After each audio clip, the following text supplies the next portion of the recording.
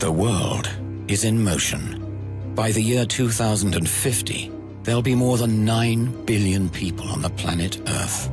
70% of them will be living in cities, and 80% of the products they consume will not be made or grown in their own country. So how do we make sure that the world stays in motion in the future?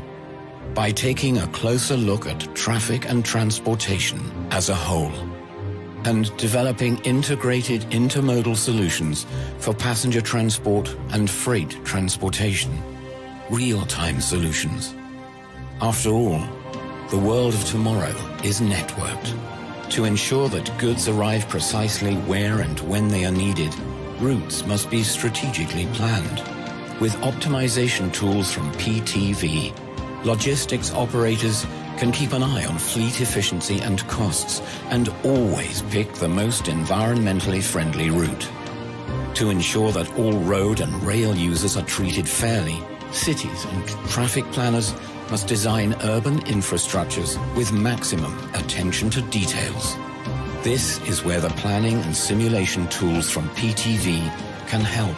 Will I be in time to catch the connecting service? What will the traffic situation be like in 10 minutes from now? Which is the quickest way to get to the city center? PTV has the answers with innovative software solutions and consulting services for passenger transport and commercial carriers. From planning to implementation, we keep the world of the future in motion because we are the mind of movement.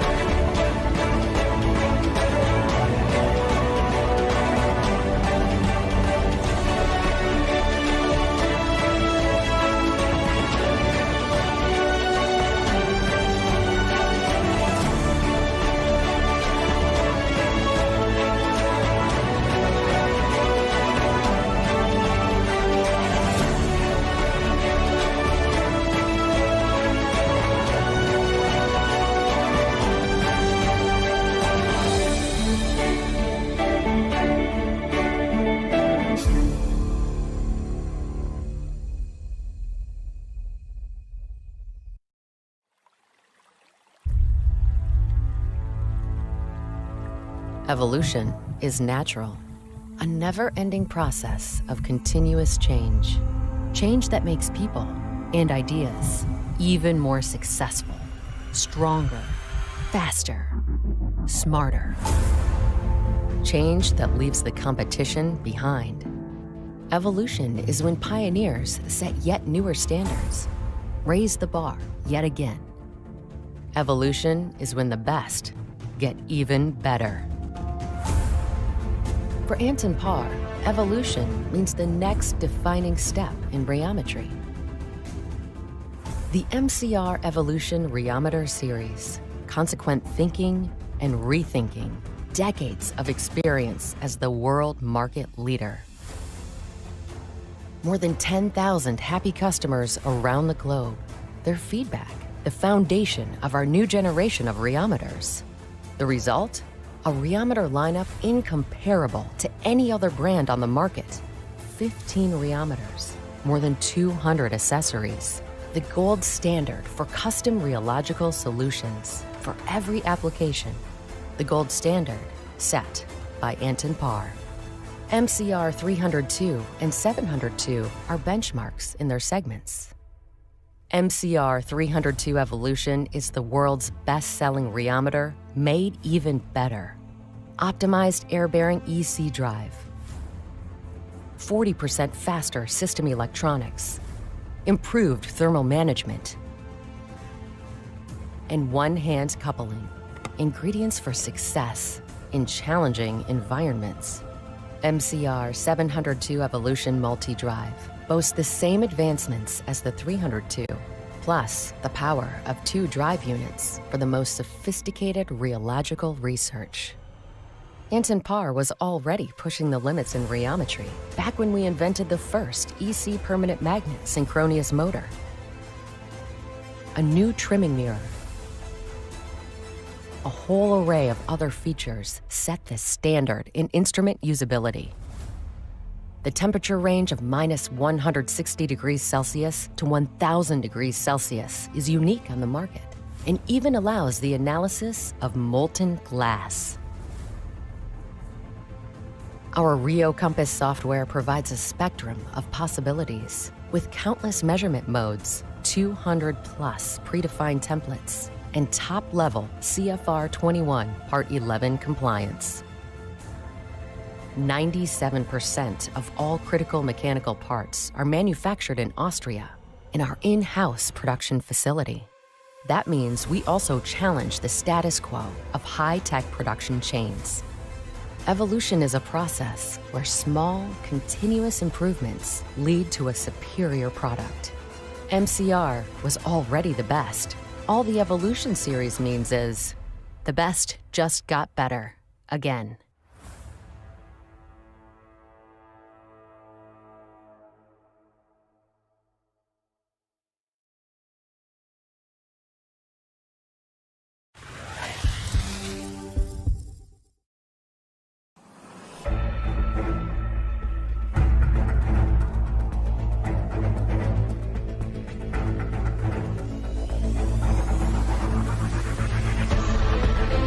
Changes for some companies may be frightening. However, when the company manages to control fear, then it will be a tremendous energy to rise again. And Wika believes that. Being good is not enough. Wika must be great. Wika has represented itself as a state-owned enterprise, SOE, that first entered the foreign market before other contracting companies. This shows that Wika once again not only present, but help to carve a long history of development of Indonesia. Wika continues to try to find a new identity, which is better and more competitive and does not hesitate to reposition itself as a SOE that is ready to compete in the international arena. Wika believes that just being a leading company in the country is not enough. Then construction projects overseas are also rich. In addition, in the context of benchmarking, Wika wants to see and learn how the big companies overseas work. With these efforts, Wika expected then to be able to increase the network as well as strategic partners for strategic work at domestic and overseas. In developing overseas markets, Wika has done selective marketing strategies gradually. Wika enters a strategic in certain countries that are more competitive advantage compared to other countries. Wika focuses on international markets that have been controlled by itself. So far, Wika has reached the construction market in Africa, Southeast Asia, and has entered the Middle East market. In carrying out a project, Wika emphasizes the concept of cost, quality, and time. It means we have been trying to make every project that we work on has superior quality, without lack efficiency and effectiveness aspects. This is what makes us able to survive in the competition in the construction sector today. These values are unique and provide a strong and consistent platform to encourage every Wika resource in winning the competition, not only in the domestic market, but also in the international market.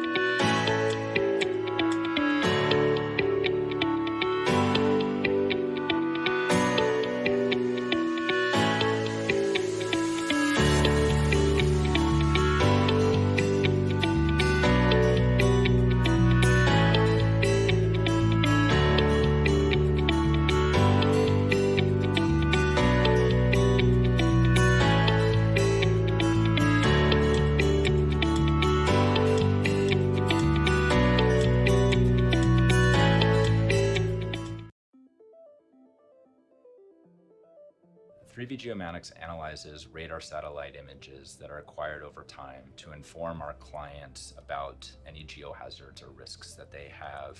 Essentially what we do is take a satellite image, and a few days later or a week later, the same satellite will pass over again, take another image.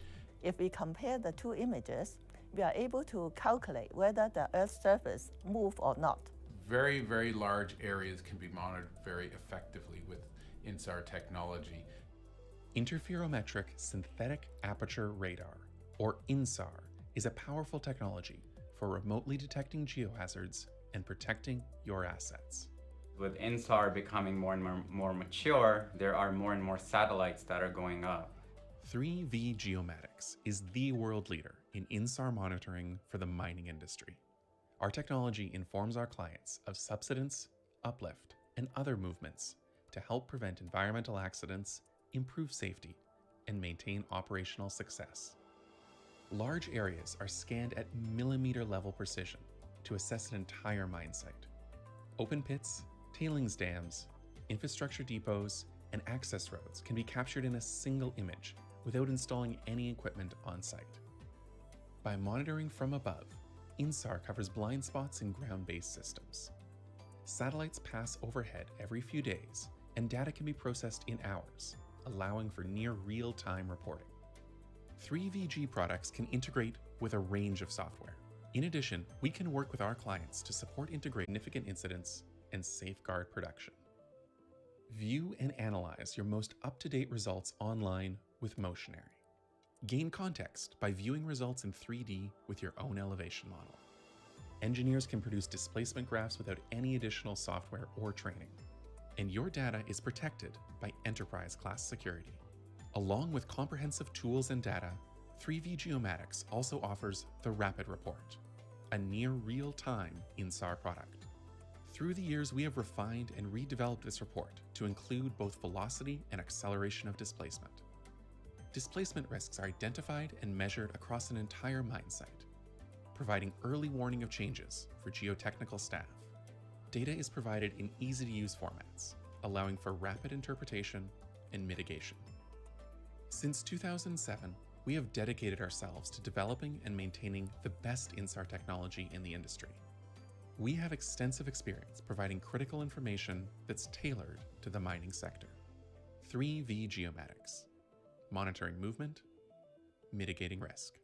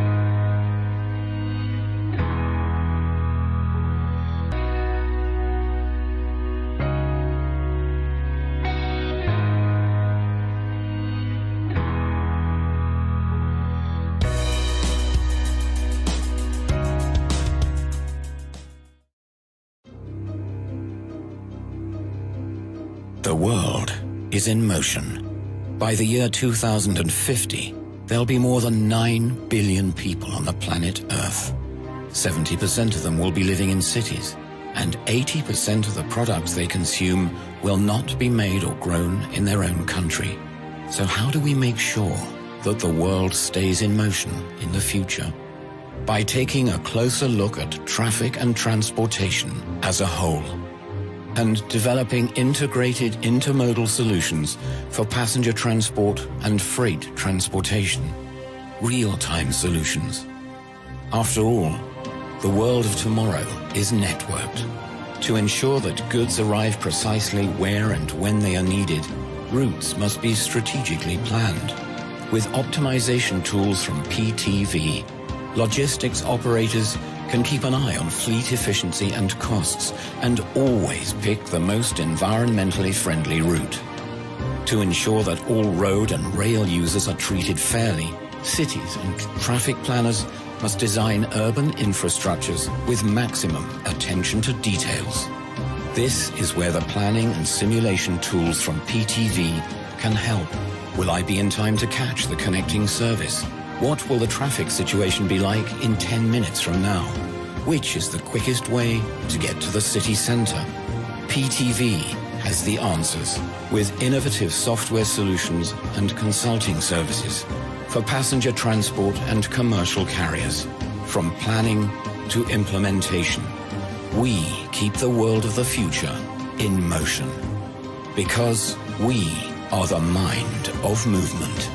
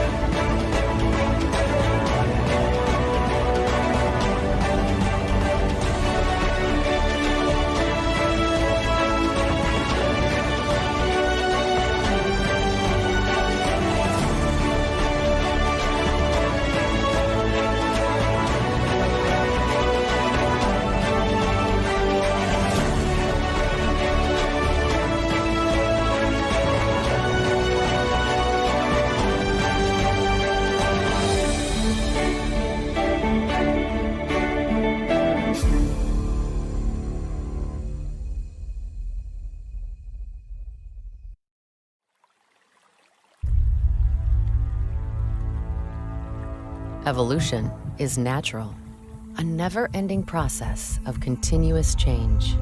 Change that makes people and ideas even more successful, stronger, faster, smarter. Change that leaves the competition behind. Evolution is when pioneers set yet newer standards, raise the bar yet again. Evolution is when the best get even better. For Anton Parr, evolution means the next defining step in rheometry. The MCR Evolution Rheometer Series, consequent thinking and rethinking, decades of experience as the world market leader. More than 10,000 happy customers around the globe.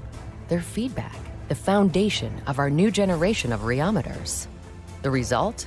A rheometer lineup incomparable to any other brand on the market. 15 rheometers, more than 200 accessories. The gold standard for custom rheological solutions for every application. The gold standard set by Anton Parr. MCR 302 and 702 are benchmarks in their segments. MCR 302 Evolution is the world's best-selling rheometer made even better. Optimized air-bearing EC drive, 40% faster system electronics, improved thermal management, and one-hand coupling, ingredients for success in challenging environments. MCR 702 Evolution Multi-Drive boasts the same advancements as the 302, plus the power of 2 drive units for the most sophisticated rheological research. Anton Paar was already pushing the limits in rheometry back when we invented the first EC permanent magnet synchronous motor. A new trimming mirror, a whole array of other features set the standard in instrument usability.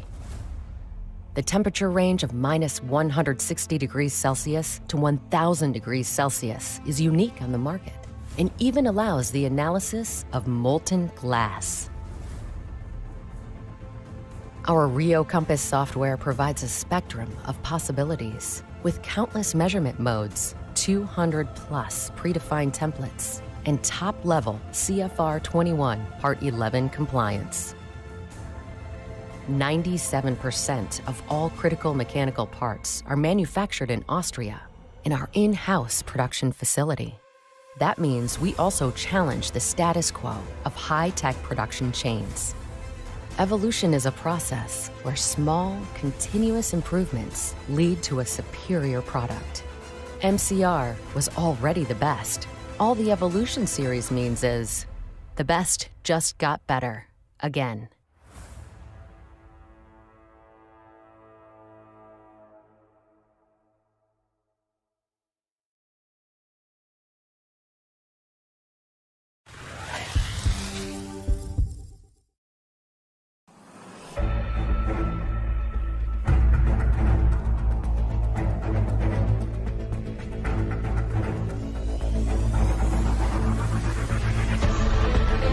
Changes for some companies may be frightening.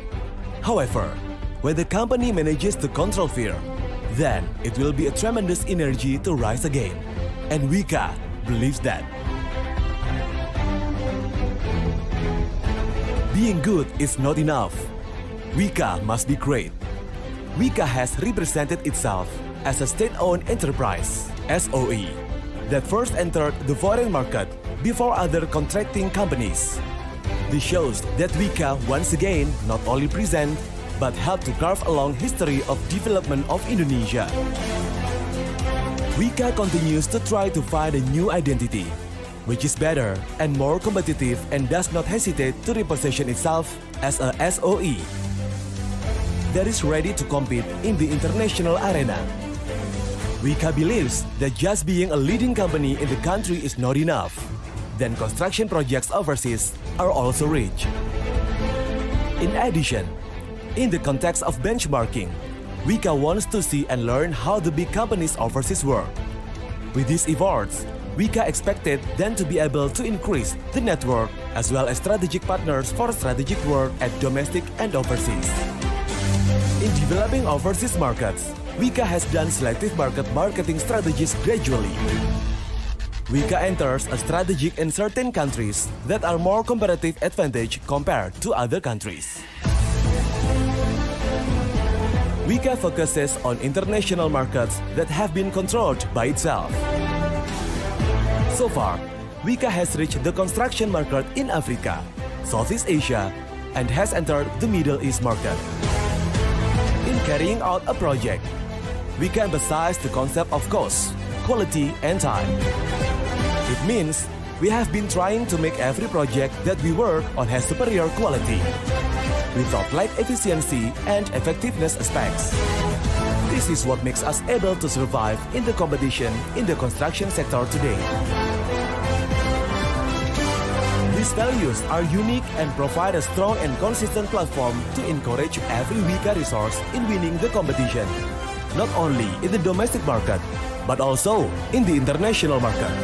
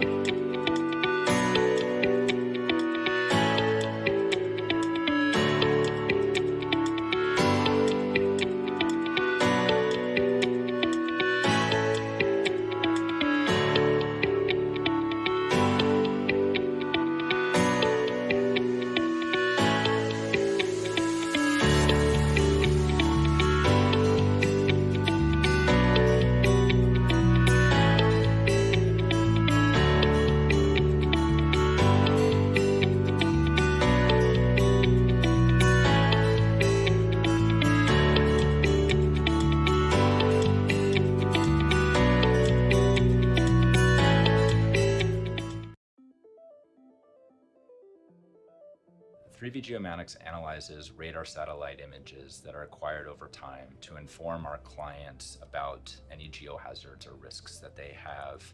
Essentially what we do is take a satellite image, and a few days later or a week later, the same satellite will pass over again, take another image. If we compare the two images, we are able to calculate whether the Earth's surface moves or not. Very, very large areas can be monitored very effectively with INSAR technology. Interferometric synthetic aperture radar, or INSAR, is a powerful technology for remotely detecting geohazards and protecting your assets. With INSAR becoming more and more mature, there are more and more satellites that are going up. 3V Geomatics is the world leader in INSAR monitoring for the mining industry. Our technology informs our clients of subsidence, uplift, and other movements to help prevent environmental accidents, improve safety, and maintain operational success. Large areas are scanned at millimeter-level precision to assess an entire mine site. Open pits, tailings dams, infrastructure depots, and access roads can be captured in a single image without installing any equipment on site. By monitoring from above, INSAR covers blind spots in ground-based systems. Satellites pass overhead every few days, and data can be processed in hours, allowing for near real-time reporting. 3VG products can integrate with a range of software. In addition, we can work with our clients to support integration with existing systems on site. We have also built our own tools to allow you to visualize and analyze comprehensive report data in ArcGIS Desktop. INSAR monitoring is a cost-effective solution to reduce the risk of significant incidents and safeguard production. View and analyze your most up-to-date results online with Motionary. Gain context by viewing results in 3D with your own elevation model. Engineers can produce displacement graphs without any additional software or training. And your data is protected by enterprise-class security. Along with comprehensive tools and data, 3V Geomatics also offers the Rapid Report, a near real-time INSAR product. Through the years, we have refined and redeveloped this report to include both velocity and acceleration of displacement. Displacement risks are identified and measured across an entire mine site, providing early warning of changes for geotechnical staff. Data is provided in easy-to-use formats, allowing for rapid interpretation and mitigation. Since 2007, we have dedicated ourselves to developing and maintaining the best INSAR technology in the industry. We have extensive experience providing critical information that's tailored to the mining sector. 3V Geomatics. Monitoring movement, mitigating risk.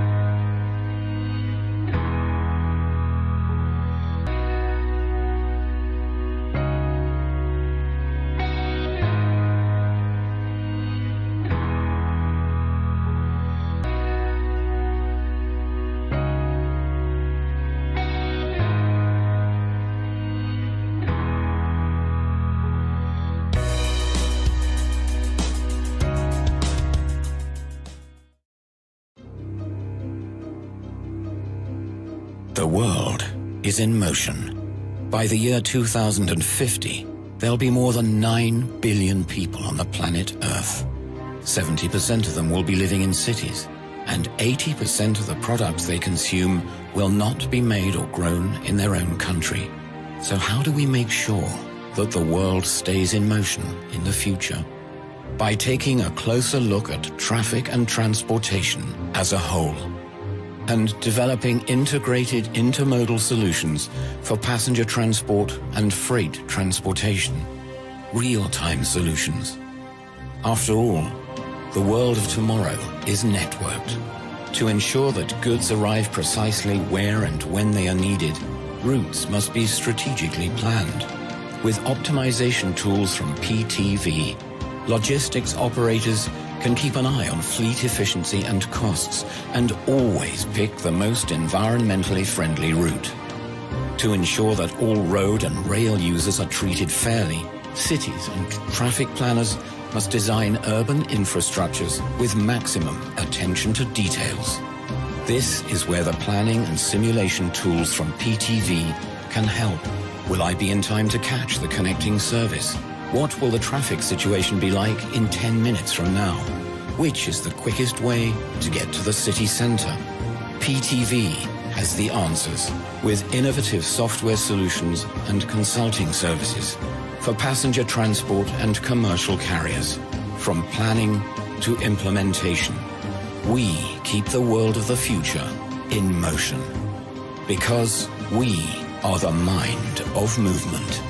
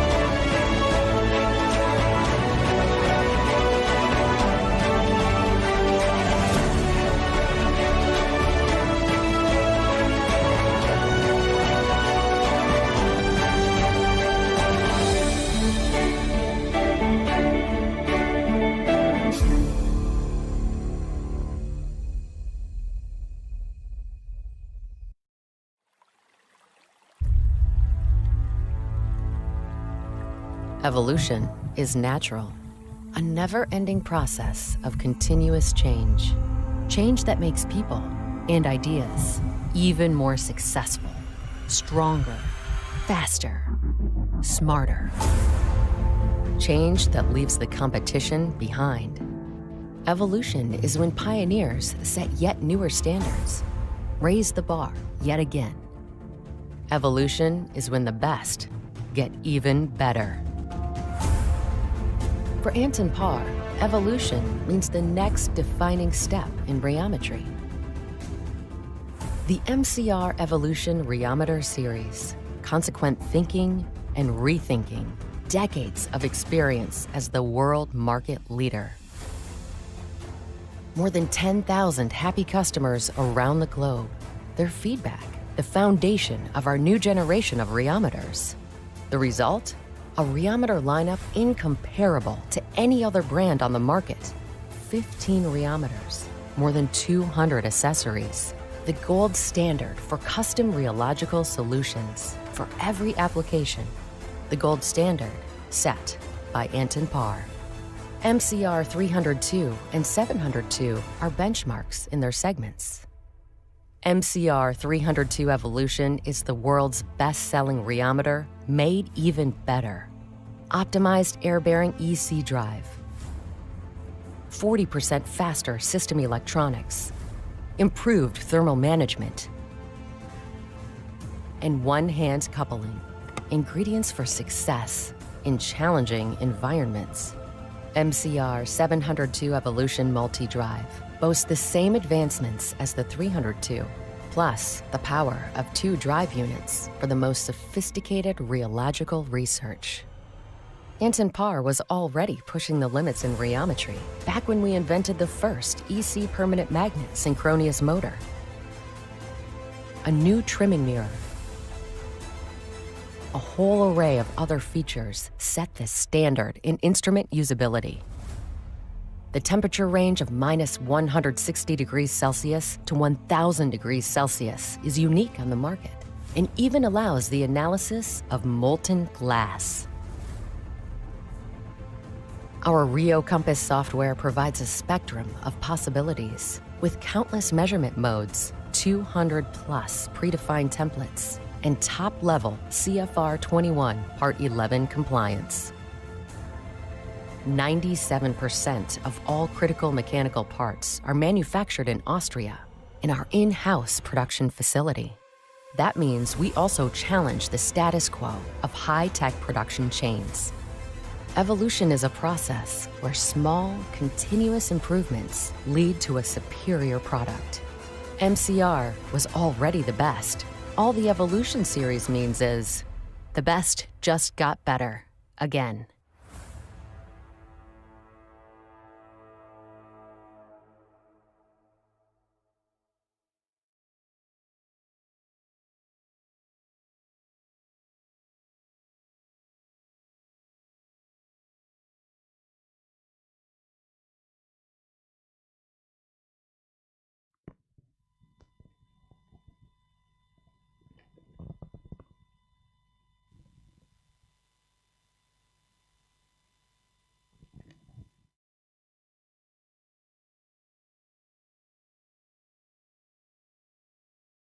Ladies and gentlemen, the opening ceremony is going to begin. So before getting started, let me go over to a little bit of housekeeping for the smooth running of this ceremony. First, make sure you have a stable connection of internet, and then please mute your microphone or mobile devices during the event. And the last, please kindly switch off or set any mobile device to silent mode throughout the event. And make sure you stay in a convenient room. Thank you.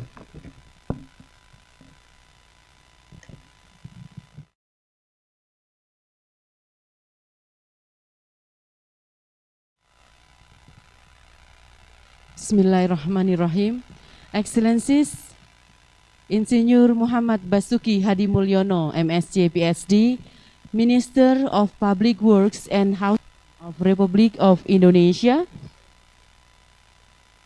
Honorable Dr. Andes Bejo Santoso, MT PhD, Rektor Universitas Islam Sultan Agung Semarang, Indonesia, Honorable Profesor Datuk TS Dr. Ahmad Fauzi bin Ismail, Vice Chancellor of UTM, Respectable Professor Dr. Muhammad Ismit bin Muhammad Said, Pro Vice Chancellor International from UTM, Honorable Professor TS Dr.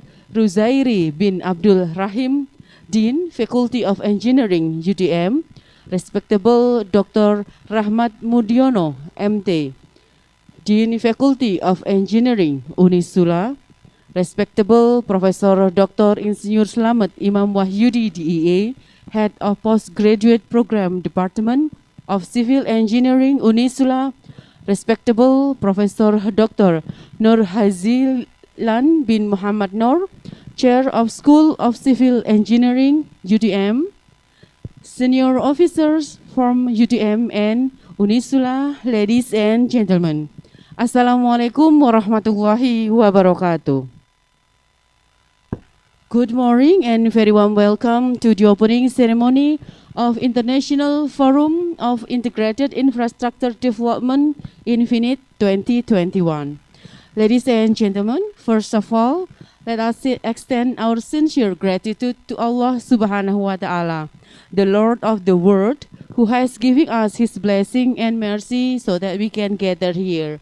Praise and salutation upon our Prophet Muhammad sallallahu alaihi wasallam, the last messenger, the best figure of this universe, who has carried us from the darkness to the lightness. Ladies and gentlemen, my name is Indah Setiawati, and it's a great honor to be your master of ceremony in this lovely occasion. Ladies and gentlemen, along the days, this year's conference will provide you plenty of opportunities to discuss, share knowledge and insight in today's International Forum of Integrated Infrastructure Development Infinid 2021.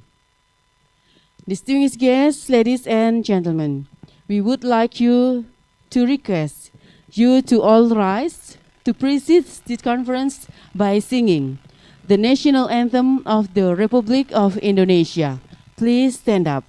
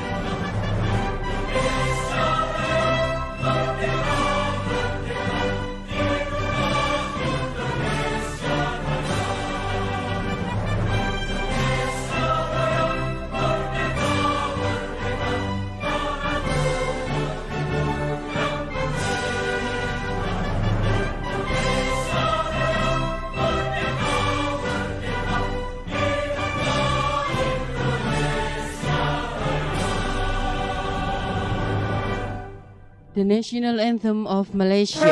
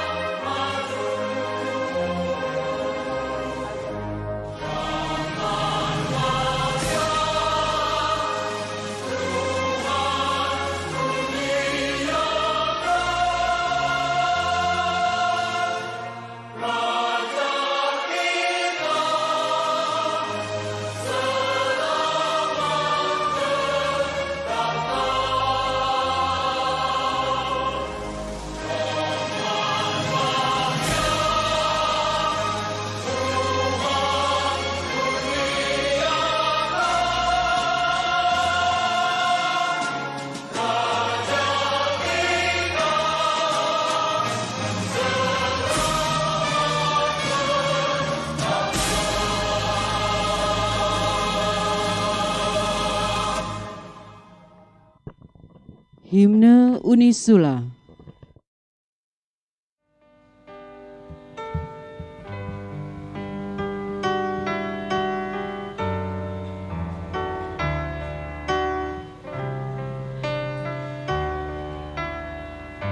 Sudah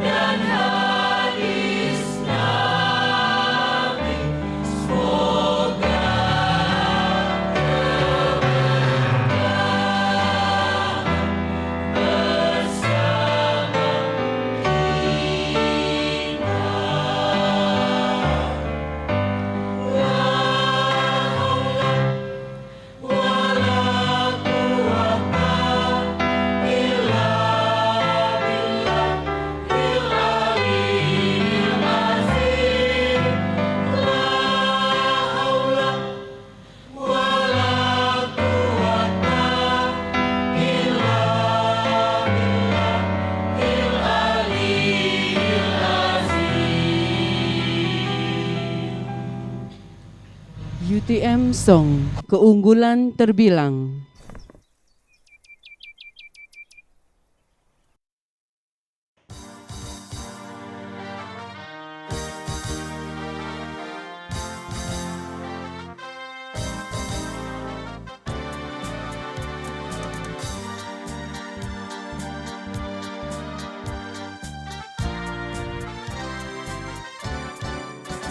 Bersama kita menjulang keunggulan terbilang, kemaju jaya kita usaha UTM puncak letaknya, martabat keilmuan, cendekiawan beriman, cekal bersama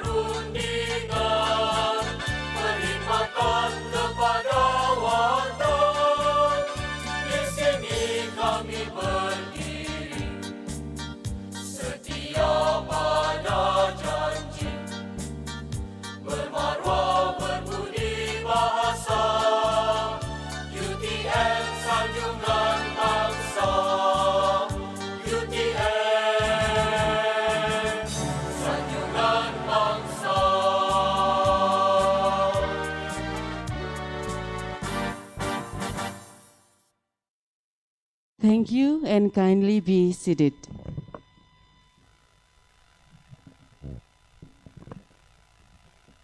Distinguished guests, ladies and gentlemen, without further ado, we would like to invite Bapak Ali Mustafa to deliver Al-Quran recitation. Please welcome.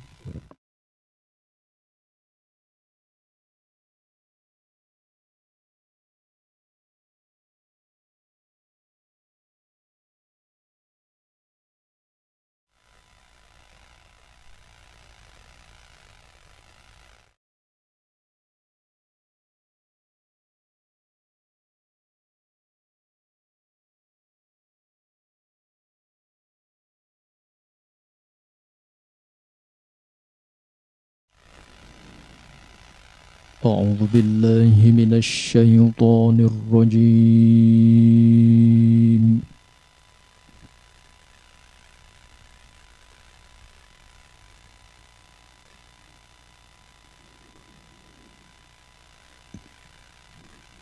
بسم الله الرحمن الرحيم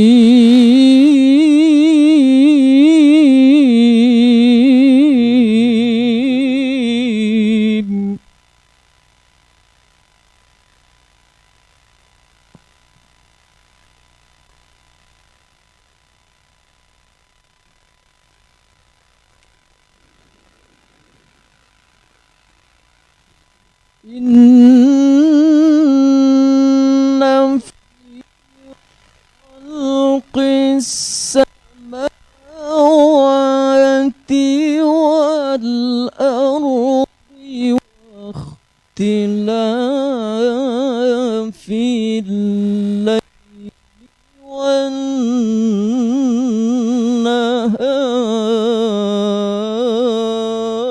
والنهار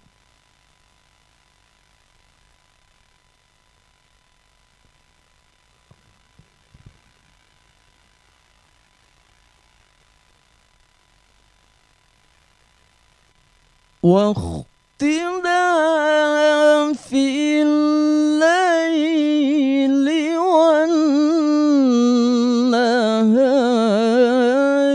لآيات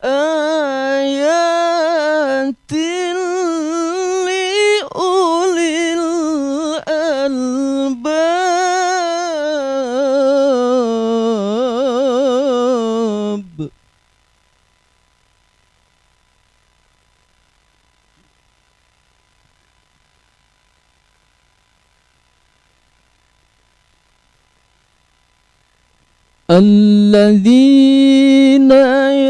يذكرون الله قياما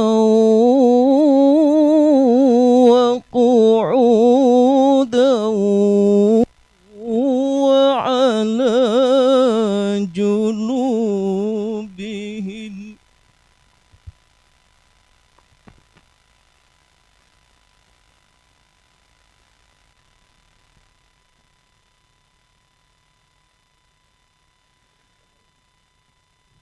وعلى جنوبهم ويتفكرون في خلق السماوات والأرض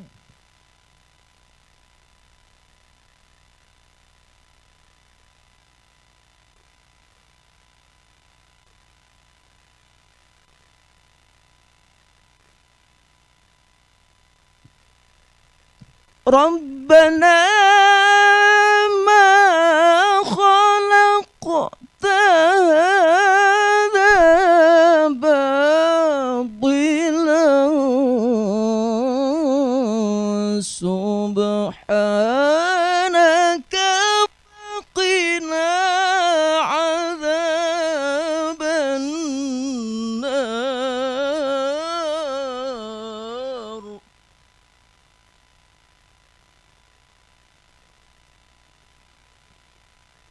ربنا ما خلقت هذا باطلا سبحانك فقنا عذاب النار صدق الله العظيم. Assalamualaikum warahmatullahi wabarakatuh.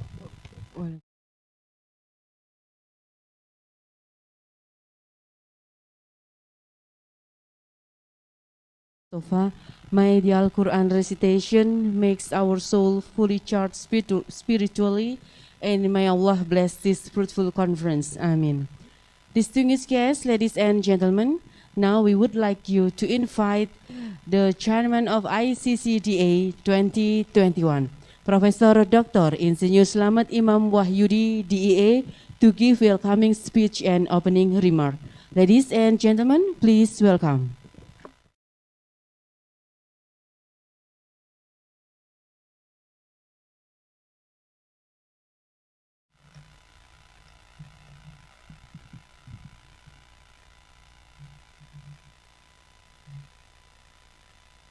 Assalamualaikum warahmatullahi wabarakatuh.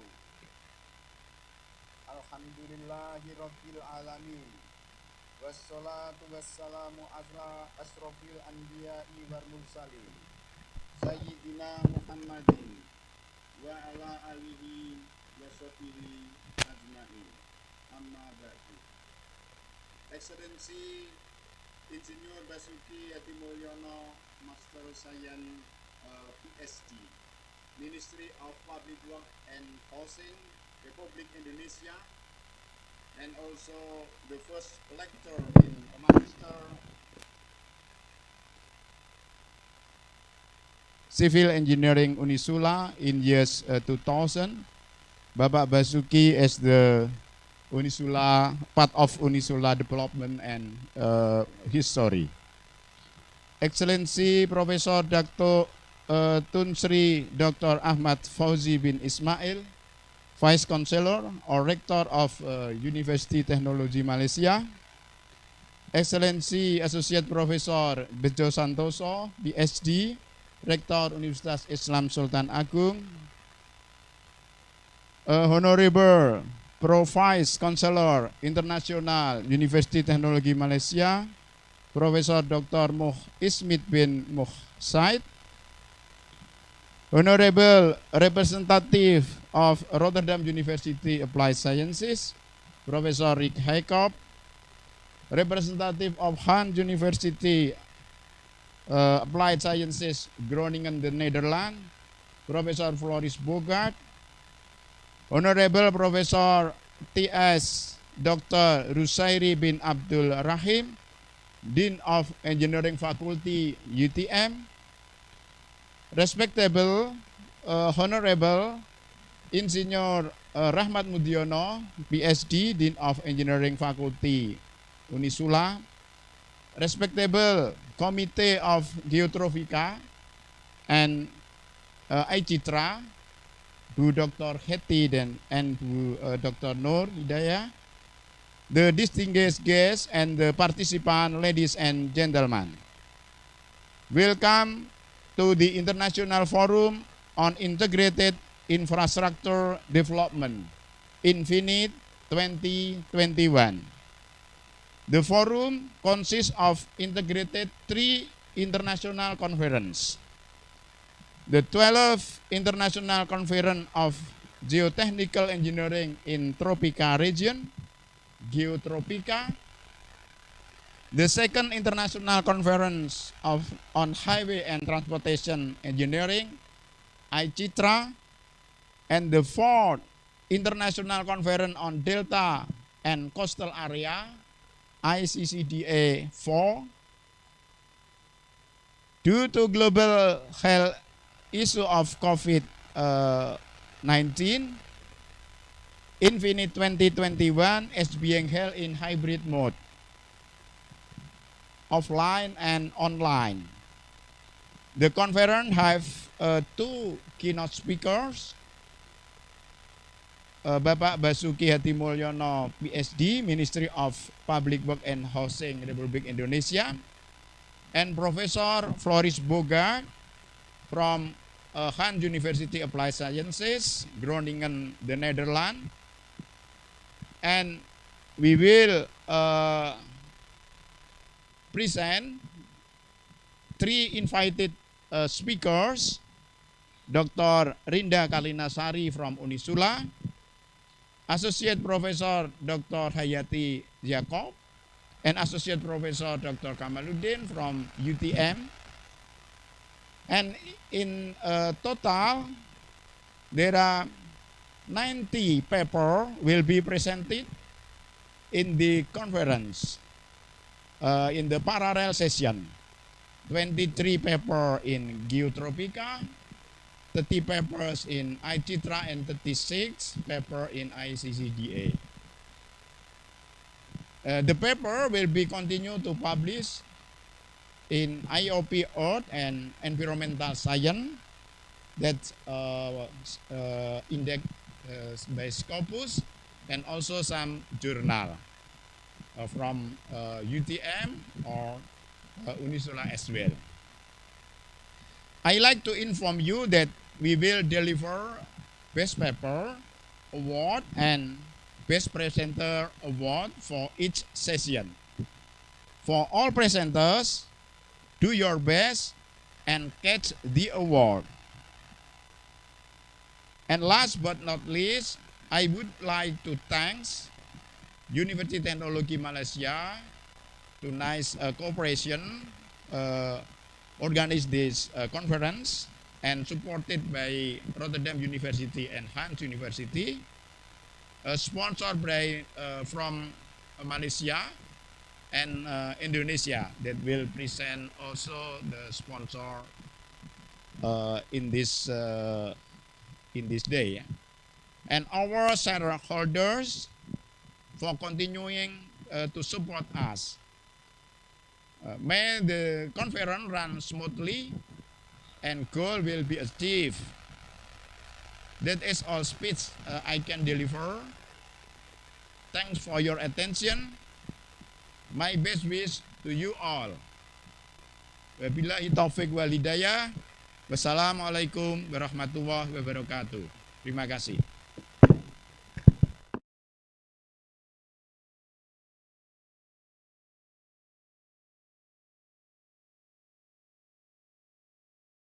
Professor, distinguished guests, ladies and gentlemen, Now please join me to welcome Vice Chancellor of University Teknologi Malaysia, Professor Datuk TS Dr. Ahmad Fauzi bin Ismail, to give welcoming speech.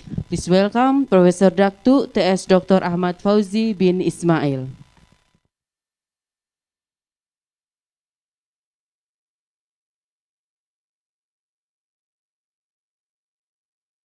Bismillahirrahmanirrahim.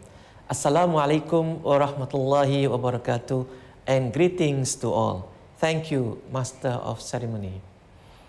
To the Honorable Dr. Bijo Santoso, Rector, University Islam Sultan Agong, Unissula, Indonesia.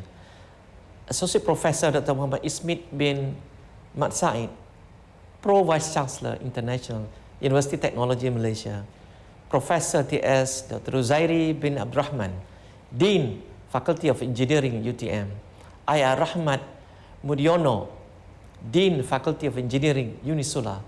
Professor Dr. Nur Hazilan bin Muhammad Nur, Head of School of Civil Engineering, UTM. Professor Dr. H.S. Imam Wahyudi, Head of Postgraduate Program, Department of Civil Engineering, Unissula. Senior officers from UTM and Unissula, ladies and gentlemen.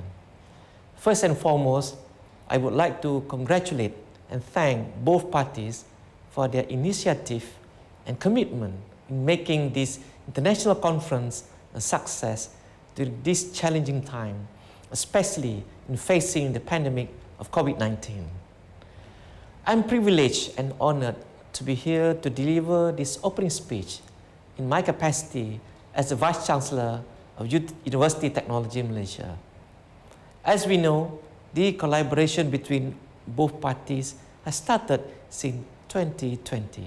Since then, several academic activities and research collaboration between these two institutions have been successfully organized, specifically in the engineering fields with the involvement of the industrial partners.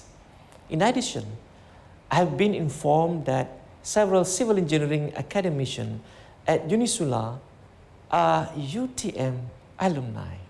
Such bonding has led to these joint conferences, namely the SWEF, GEOTROPIKA, Geotechnical Engineering in Tropical Region, second ICHTIRA, that is International Conference in Highway and Transportation Engineering, and the fourth International Conference on Delta and Coastal Areas, ICCDA 4th, 2021.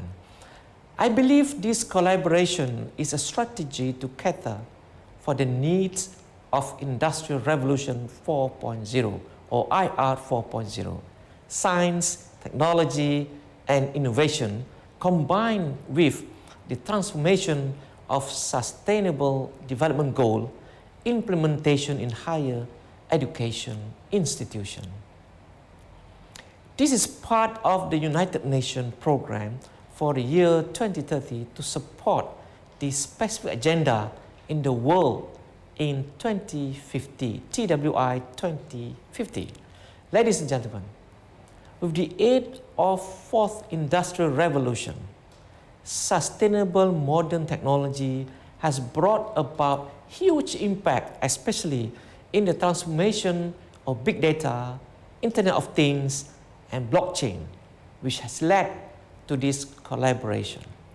This collaboration should be regarded as a platform for participants to discuss and exchange ideas and knowledge in the related fields. The digitalization and digitizations can help in the existing education businesses, especially in research and innovation, as this approach is able to scale and disseminate information and knowledge efficiently. Emerging business models are allowing technologies to be dispersed globally and thus generating positive impact on the SDGs. The key points of this collaboration can be highlighted into 5 initiatives. Number 1, research and development. Number 2, curriculum formulation. Number 3, student engagement. Number 4, BIM ready graduate. And number 5, knowledge sharing for industry, academia. With this, I do hope that we are able to learn from each other and could adopt some of the ideas to further improve our work and future needs. Since this is the digital era, this initiative can be further enhanced by providing shared access to online databases, training materials, and other relevant resources. Ladies and gentlemen, I would also like to urge both parties to utilize the current cutting-edge technology to ensure future success. One way forward is to explore synergies and complementarities between both parties to further strengthen the collaboration efforts between both teams. I would like to once again congratulate everyone in making this event a success. Lastly, I hereby officially declare the International Forum on Integrated Infrastructure Development between University Technology Malaysia and Universitas Islam Sultan Agong open. Thank you. Kerana Tuhan untuk manusia. Wabillahi taufiq wal hidayah. Wassalamualaikum warahmatullahi wabarakatuh. Thank you, Professor. Distinguished guests, ladies and gentlemen, now we would like to invite the Chairman of GEOTROPIKA 2021, Dr. Nur Zurairah Hatti binti Muhammad Yunus, to give welcoming speech. Please welcome Dr. Nur Zurairah Hatti bin Muhammad Yunus. Bismillahirrahmanirrahim. Assalamualaikum warahmatullahi wabarakatuh. Salam sejahtera. Alhamdulillahirabbil alamin. Wassalatu wassalamu ala asyrafil anbiya'i wal mursalin wa ala alihi wa sahbihi ajma'in. Thank you, Master of Ceremony. To the Honorable Dr. Bejo Santoso, Rektor Universitas Islam Sultan Agong, Semarang, Indonesia. Yang berbahagia, Profesor Datuk Dr. Ahmad Fauzi bin Ismail, Vice Chancellor, University Technology Malaysia. Respectable Associate Professor Dr. Muhammad Ismit bin Mat Said, Pro Vice Chancellor International, University Technology Malaysia. Honorable Professor Dr. Ruzairi bin Abdul Rahim, Dean, Faculty of Engineering, University Technology Malaysia. Honorable Insinyur Dr. Rahmat Mudiono, Dean, Faculty of Engineering, Unissula. Respectable Professor Dr. Insinyur Imam Wahyudi, Head of Postgraduate Program, Department of Civil Engineering, Unissula. Respectable Professor Dr. Nur Hazilan bin Makno, Chair of School of Civil Engineering, University Technology Malaysia. Ladies and gentlemen, first and foremost, I would like to express my sincere appreciations to University Technology Malaysia and Universitas Islam Sultan Agong Unissula from Indonesia, who generously worked to make this event become a success with the transitioning to virtual and hybrid formats during the current global crisis, pandemic, and beyond. A big thank you to everyone that has participated in International Forum on Integrated Infrastructure Development, Infinid 2021. It is my great pleasure to welcome all of you to our Infinid 2021 virtually. For your information, Infinid 2021 has been developed as a virtual conference that consists of 3 parallel conferences, which are the 12th International Conference on Geotechnical Engineering in Tropical Regions, GEOTROPIKA, the 2nd International Conference on Highway and Transportation Engineering, ICHTIRA, and the 4th International Conference on Delta and Coastal Area, ICCDA for 2021. These conferences cover more than 30 scopes and involve many experts, especially from the fields of civil engineering, which include geotechnical, highway and transportation, and coastal engineering. As our themes for these conferences are Foster Future Through Geotechnical, Sustainable Engineering and Technology, and power transportation engineering for industrial solutions, and develop engineering contributions towards coastal and delta area development. Infinid 2021 has also been created with two combinations of among the best universities in Malaysia and Indonesia, UTM and Unissula respectively. Alhamdulillah, today our partner from Unissula will organize our conference opening in Semarang, Indonesia. From this virtual global gathering, I am encouraging all of you to look forward to our successful and great panel of speakers, sharing with you their experience and knowledge during the keynote session. In addition to that, we hope that by gathering all participants, we are able to present the recent research trend in civil engineering, especially in geotechnical, highway and transportation, and coastal engineering fields. Monitor current developments in technology and expertise related to civil engineering at the international level, able to search for collaboration opportunities and building collaborative networks, able to produce journal articles to be indexed in the Scopus to enhance the skills better and increase the number of publications. Lastly, with great pleasure, I hereby thank the sponsors and various contributors for their generous support towards the successful completion of this conference and for joining us in this event. I would like to wish good luck to presenters who will share their knowledge and insight with us today and tomorrow. I wish to have a very productive virtual conference with exciting and encouraging discussions and exchange of knowledge so that together we can anticipate a future of groundbreaking knowledge, research, and technology for humanities. May God bless us all with good health to make this event a successful and enjoyable one. Thank you and Assalamualaikum warahmatullahi wabarakatuh. Wabillahi taufiq wa hidayah. Wassalamualaikum warahmatullahi wabarakatuh. Waalaikumsalam warahmatullahi wabarakatuh. Thank you, Doctor. Distinguished guests, ladies and gentlemen, now we would like to warmly invite the Honorary Rector of Universitas Islam Sultan Agung Semarang, Dr. Andes Bejo Santoso, MT, PhD, to give welcoming speech. Dr. Andes Bejo Santoso, MT, PhD, the time is yours. Thank you, Mr. of Ceremony. Alhamdulillah. Assalamualaikum warahmatullahi wabarakatuh. Alhamdulillah. Alhamdulillahilladzi arsala rasulahu bil huda wa dinil haq liyudhhirahu 'ala dini kullihi wa kafa billahi shahida. Allahumma sholli ala sayyidina Muhammad wa ala ali sayyidina Muhammad, amma ba'du. Subhanaka la ilma lana illa ma 'allamtana innaka antal alimul hakim. The Honorable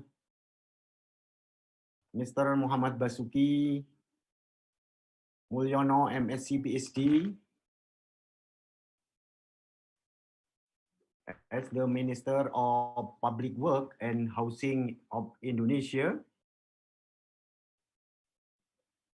yang amat mulia dan amat bahagia Profesor Dato Tan Sri Dr. Ahmad Fauzi bin Ismail, as Vice Chancellor of UTM, University Technology of Malaysia, yang amat berbahagia Respectable Profesor Dr. Muhammad Ismail bin Muhammad Said,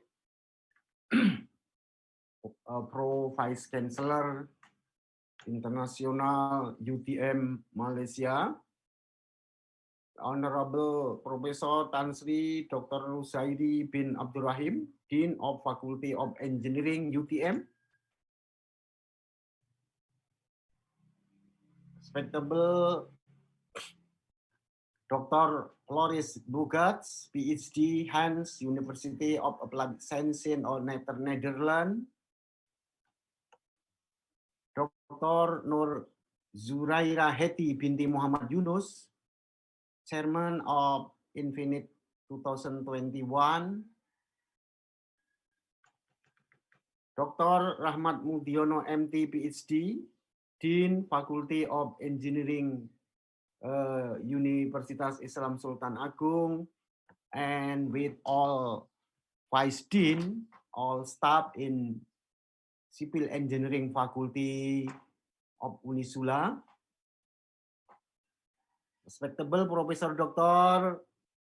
Slamet Imam Wahyudi EE, Head of Postgraduate Program, Department of Civil Engineering Unissula. Also, Dr. Insinyurinda Karinasari as the invited speaker. Also, respectable Professor Dr. Nur Hazilan bin Muhammad Nur, the Chair of School Civil Engineering. Especially for all speaker, invited speaker, and all the parallel session speaker. For all of you, good morning, and may Allah bless us in the special event.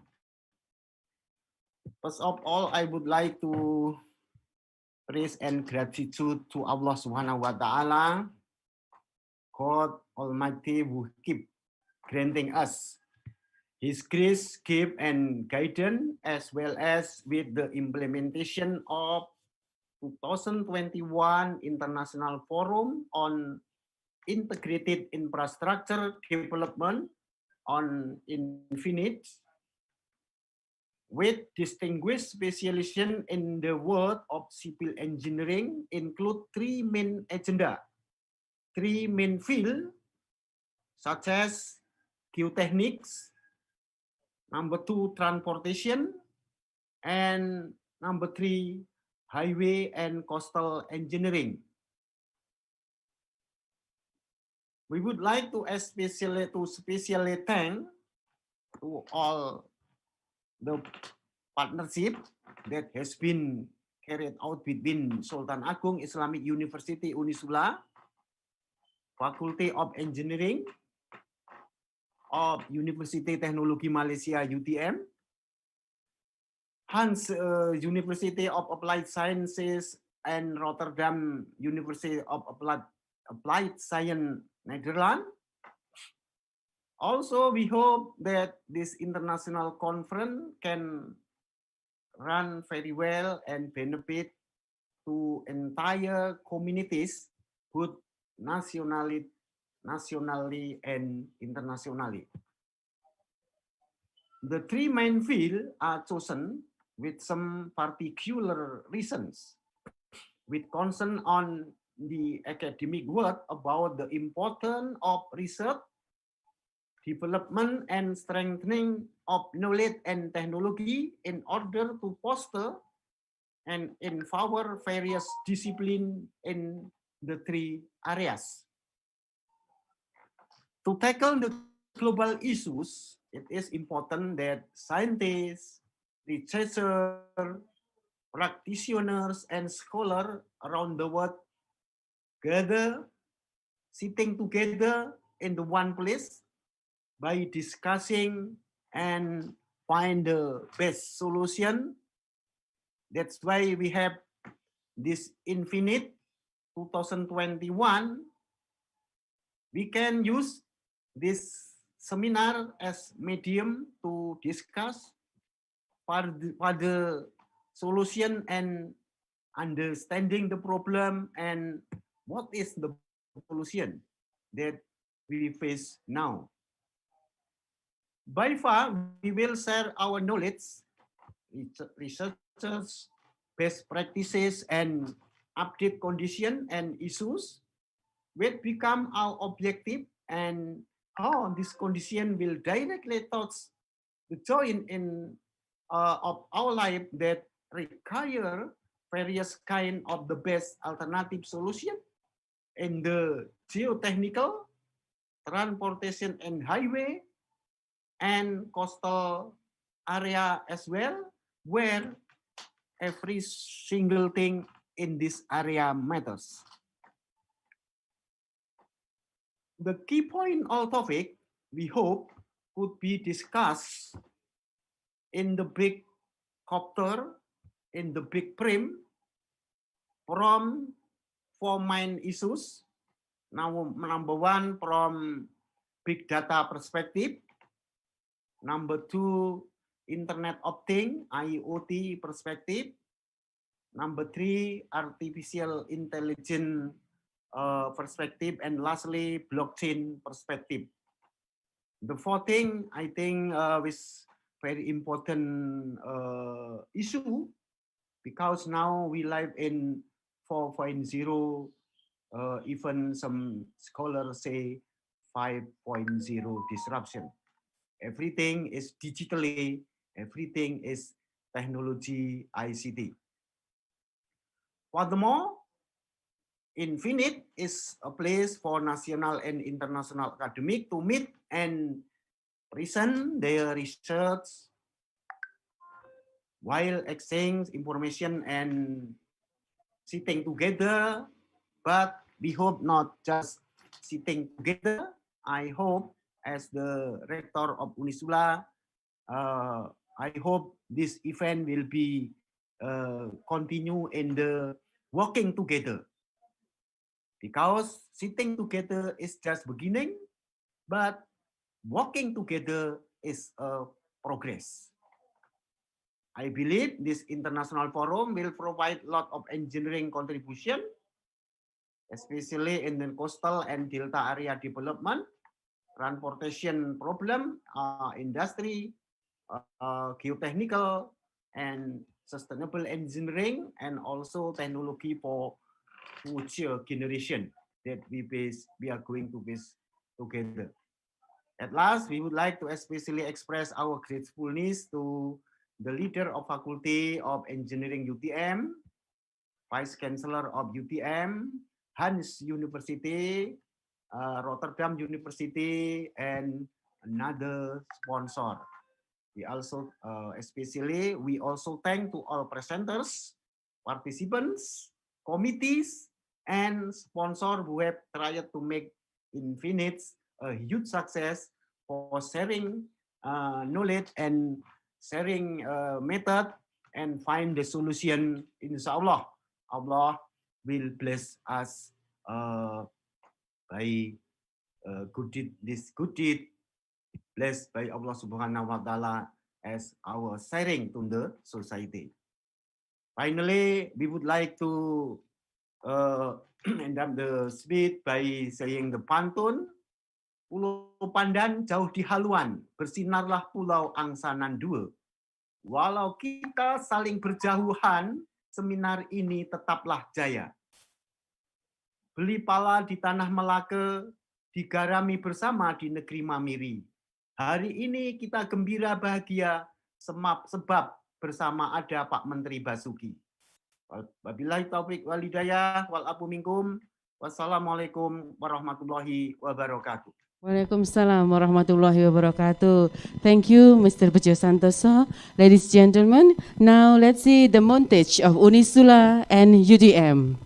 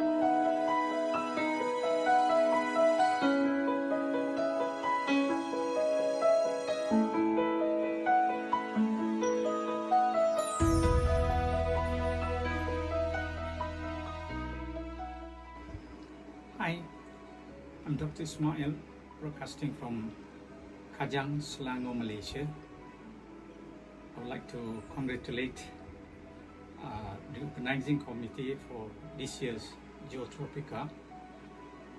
I was associated with GEOTROPIKA as the chairman for GEOTROPIKA 1994, third GEOTROPIKA in Malacca. Thank you for continuing these GEOTROPIKA conferences, and hope that GEOTROPIKA conferences will serve our fraternity, geotechnical and transportation engineering.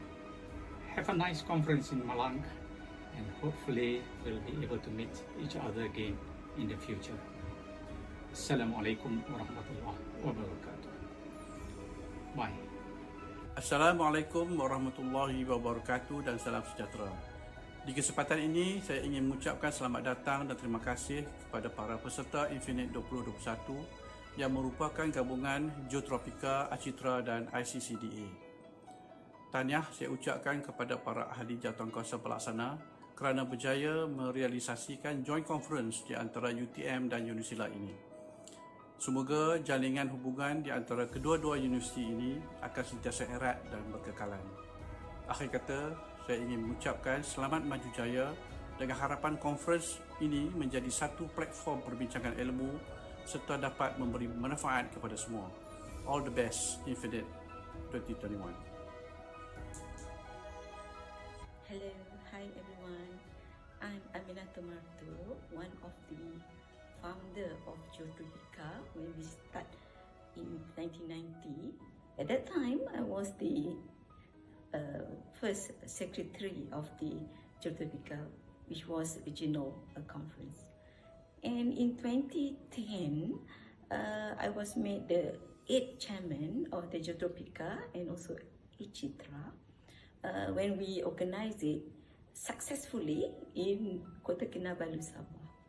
And I hope that you make connection between each other so that there'll be good networking in terms of doing research together and co-authoring and writing papers.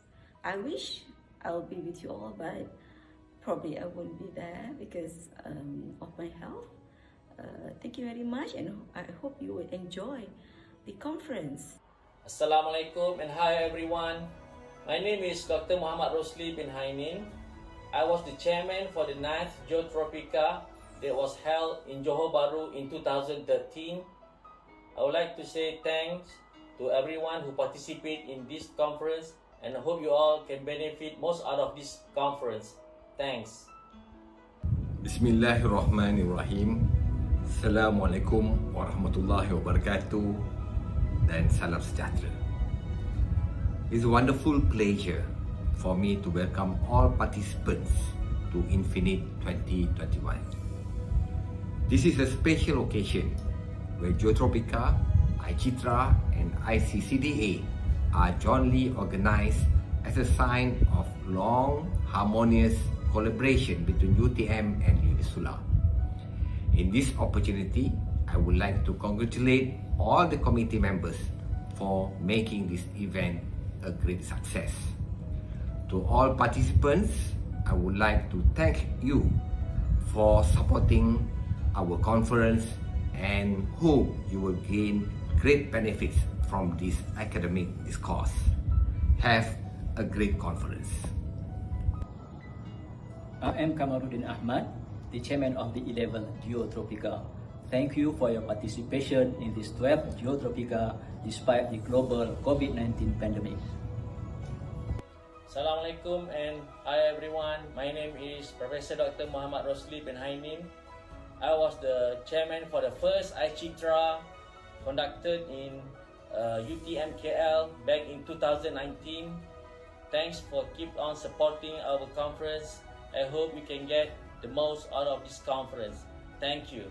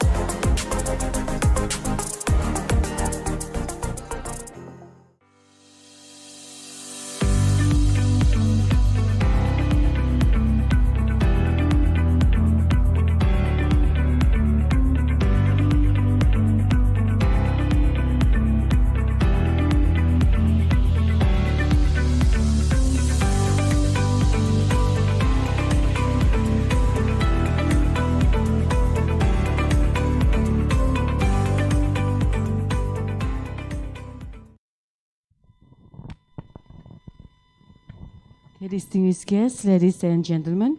Now, before we are going into the keynote speeches, we will have the photo session via Zoom. So I request to all participants, please kindly have your camera on due to the photo session. Okay, for the multimedia, maybe you can have. So how many participants we'll have here? Okay, I will count 1, 2, 3. Wait. Okay, so we will wait until everybody or all pictures appear on screen. Okay, start now. Again, at the next screen.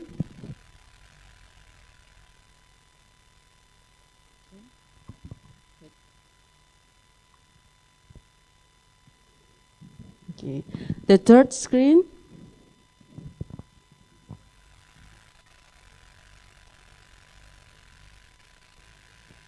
The next.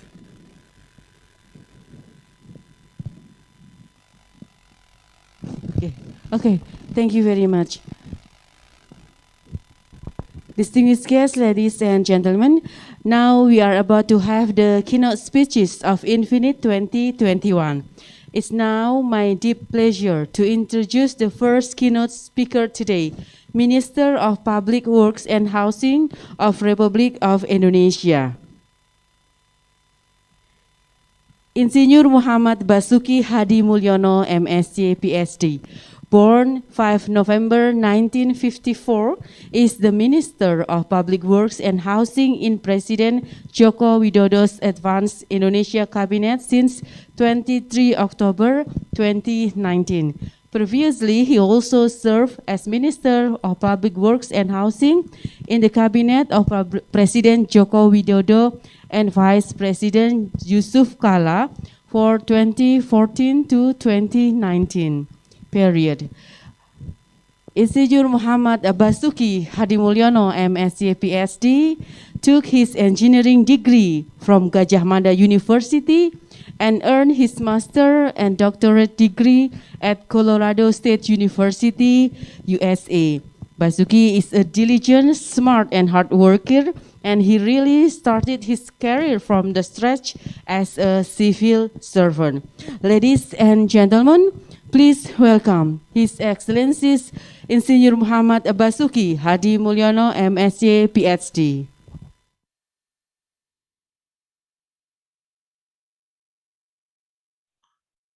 Okay, thank you very much. Assalamualaikum warahmatullahi wabarakatuh.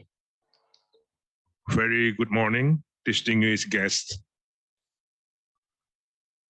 Honorable Director of Islamic University of Sultan Agung, Semarang, Excellency Mr. Bejo Santoso, PhD, distinguished speakers, experts, guests, ladies and gentlemen. It is indeed a great pleasure and an honor for me to join all of you here this morning on the International Forum on Integrated Infrastructure Development 2021 held by the Islam University Sultan Agung, to the committee of organizing this virtual conference. Even though now we meet in the virtual mode, but I can still feel the spirit of silaturahim between us. Ladies and gentlemen, President Joko Widodo has set infrastructure development as a main priority amongst 5 main directions for 2020-2025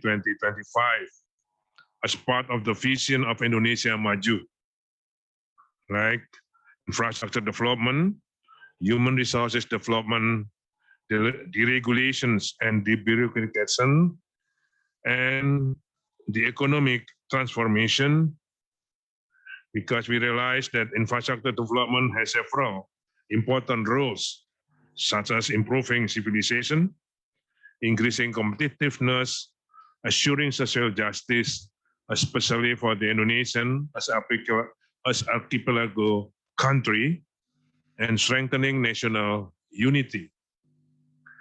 To achieve inclusive security on water, food, and energy nexus in the period of 2020-2024, the Ministry of Public Works and Housing set to construct at least 61 dams, revitalize 500 reservoirs and lakes, rehabilitate 2 million hectares of irrigation system, and develop 500 hectares of new irrigation system. In our new and existing dams, we are going to in-depth elaboration of the potential development of new and renewable energy, particularly in the forms of hydropower and the provision of space for solar panels. The hydropower installation draw their potential energy for the dams that have been designed initially as multipurpose dams. The completion of 61 dams will increase water for irrigation system that now we have 11%, improve to 20% to irrigate more than 7.2 million hectares of irrigation system. So before we have now the existing, we have 231 dams that serve 11% of the irrigation system. But after we build 61 dams that will be finished in 2024, it will increase the surface of irrigation into 20%. It means that by increasing the availability of irrigation water, we can improve, we can increase planting intensity for 1 times a year as a rainfed area to 2 times or 3 times 2 years for irrigation planting. To make our cities and our human settlements more livable, safer, and at the same time less vulnerable to climate change, slum area upgrading projects have also been implemented. In line with this, we have constructed more green buildings, flood protection facilities, developed open green spaces, implemented water quality of water supply and sanitation schemes. We also developed programs to reduce and manage solid and liquid waste in urban and rural areas. Ladies and gentlemen, to protect, restore, and promote sustainable use of our environment and ecosystem, the Ministry of Public Works and Housing has done its best to make into account environmental preservation and ecosystem harmony in every phase of design, construction, operation, and maintenance activities. We use the tagline SIT-LACOM, survey, investigation, design, land acquisition, construction, and operation maintenance in every step of infrastructure development under the Ministry of Public Works and Housing. Recently, the Ministry of Public Works and Housing has been undertaking programs of lakes, rivers, and catchment area conservation. In this regard, we work closely with the Ministry of Environment and Forestry to identify and reduce the potential negative impacts on the environment. It's also important to realize that Indonesia has about at least 10.8 million hectares of swamp areas, which have huge potentials, and it is very important to preserve them for our future generation. As you can watch in the screen, it is in central Kalimantan, in the swampy area, but not gambut area. Okay, this is in the alluvial area of swamp environment. Ministry of Public Works and Housing has undertaken construction and rehabilitation of some irrigation networks in central Kalimantan in way that comply the principle of sustainability. Infrastructure development does not stand alone, but it must be linked to development of productive areas, such as metropolitan cities, industrial areas, tourism areas, ports and airports to improve logistic connectivity. For example, the Trans-Sumatra Toll Road, which connects industrial area with ports, including the Lampung Industrial Park area with Panjang Port, Lampung and Bakauheni. The Trans-Java Toll Road, and on the other hand, is built to support the connectivity of industrial area in Java, including GEOTROPIKA, Kerawang, and Subang Industrial Area in West Java, and Batang Industrial Area in Central Java. Ladies and gentlemen, apart from that, we currently undertaking toll road development in north coast of Central Java between Semarang and Demak, which also function as a sea dikes through the public-private partnership scheme. Hopefully, this can solve the tidal flood problem which can occur. Our ministry also encourages innovation in infrastructure development. Innovation provides added value and more human side to every infrastructure built. It is where a solid structure will blend with its main function and supported by aesthetic elements. For this reason, I really appreciate the science innovation made in infrastructure development. It is also implemented building information modeling, or BIM. It is now popular in construction industry on several infrastructure projects such as the construction of Johar Market in Semarang, Sports Stadium in Solo and Papua, in a dam, Sindanghela Dam in Banten, Manado Bitung Toll Road in North Sulawesi, and Kendari Bay Bridge in Southeast Sulawesi.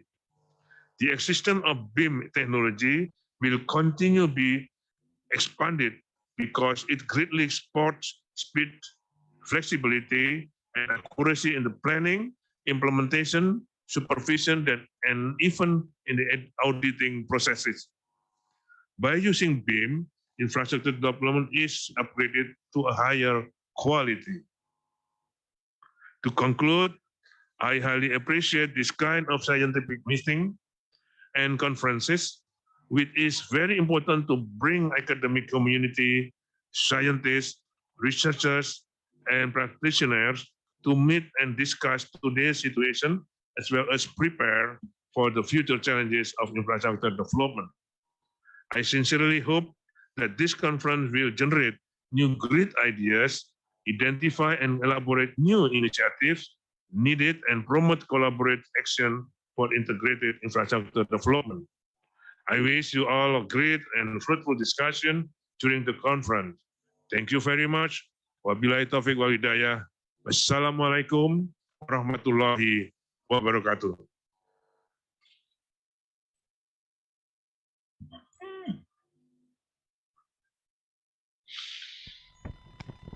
Waalaikumsalam warahmatullahi wabarakatuh. Thank you very much, Dr. Insinyur Muhammad Basuki Hadimulyono. What an enlightening speech. Ladies and gentlemen, before we are going to the next keynote speech, now we will have a commercial break.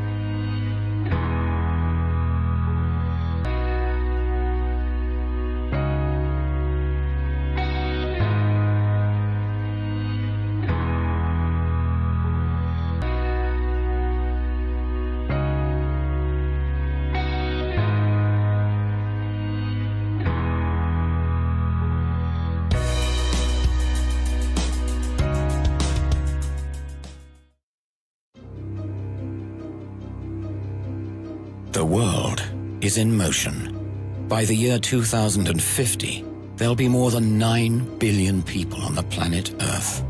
70% of them will be living in cities, and 80% of the products they consume will not be made or grown in their own country. So how do we make sure that the world stays in motion in the future? By taking a closer look at traffic and transportation as a whole, and developing integrated intermodal solutions for passenger transport and freight transportation. Real-time solutions. After all, the world of tomorrow is networked. To ensure that goods arrive precisely where and when they are needed, routes must be strategically planned. With optimization tools from PTV, logistics operators can keep an eye on fleet efficiency and costs and always pick the most environmentally friendly route. To ensure that all road and rail users are treated fairly, cities and traffic planners must design urban infrastructures with maximum attention to details. This is where the planning and simulation tools from PTV can help. Will I be in time to catch the connecting service? What will the traffic situation be like in 10 minutes from now? Which is the quickest way to get to the city center? PTV has the answers with innovative software solutions and consulting services for passenger transport and commercial carriers. From planning to implementation, we keep the world of the future in motion. Because we are the mind of movement.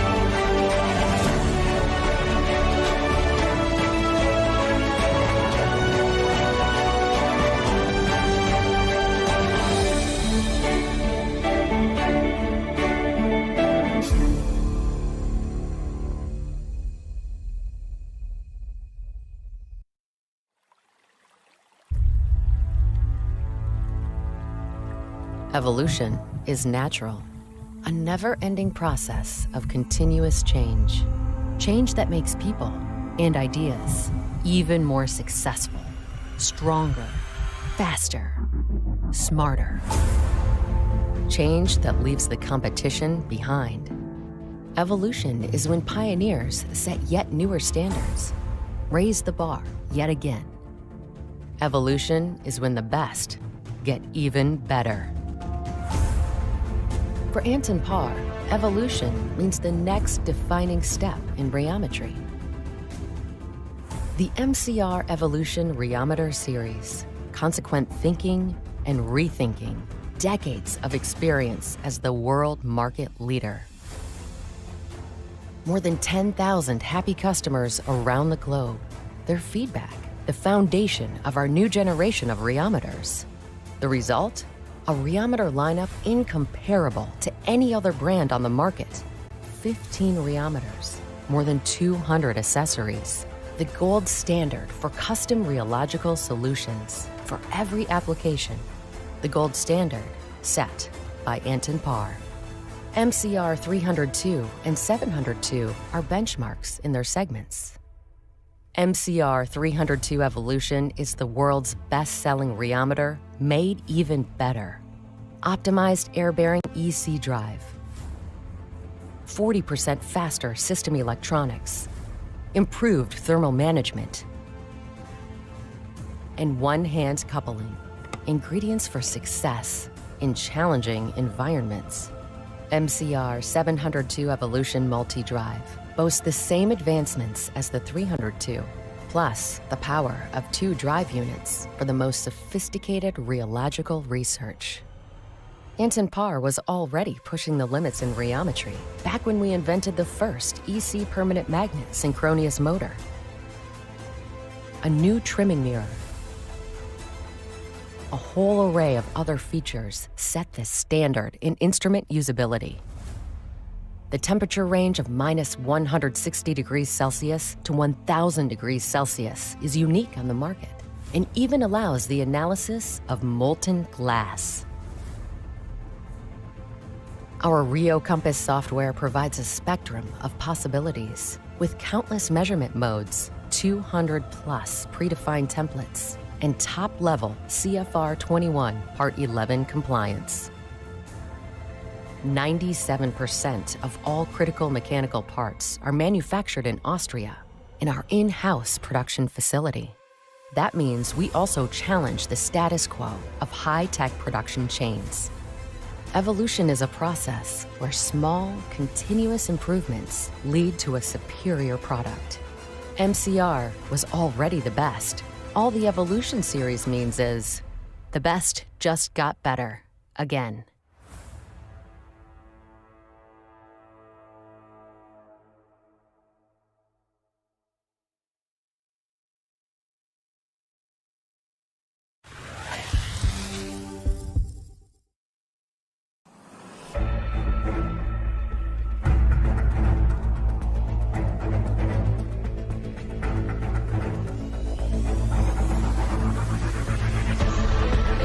Changes for some companies may be frightening. However, when the company manages to control fear, then it will be a tremendous energy to rise again. And Wika believes that. Being good is not enough. Wika must be great. Wika has represented itself as a state-owned enterprise, SOE, that first entered the foreign market before other contracting companies. This shows that Wika once again not only present, but help to carve a long history of development of Indonesia. Wika continues to try to find a new identity, which is better and more competitive and does not hesitate to reposition itself as a SOE that is ready to compete in the international arena. Wika believes that just being a leading company in the country is not enough. Then construction projects overseas are also rich. In addition, in the context of benchmarking, Wika wants to see and learn how the big companies overseas work.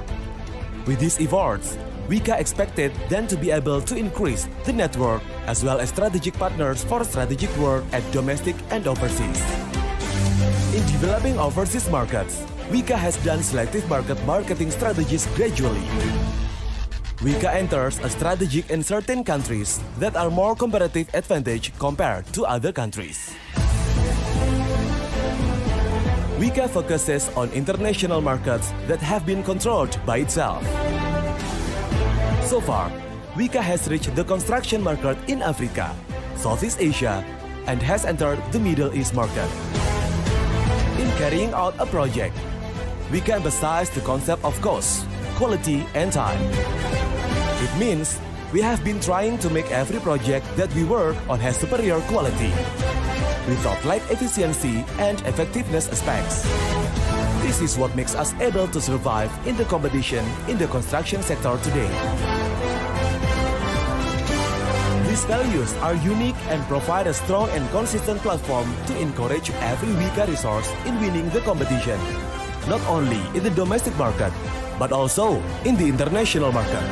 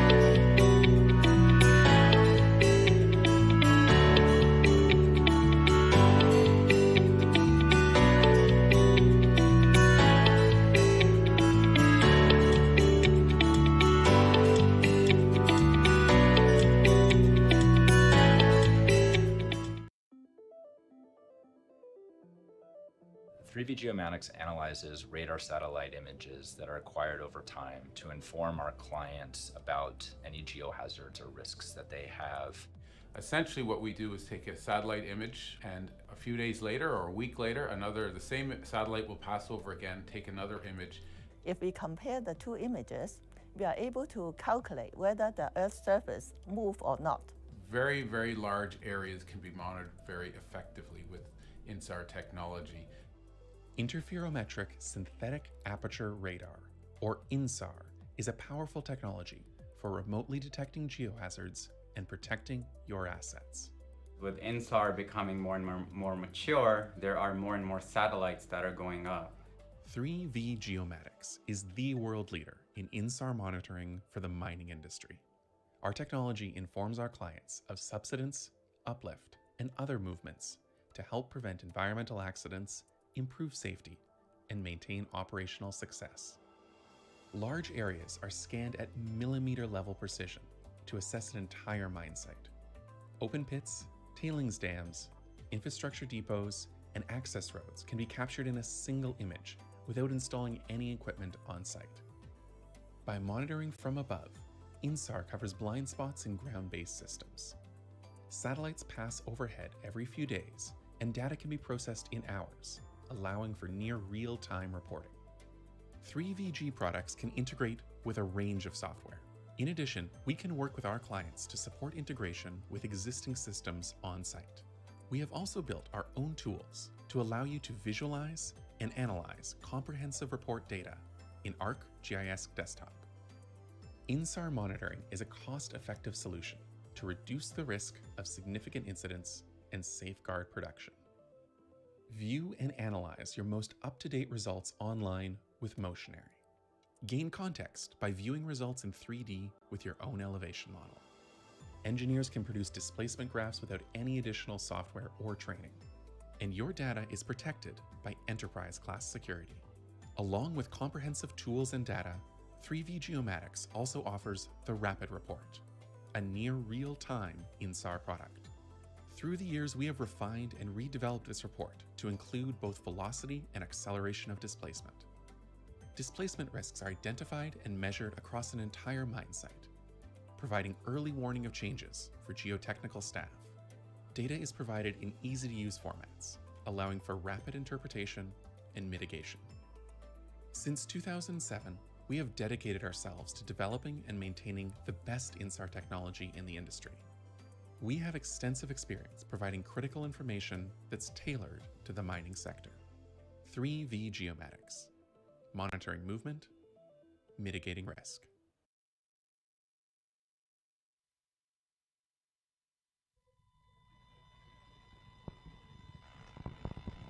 Okay, ladies and gentlemen, see you again. Now we would like to warmly invite the second keynote speaker, Dr. Floris Bogaert, PhD from Hans University of Applied Science, the Netherlands, and the invited talk, Dr. Insinyur Linda Karlinasari, MT for Universitas Islam Sultan Agung, Indonesia.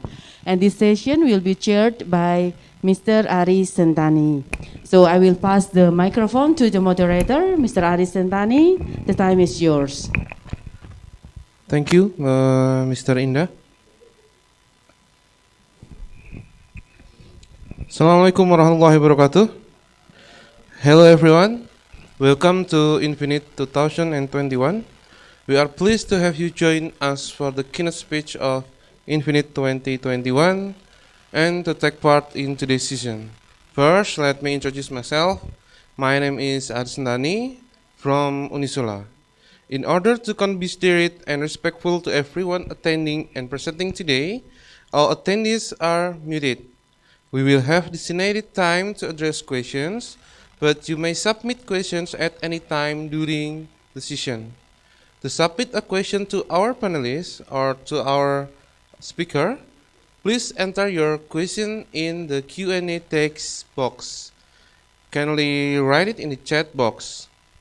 And now I'm pleased to introduce Professor Floris Bogaert. He's a Professor of Special Transformation, Senior Consultant and Researcher. He has 25 years experience in research and consultancy in international climate adaptation. His projects integrate the words of spatial planning and water management with a focus on the implementation of nature-based solution and sustainable urban drainage system. Floris Bogart accepted a professorship special transformation at the School of Architecture, Built Environment and Civil Engineering at Heinze University of Applied Science in Groningen in 2013, working on urban climate adaptation around the world in close relation with other universities, including Unissula. Floris Bogart is currently a consultant water and subsurface at Deltares and an affiliated researcher at the Global Center of Adaptation that accelerates climate adaptation by recognizing, building, and promoting excellence among all relevant stakeholder groups around the world. His general research and advice fields include climate adaptation, stormwater drainage and infiltration, river rehabilitation, complex monitoring, and urban water quality management. And now, Mr. Floris will deliver his speech. Please, Mr. Floris, the time is yours.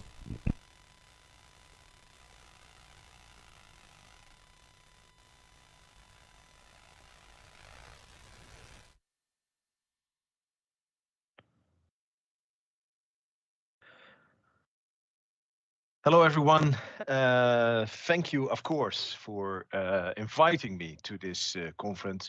I'm really excited to talk about international knowledge exchange on climate adaptation with a focus on integrated infrastructure development. It's very nice to see so many great speakers in the program. I'm very glad that from the Hanze University of Groningen, which is in the Netherlands, we could be part of the organization as a collaborator. So what is very difficult, of course, with a keynote is this is such a great conference. There's so many topics. It's so multidisciplinary.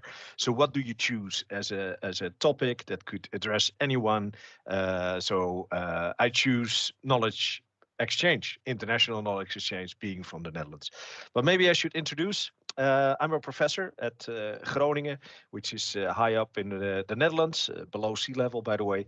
I'm also an affiliated researcher at the Global Center of Adaptation, and I also work at Deltares in this case. I do a lot of international projects. I will show something of that later. Maybe my unique selling point would be that all my jobs are below sea level. So if the dikes would break, I would probably look for a great position in Indonesia, of course. So what do I want to tell? I think, of course, let's start. This is one of the first presentations. So about the challenges, what to address with sustainable infrastructure. I want to show you very briefly about 101 projects on the international exchange, of course, and the partnerships there. Let's focus on solutions, and especially, do we learn from all these projects, from all these solutions? Where can we find these solutions when projects are finished? I think that's one of the key elements. As Friedrich Hegel said, we learn from history that we don't learn from history. And I think that's a very important point. And I want to address you, because what do you actually want, or how can you participate? So I'm going to be very practical. I'm going to show you two tools that you can use with partners, of course, but also on your own online. And I'm going to address the last parts with where can you find more info. But first, challenges. There are a lot of them. This is about climate adaptation, but because, of course, we have extensive rainfall, floodings. We have also drought, because water management in the cities could be a lot better. We have higher temperatures that will increase in the future. That has an effect also on the air quality, the water quality.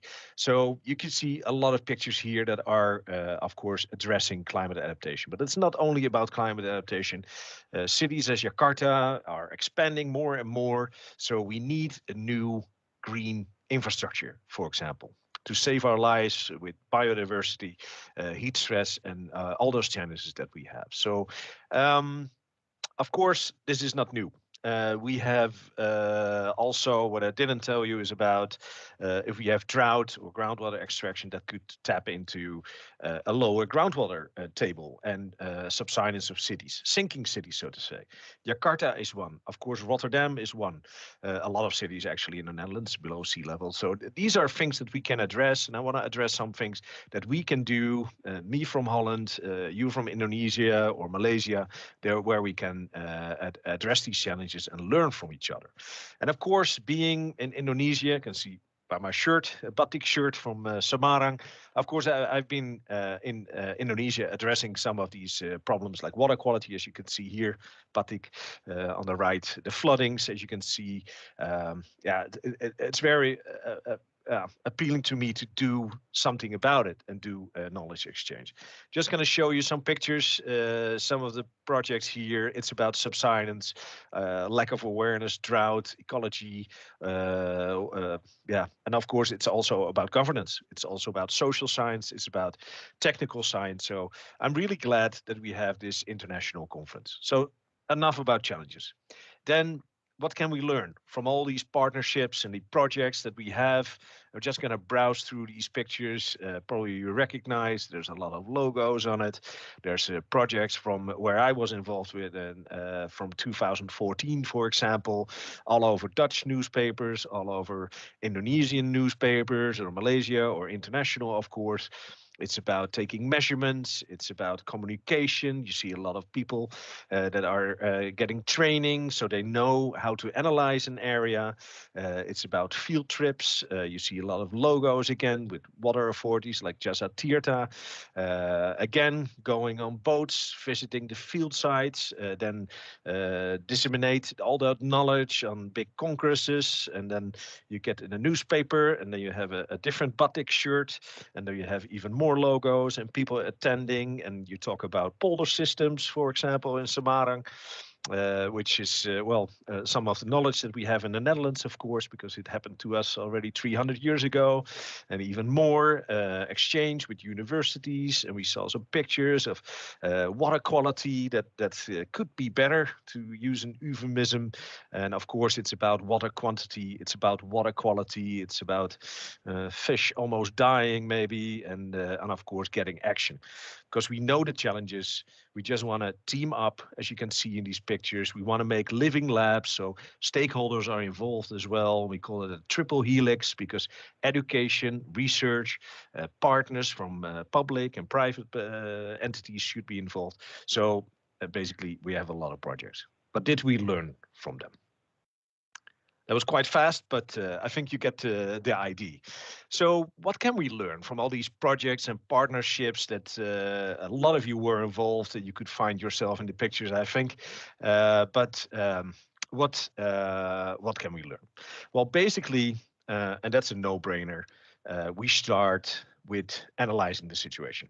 So all these pictures that I've shown are, of course, the basis of analyzation, because it's not only about the technical analyzation that you can find here in rivers, and then you look for the ambition, you want clean water, for example, or fighting drought or floodings, but it's all about action. And it's very good that in the beginning, what you saw from all these pictures, it is action. It is action. You could say, okay, you talk a lot, but what do you do? Basically, it's about education. It's raising awareness. It's building trust and networks, because without that, you should not start with implementing measures or solutions in this case. So a first step is also capacity building. Train the trainer. And in those pictures, what you saw, you see people teaching, exchanging knowledge, and of course that's very, very, very important.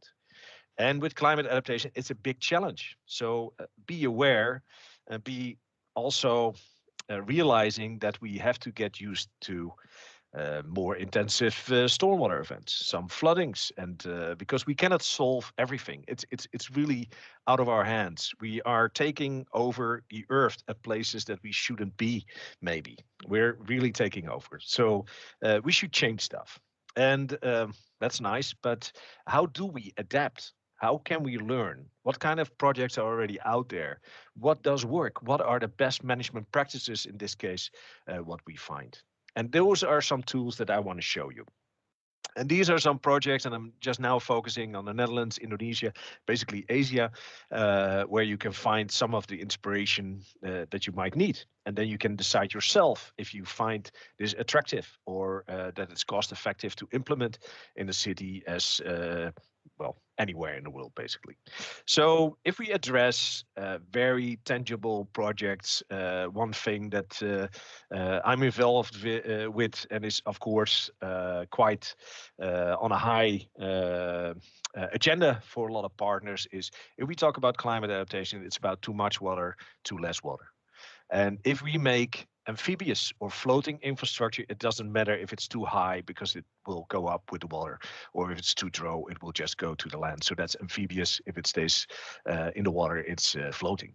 And there are a lot of Dutch examples, as you can see here on the left, floating homes in Amsterdam, our capital. And of course, we learned a lot from some of the projects that you have actually in Indonesia or Asia for that case, like floating solar panels, floating libraries, as you can see here. I had the privilege to be in a floating restaurant. It was very nice. So I think we change the infrastructure to be more sustainable.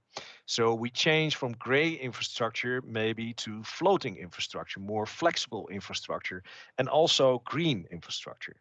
Because tapping into this, you see in cities, we have more asphalt, we have more paving. Green doesn't get any chance anymore, as the trees here on the left. It seems like if a rainfall comes, it doesn't infiltrate to the ground anymore, as in the old days. We used to prevent water from going in, and that, of course, taps into subsidence. That's why groundwater levels drop, because we pump it up. And I think this is an essential thing to go from gray infrastructure, which is mostly stormwater drainage, for example, we go to more green and a green infrastructure, as these wonderful artists sketched here. So we have to open up pavement. We have to use green for storage of water, for infiltration. And that's not an easy task. Because if you look at pictures here, one is Sao Paulo on the right, and we have New York, Manhattan, you can see a lot of gray, and it's not integrated. So one of the things that we should do now is to make cities greener, to face climate adaptation. And here are some great examples around the world, but does it fit?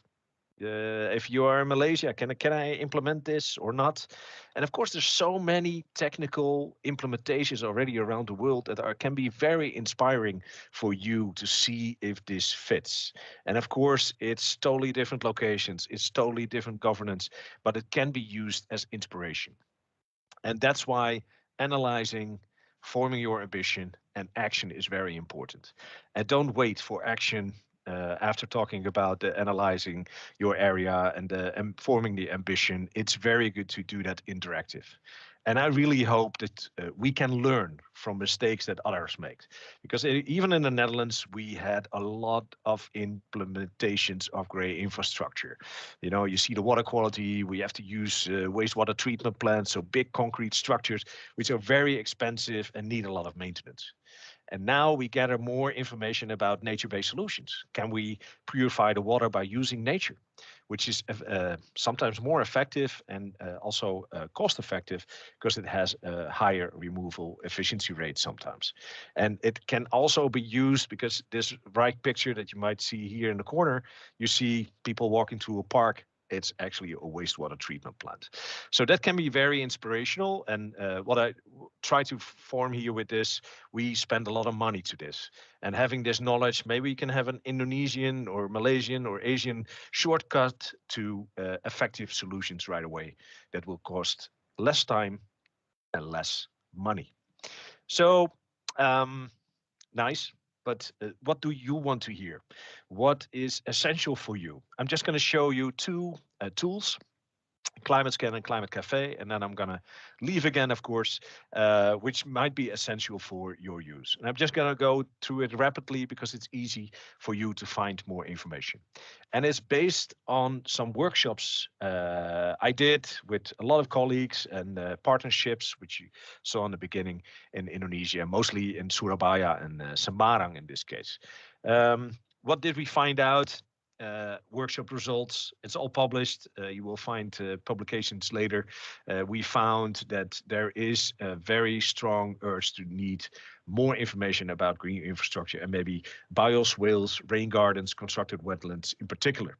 And of course, there are already some of the implementations. And also the lessons learned from other countries, the success stories, what can we implement, has been harvested in these workshops that you can see here. So I focus a bit on this to end up my presentation. So one of the things, there are a lot of tools that you can use and be interactive. One of them is Climate Scan. It's one of the global climate adaptation networks or platforms that you can actually find. I'm going to focus on that. And there's a lot of materials that you can use. If you're interested in nature-based solutions, you probably know this document, and it shows that Climate Scan ticks a lot of boxes, even more boxes here, which you can find. But what is it? Climate Scan is a database that you can feed, that you can use for finding inspirational projects all around the world. It has over 6,000, actually over 7,000 already. It has over 1,000 registered users, a lot of them from Asia as well. And you can, with your app, you can upload a lot of from your projects that you want to share. And this is a tutorial, not going to show it, but if you're interested, you can provide your projects. So what's on there? Well, basically pages with videos like this, with very simple implementation that don't cost a lot of money and energy for you to use. Rain gardens on the right, some lower pavement on the left, which is quietly used. And who are those people around the world that actually are uploading things? Well, a lot of different people, as you can see here. And maybe focusing more on the Asian part, this is all the info you can find. So many projects around the world. There are a lot of pictures. You can see downloads. You can see research papers, which is interesting for me, of course, as a researcher. So you can look down to solutions, but also sometimes problem areas are mapped. For example, these aluminium ash is being used as a building material, and there's not a lot of knowledge on the effect of water quality, for example. So what does it do? It's multifunctional, yes, but has it an effect as an outlet, like a discharge from wastewater? Will it leach metals? It's not really known. And then, of course, we have to use maybe some purification, some basic purification principles, as you can see here. So, and these are some information, some projects from around the world that you can find here. A lot of actually Indonesian solutions already that are uploaded, probably by you or a colleague of you, on floating urbanization or bioswales or green roofs. And there's always like this link that you can find and find more info. And of course, I started up with all these projects from Connecting the World, being a solution broker that the Global Center of Adaptation does. So you can find these projects here and find more information and read about it. And it's not only a place on the map. It has also some data, water quality data, which is harvested by underwater drones that you saw. And this data can be used as researchers to analyze cities, Dutch cities, but also cities around the world like Copenhagen and Malmö and Johannesburg. And we're starting up to do analyzation of Asia now, to see what's already out there for cities, well, all around the world, but a focus on Asia, and we did some publications about it. So I hope that helps and hopes that stimulates you to upload some projects as well, because that's of course mostly online. But there's last but not least also Climate Scan in practice, and that is linked to Climate Cafe. And maybe you heard of it. If you're in research, there are a lot of publications about it. You can find here. You can tap into it's all open source, so you can find more inspiration about it. But basically, it's, and I focus now on Asia again, platform and tools all around the world. It's learning by doing methodology. We go out in the field and research, for example, floating urbanization or green infrastructure. And then we use all that new knowledge to share with you on a Climate Cafe itself, if you participate. But you can also find that on Climate Scan. And then Climate Cafe, what is it? Well, this is all in Asia, for example. So a lot of times we go out, do measurements and disseminate that knowledge, as been said. But on climatecafe.nl, you can find climate cafes in Semarang or Surabaya or anywhere. And the basis, again, is analyzing, ambition, and action. And I find that action, being from applied sciences, the very important part, because you can form your analyzing during action, as you can see here. You can find your ambition with your stakeholders that are involved with the Climate Cafe. And that makes this a quite nice learning experience that we can do together on an international level, as you've seen there. And then we use it for, of course, books like this, because that's what researchers or professors do. They write a lot of articles, but climate adaptation is all about analyzing different things and answering questions from you.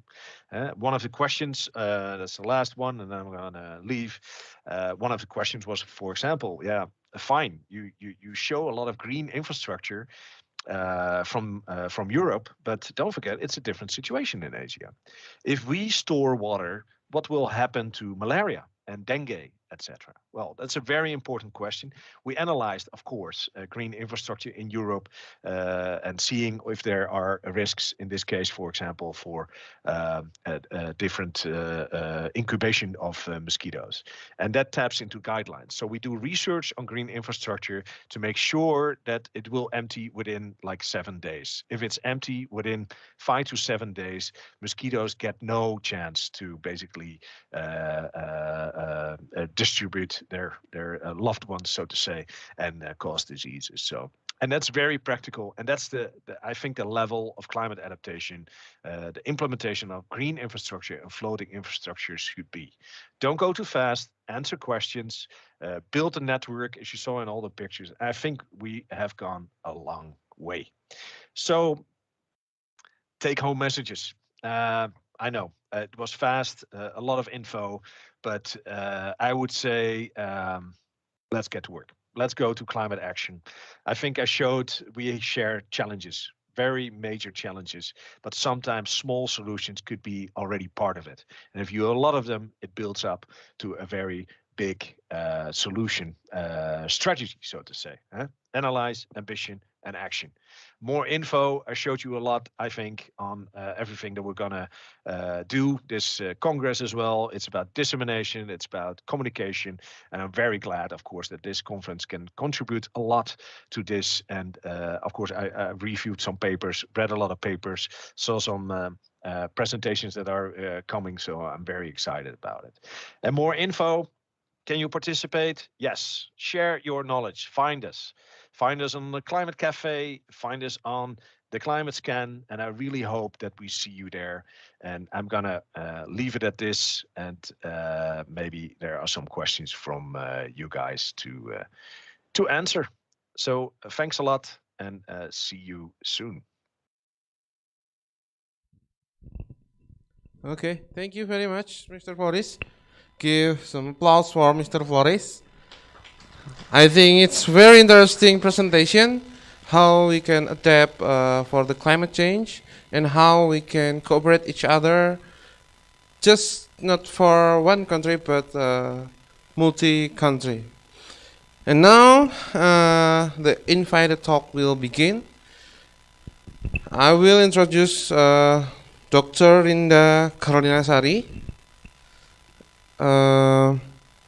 She is a lecturer at Sultan Agung Islamic University Semarang. She's graduate from for the doctoral from Parahyangan Catholic University in Bandung. She is also director of PT RK Consultant Engineering. She's an expert in geotechnical engineering, of course.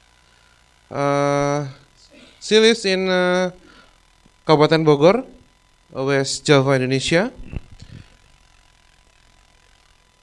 And now, Dr. Rinda Karulinasari will presenting case histories of recent embankment construction on sediment and residual soil. And now, Dr. Rinda Karulinasari, the time is yours. Don't forget to write your question in the chat box, and then Mr. Flores and Dr. Rinda will answer it. Thank you.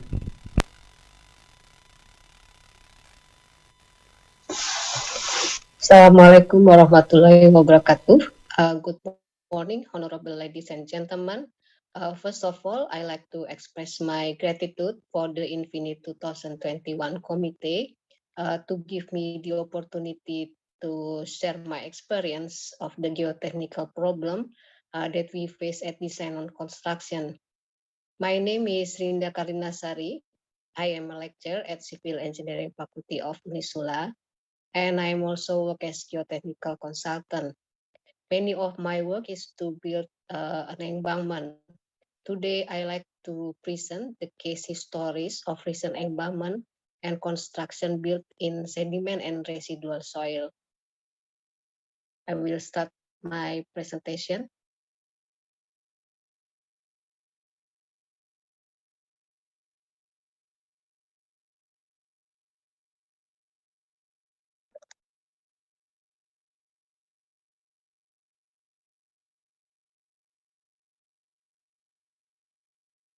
Okay.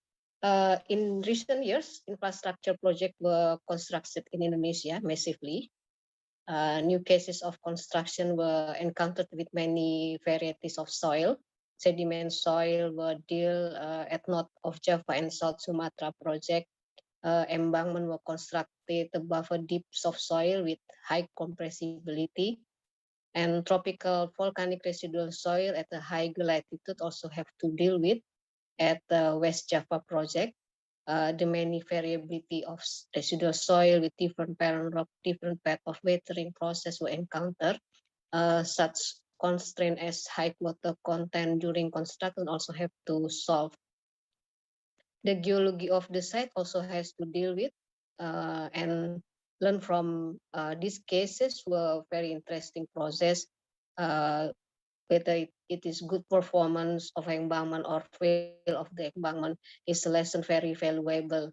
This case histories remind that characteristic of the soil is still very new ground with many parameters of it have not being recognized or defined yet. So if we talk about design and construct embankment, there is 9 important point, I think. The first is the purpose of embankment. Okay, and the second is geology of the site. We know in Indonesia, we call it a very active tectonic site. And the third is the characteristic of soil and rock. Residual soil is soil water from parent rock and still remain in its position, while the sediment soil is the soil already transported by body of water and then sedimented at lower ground.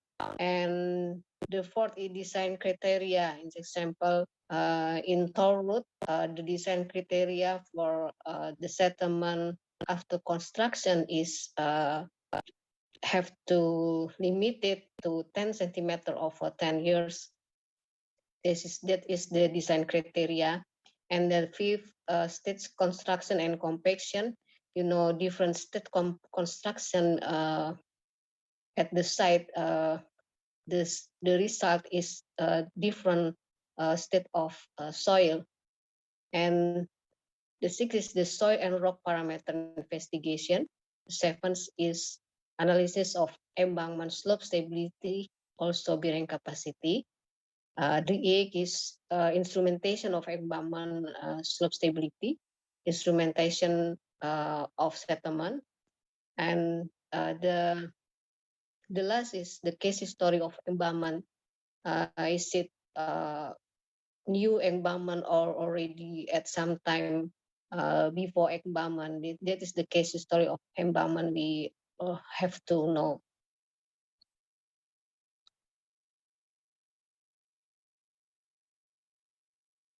So today I would like to present 4 cases. The first is vacuum consolidation cases and how to review its performance. The project is at South Sumatra and East Kalimantan project. And the second is rigid inclusion soil improvement at Central Java Toll project. And the third is the effect of climate at the construction of high embankment. It is at the West Java Toll project case. The fourth is the anticipated the liquefaction at the coastal area embankment. The project is a circuit at South Lombok project. This is the first case where vacuum consolidation were conducted. The project is at South Sumatra Toll project. We see here the photo of the project at the initial stage, where is the project will construct mainly above the swamp area. This is during the first field of embalmment. The black sheet is the geotextile, which cover the geomembrane from the field embalmment above. The vacuum process were done until the field embalmment were finished. And we can see here, this is the configuration of vacuum during construction. We here see many monitoring tools. At the center line, a vacuum gauge and a settlement plate and a piezometer were installed. At the left and the right side, another two of settlement plate were installed. At the ground level, you see here at the left side, inclinometer were installed to see the horizontal deformation. In case there is instability happen at the slope, also to define if the vacuum force were delivered to the system.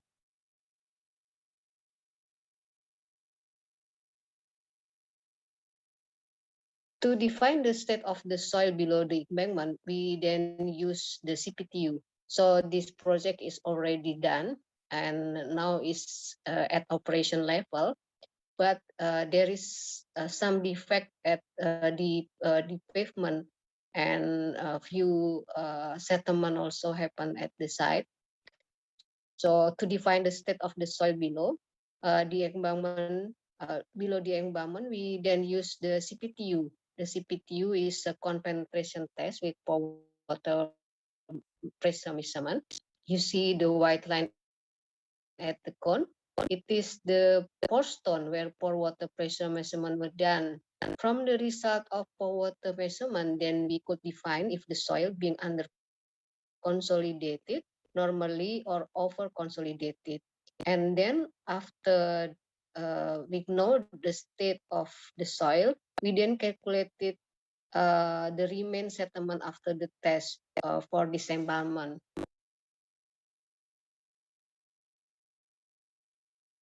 This curve was introduced by Raharjo and Setionegoro at 2015. It is the dissertation of Mrs. Setionegoro. It is divide the soil from certain BQ ratio as it is under consolidated or over consolidated. The BQ parameter is the ratio between delta of excess pore pressure to hydraulic pore pressure with GT minus sigma V accent, which GT is con-resistant corrected by area factor. Sigma V accent is effective stress. We have here, if we have a BQ equal to 0.7, then the OCR is equal to 1. At the left of the curve is under consolidated zone. So we have a degree of consolidation, U%, and at the right of the curve, we have over consolidated zone and OCR number. After we have the state of the soil, then we can calculate the settlement. This is a consolidation curve where we have PC accent value to define the zone where there is recompression and virgin of first time consolidation. If we have almost the same increase in stress, here we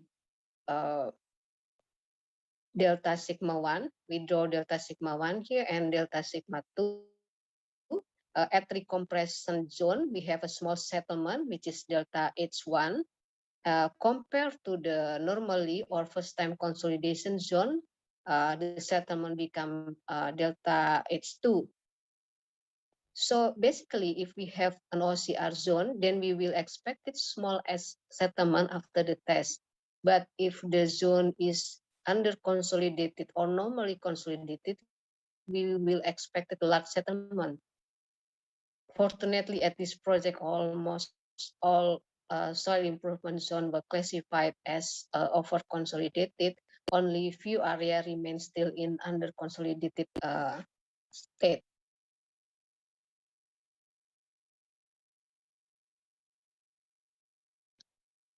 This is another example we have here.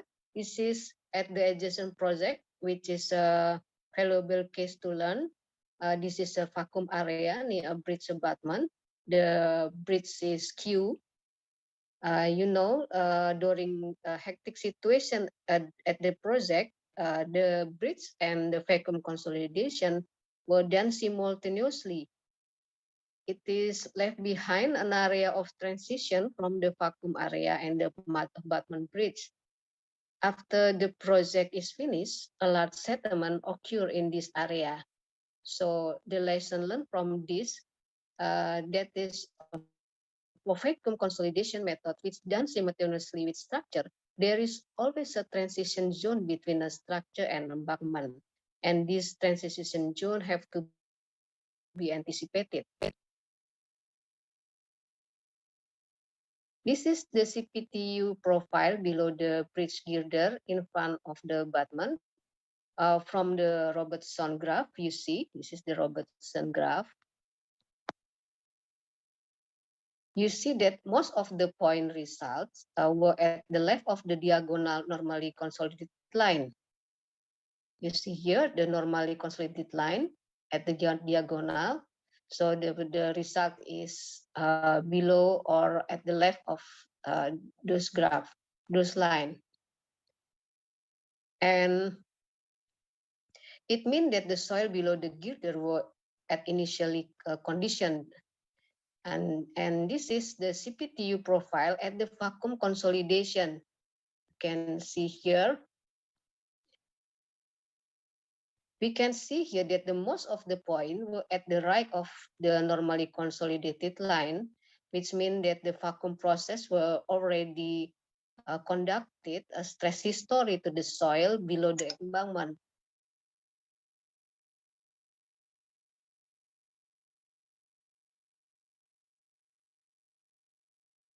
Okay, so that is we learn from this case that we can define the state of the soil with CPTU. And this is another project. This is a toll project in East Kalimantan. This is one of the section. A section of toll road where constructed of a swim area. This is the contour. You can see a certain line were at two of a hill here. And at East Kalimantan, a layer of coal usually will found almost at any place.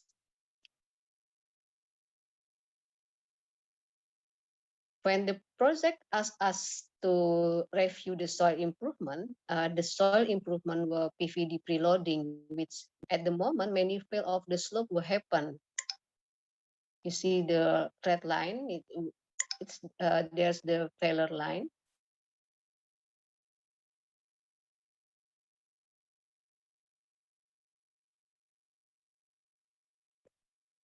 This is the photo of that moment when we were called to review the case. Already so many failure. At first, we just see that it is a fail of slope stability and bearing capacity of the soil due to the soil improvement, which is being chosen, which is PVD preloading. As you know, the preloading will make the state of the soil at very low due to high pore water pressure induced. But then we see this kind of stratification of the soil below one of the cross. Then we inform the owner that with only a soil improvement for the soft soil at that time, vacuum consolidation was chosen. At the end of the project, we will still have to dealing with this inclination of stratification. So that's then happen. You see, this is the inclometer. this is before the bore piling of the side of the slope. Yeah, we see this kind of inclinometer.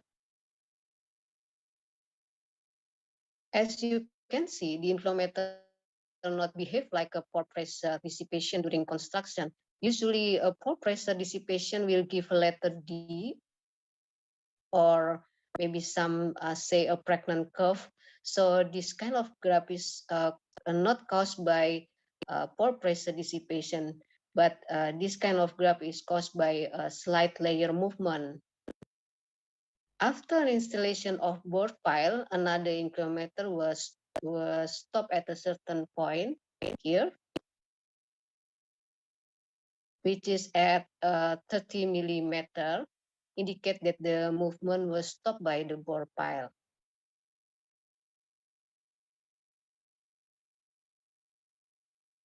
Okay, we then go to the case number 2. It is a rigid inclusion soil improvement at Central Java Toll project. This is the soil improvement at transition zone between a vacuum consolidation soil improvement and structure or bridge abutment. The site is near Pekalongan City at Central Java. You see the white zone. It is geotextile surrounded by the vacuum zone. Fill embankment were at initial stage. The structure already stand up, and the rigid inclusion, or we usually say it KGM, column growth modular, also constructed at the same time. This is the layout of the full bridge. It has 4 span. And this is the configuration of the grid. It is 2 times 2 meter. The length of the improvement at each side is 30 meter.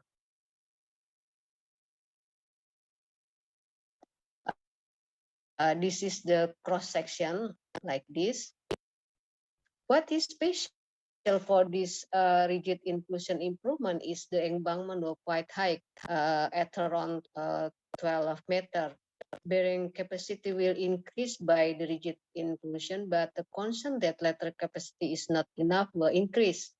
So at the rigid inclusion at the left and the right side, at the blue square, a steel reinforcement were installed.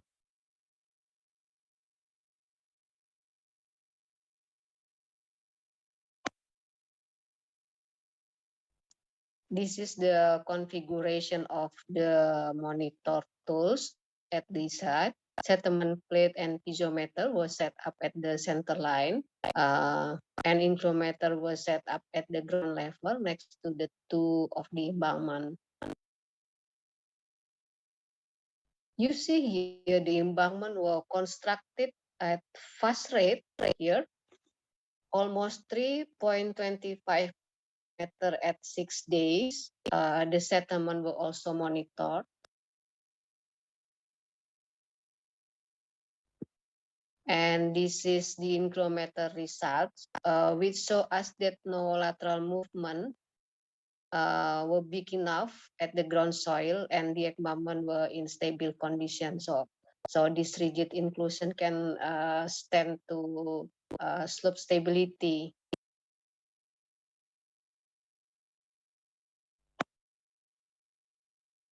This is the embankment at the same level with the structure, and it's been operated as an alternative route during Idul Fitri season at the year of 2018.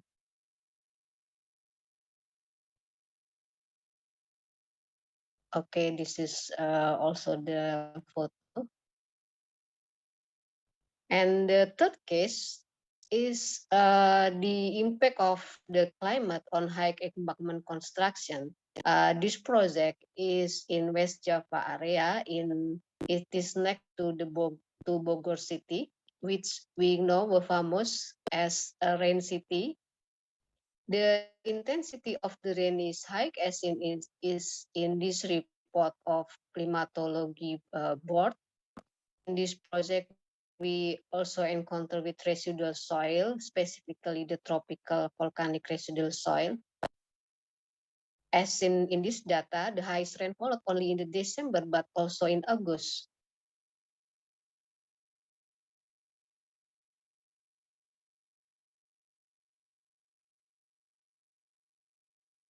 This data from the year of 2016 through to the year of 2018, the rain data has no pattern. Almost all the year has been at high intensity of rainfall. The pattern of rainfall make the quarry soil of the environment which come from nearby area were in wet zone. Wet zone mean difficult to compact it at optimum water content. Since the location is in hilly mountaineering area, the water table is far below the ground. Usually, this become an advantage because suction is excess. But because of the rainfall intensity, the suction at the ground become lower. In this photo, we will measure the suction at site with jet field tensiometer. The suction measured at the site is as follow, which maximum is at 18 kPa.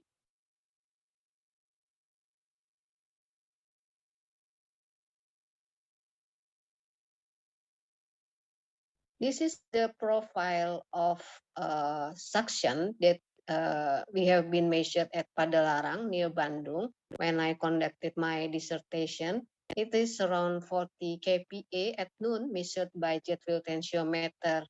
So at Bogor area, the ground suction is lower. This is the failure envelope for unsaturated soil, which introduced as the third axis, which is a suction axis, where the higher the suction, the failure envelope become larger, which means the strength of the soil increase. Raharjo and Fredland suggest the value of PB to define the increase of strength, which significantly high at the start of increasing matrix suction.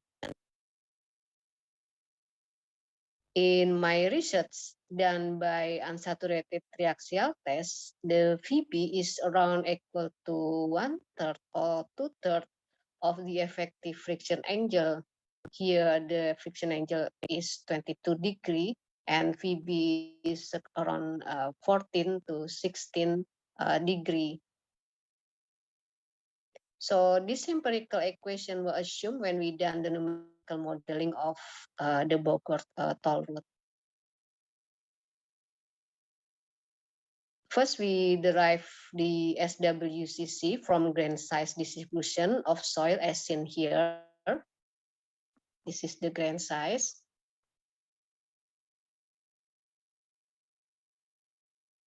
This is the SWCC or soil water characteristic curve from the grain size distribution to the type of the soil and the comparison between the measurement of suction at site with jet potentiometer. Here you see maximum is at 18. Because there is no measurement of volumetric water content, we here derive it from gravimetric water content, which may be not accurate. At this level of suction, it should be on the maximum volume water content state or saturated. So it has to be at the highest level of volume water content. So how is this saturated soil have to be compacted for the field of embalmment is the problem. And we then propose to layering the field with sand and gravel. This is numerical embalmment model. Were done by consideration of the rainfall data. We calculated the embankment in December in example. So during the field, the rain were put to the model in accordance to the construction state. The yellow color is the layer of sand and gravel that we put in if the intensity of rainfall is high. So the amount of sand and gravel layer were dictated by the intensity of the rainfall data.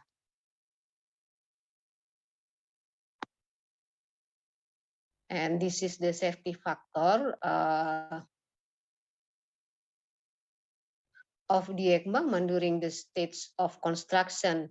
It was not a linear since it is dictated by rainfall intensity, not only by the height of the embankment.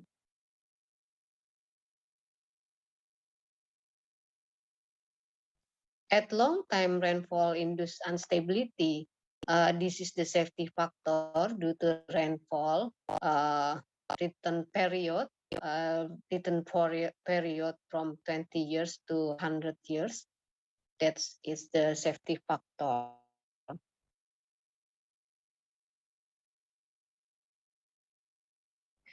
So we came to the fourth case. It is an embankment built to anticipate the liquefaction. The project is at south of Lombok. Lombok is an area that prone to earthquake. This is the soil profile,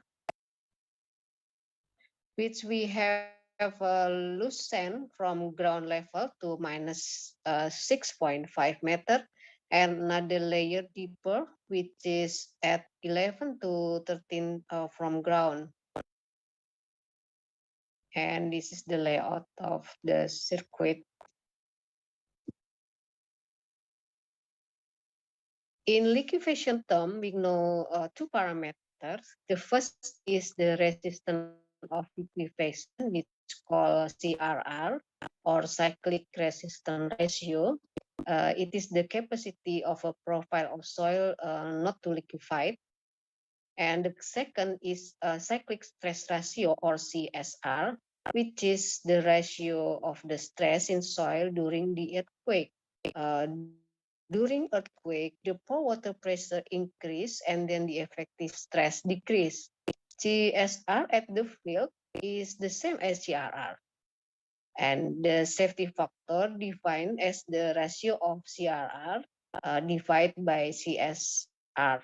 So you know the capacity divided by the force.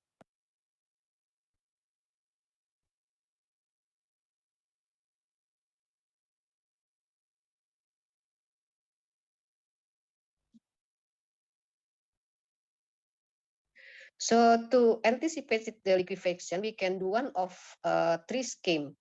First, to increase strength, which is increase the CRR, or the second is to decrease CSR, or the third is to decrease excess pore pressure with drainage. Okay. For the first scheme, we can do the compaction of the loose soil, which means increase the CRR. The second scheme, we can increase the stiffness of the soil. So the stress that happen during earthquake will reduce, which means decrease of CSR. Number one, compaction is increase CRR. Number two, drainage is the third scheme. Number three, reduction of stress. It is means a decrease of CSR. And number four is also decrease of CSR, the confinement. In this project, since a layer of loose sand were also found in deep layer, we propose rigid inclusion to mitigate the liquefaction. This is the comparison of CSR. If we install rigid inclusion, the CSR become lower with the install of the rigid inclusion from without rigid inclusion is 2.148, and after install of rigid inclusion it is become 0.795. So it means safety factor increase. This is the photo of the construction of rigid inclusion at the site. You see, it is a quite fast process because one point it's only take 10 minutes to install the rigid inclusion. Something in the quote good will happen just after the completion of the embankment. Earthquake strike, and we can see many small seepage drop of water from underground. The seepage point indicate that the increase of excess flow pressure will occur during earthquake, but the system already have stiffness and the stress decrease. That concludes my presentation, in which we learn many lessons from what happened during design and construction. Thank you for your attention. Further discussion will certainly very welcome. Waalaikumsalam warahmatullahi wabarakatuh. Dr. Rinda Karinasari. I hope you all enjoy this amazing presentation because she has a lot of experience in many projects, especially in toll road in Indonesia. And now, Mrs. Rinda, hello.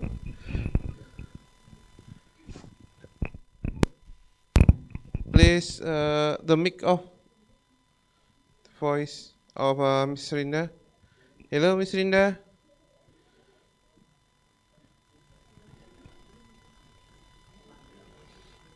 Okay. Okay, thank you, Miss Rinda. There are two questions to Miss Rinda. Before before Floris will answer the question. First from Miss Hasti Widya Samratri and then followed by Heri Awan Susanto. First question is based on your experience, because you have a lot of experience in the project or in the embankment on etc. Which area is the most difficult to do based on its soil or geotechnical characteristic, and why? And then question number 2 is from Heri Awan Susanto. What's your recommendation if we deal with muddy soil in road construction? Do enough to fill with gravel or replace it? Or replace it with another new soil? Please, Ms. Linda, you can answer the both questions. Okay, thank you, Pak Ari.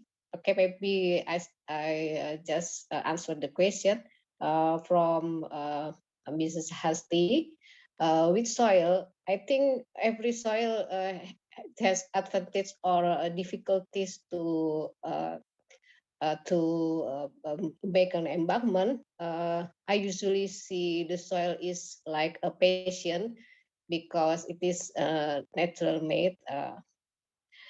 So it is difficult to choose which one is very difficult, but every soil has a characteristic, and we have to deal the project with its characteristic. That is Mrs. Hasti. What I think about the soil. So we have a sediment soil. We have a large compression in sediment soil, but we can overcome it.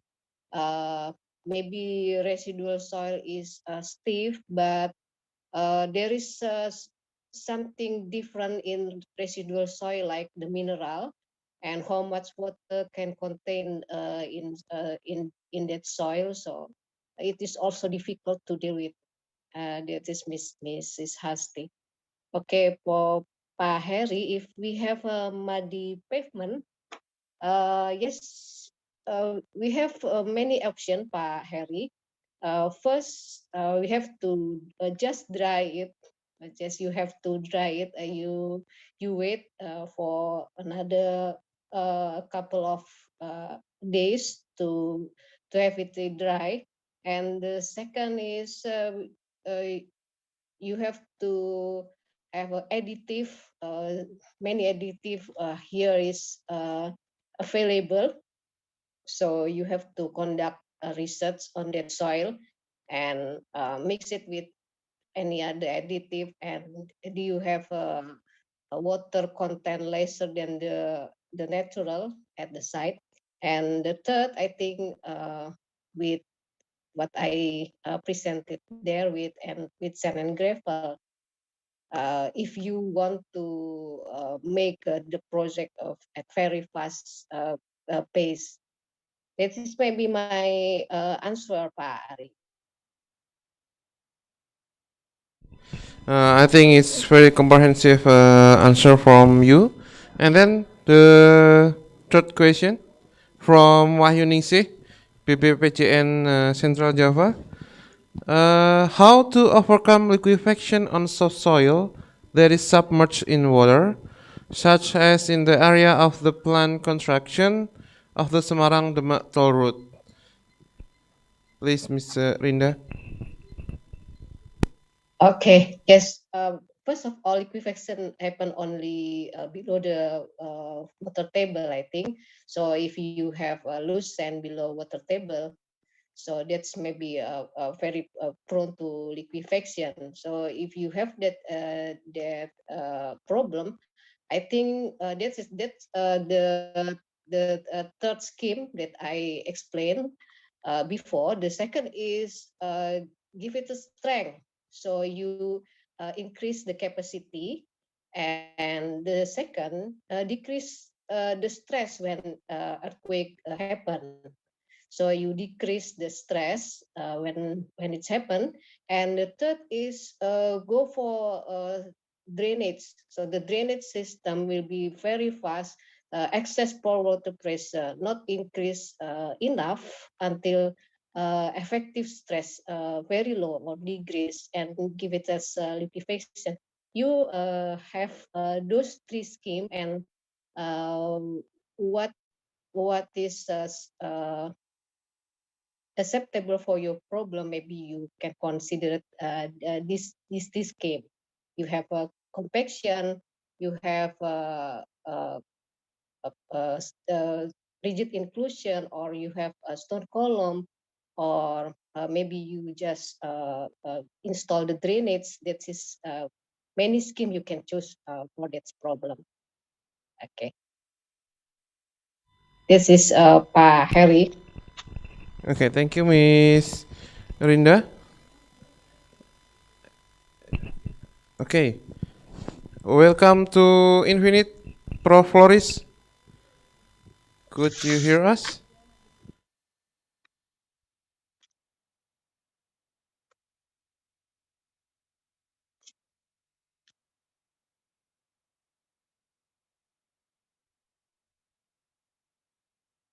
Okay. Hello, Mr. Floris. How are you? Fine? Yeah, the mic still mute. Oh. Okay. Is it clear to hear us? Yes. Okay, nice batik, Prof. Floris. Okay. Yeah. Good morning, everyone. Yeah, from the Netherlands. Okay. Yes. There is one question for you, Mr. Floris, from Heri Awan Susanto. The question is how we can prove that climate change and climate cafe can reduce or minimize the climate change effect. Please, Mr. Floris. Yes, that's a very good question indeed. Some of these tools that I showed are around for some time. Climate Scan, for example, 2014, and Climate Cafe is already used some years. And we actually did the research as well, what the impact is of these tools. So just to start with Climate Scan, and now it's being used with over 1,000 registered users. Of course, a lot of people watch every day to Climate Scan, about more than 100. And we did some interviews with the people that are actually using these tools, and it raised the awareness, and it contributed to capacity the building. And that's of course not a very exact number that you can give because it's mostly social science, but it led to reproduction of a lot of innovations. So that's one with Climate Scan. And Climate Scan is only online. So Climate Cafe is an action that we did in Indonesia and many parts of the world, so to say. There you can see that we did actions in that Climate Cafe week. So we actually made floating islands, for example, in the Philippines, or we dug swales in the Netherlands. So that was really concrete, that you can see that it had an impact on people, and that as a wise man said, you can show me, I will learn, but if you involve me, I will actually be a participant of, for example, climate action. So I hope that that answers your question. Okay, thank you, Mr. Forrest. Okay, for the all participants, is there any questions? You can write it in chat box. For Prof. Forrest and Dr. Inda, because both of them is the expertise in their field. Or maybe Mr. Forrest, you have some explanation live, because before we just meet you in the video. I think it's very touching when you can explain some ideas about the climate change, how we deal with it. Please, Mr. Forrest. Okay, thank you so much. And sorry that I'm a bit late. It's it's 5 o'clock in the morning, and I had some startup problems. So very sorry. Yeah, what can I say? Live. I was maybe I can as you saw the video, of course, and I hope that was a bit clear. Maybe I can amuse you, so to say. Let me share my screen if that's possible, and I think I am doing that now. I hope you can see the map. So if you would go, because I showed you only some tools that you can work with, and this is one of those tools. You just go to climatescan.com. In this case, wait, that's always let's go to NL then. You go to Climate Scan and you see a large map where you can find projects all around the world. And what is great about it, of course, it's set up in Europe. You can see more than 4,000 projects here, but all around the world it's getting to 8,000. I will do not too much because maybe the interconnection is cool. What I like about this, of course, most of you are in Indonesia and Malaysia today. You can find a lot of different projects just by going there. And being some of you are in Semarang or maybe in Jakarta or in Malaysia, you can just go there and click on points where you want to go, and you can see floating houses. You can see some of the projects that you saw in the video just by going there, and that makes it, I think, a lot nicer. So just to give you one example, here in the airport, for example, where I start, is part floating, what they call it. And you can already see some projects here that are related to sometimes it's just infiltration by biopori or that kind of thing. So that is maybe one example that you can find. Also, Climate Cafe, the other tool that was in the video, just to show you where you can find information. For some reason, it doesn't work. Here, Climate Cafe. If you go to news, for example, you can see all the climate cafes that have been held. And there's one rule with Climate Cafe: it has to have a tangible output. So you can go to Gothenburg in Sweden. You can go to every place where you want to find information, and there are over 50 already. So even China, Spawn Cities, probably you heard of it. There's some knowledge exchange about it. And if you go to some older posts, so before COVID, you can find a lot in Asia as well, where we did things. In Africa, for example, we did river scans, so you can learn about how we did different things. This is Manila, for example. So there's a lot where you can find, and I don't want to make too much time, of course, but in this case, this is really about knowledge exchange. This is really about you finding information of all these projects about people that went to Indonesia and Malaysia and all over the world, and can find what they did with short videos, with guidance. And I really hope that help you guys and us as well, because I found it very learningful to see a floating library, for example, in Semarang in this case. So let's exchange our knowledge. That would be my message, and I hope these tools can help you with this.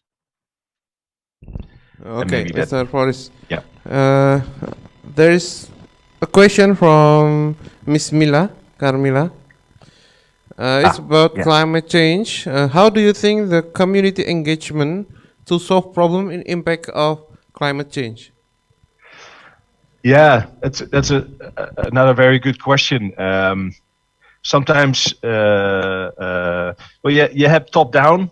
I work at the Global Center of Adaptation. That's really top down. It's with politicians. But for most of us, like me as well, you don't reach the level of where climate change should be.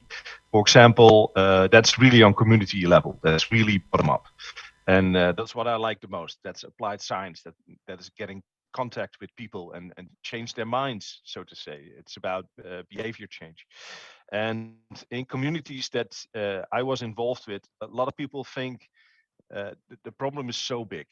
Huge storms. What can I contribute to that? How am I just one player in a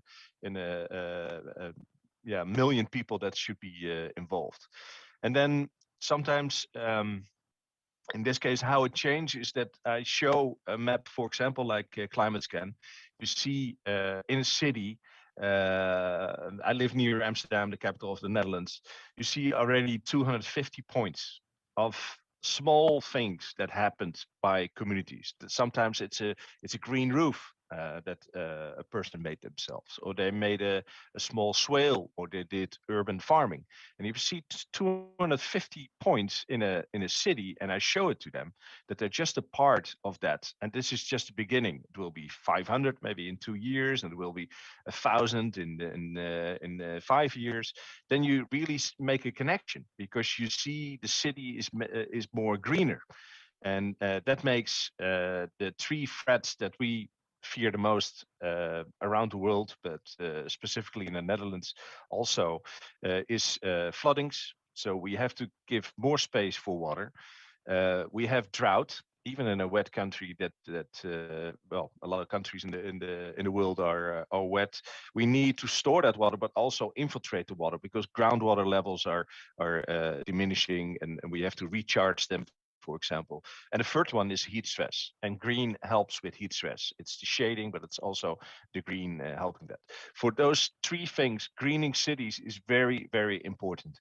And if you see 250 points getting 500 points and bigger, you can see that communities believe that they are part of something bigger. And that is very inspiring for me to see, because that will change people. That will show that there are part of this movement, basically, and change the world. So I hope that answers the questions about how a community can really engage and, of course, believe in what they are doing is very important. Okay, thank you, Prof. Floris. I think there is no more questions for Prof. Floris and Mrs. Rinda. Okay. Thank you again, Prof. Floris Bogart and Dr. Rinda Karenasari. for answering all of the questions and for the great presentation. It was a pleasure to have you with us. The conclusion of today, the main thing that we can learn from the both of them, from the Prof. Floris Bogart and Dr. Rinda Karnasari, is as an engineer, we have to deal in any condition. Actually, today we have to deal with the climate change, how we can solve it, how we can design it to solve the problem. It depends the situation. So, as an engineer, we have to more adaptable with the climate change. So this concludes the keynote speech and invited talk of Infinid 2021. Thank you all for attending. We hope you have learned and enjoyed this session. And now I will be giving the session to the Master of Ceremony, Ms. Indah. Thank you. Assalamualaikum warahmatullahi wabarakatuh. Waalaikumsalam warahmatullahi wabarakatuh. Can give applause Thank you. both to the speaker and the moderator. Thank you very much again, Mr. Adi Sentani and the two great speakers today who already shared their expertise. Yes, ladies and gentlemen, the whole agenda of the opening ceremony today is coming to the end. Now we are about to have the parallel session of Infinid 2021. This parallel session divided into 3 rooms. Room A for ICCDA within the theme Flood Management and Technology, which will be chaired by Dr. Ahmad Sahri. And then room B for GEOTROPIKA within the theme Soft Soil Engineering and Geohazard, which will be chaired by Dr. Mila Carmila. And the last room C for ICHTIRA within the theme Traffic and Highway Material, which will be chaired by Dr. Prabowo Setiawan. And all participants and presenters, you may enter the room through the given link by the committee. The link can be downloaded in the Infinid 2021 website or in the chat box room. It will be informed later. Okay. Once again, I kindly reminding, please fill up the attendance list, which will be given in the chat box by the end of the presentation in each room. Okay, ladies and gentlemen, we would like to express our great appreciation for all main organizer, collaborators, sponsorship committee, participants, and presenters here. Thank you very much for your attention. Hope this conference will be very beneficial for all of us. And see you tomorrow in the second day of Infinid 2021. Have a nice conference. Stay safe, stay healthy, and always happy. Wassalamualaikum warahmatullahi wabarakatuh.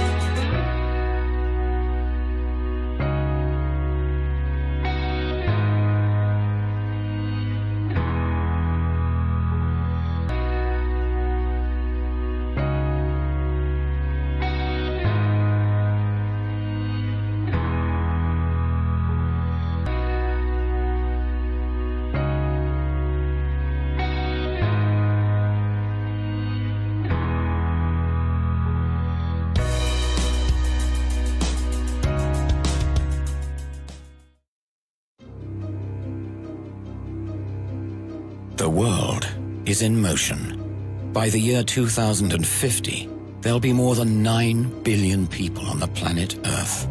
70% of them will be living in cities, and 80% of the products they consume will not be made or grown in their own country. So how do we make sure that the world stays in motion in the future? By taking a closer look at traffic and transportation as a whole, and developing integrated intermodal solutions for passenger transport and freight transportation. Real-time solutions. After all, the world of tomorrow is networked. To ensure that goods arrive precisely where and when they are needed, routes must be strategically planned. With optimization tools from PTV, logistics operators can keep an eye on fleet efficiency and costs and always pick the most environmentally friendly route. To ensure that all road and rail users are treated fairly, cities and traffic planners must design urban infrastructures with maximum attention to details. This is where the planning and simulation tools from PTV can help. Will I be in time to catch the connecting service? What will the traffic situation be like in 10 minutes from now? Which is the quickest way to get to the city center? PTV has the answers with innovative software solutions and consulting services for passenger transport and commercial carriers.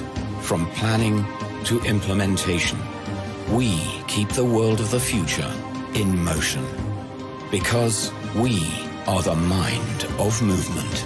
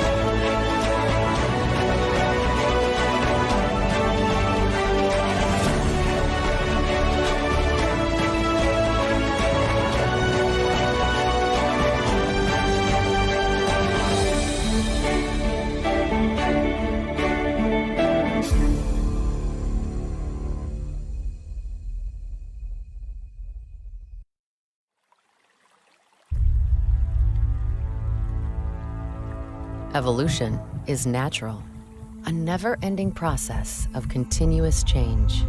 Change that makes people and ideas even more successful, stronger, faster, smarter. Change that leaves the competition behind. Evolution is when pioneers set yet newer standards, raise the bar yet again.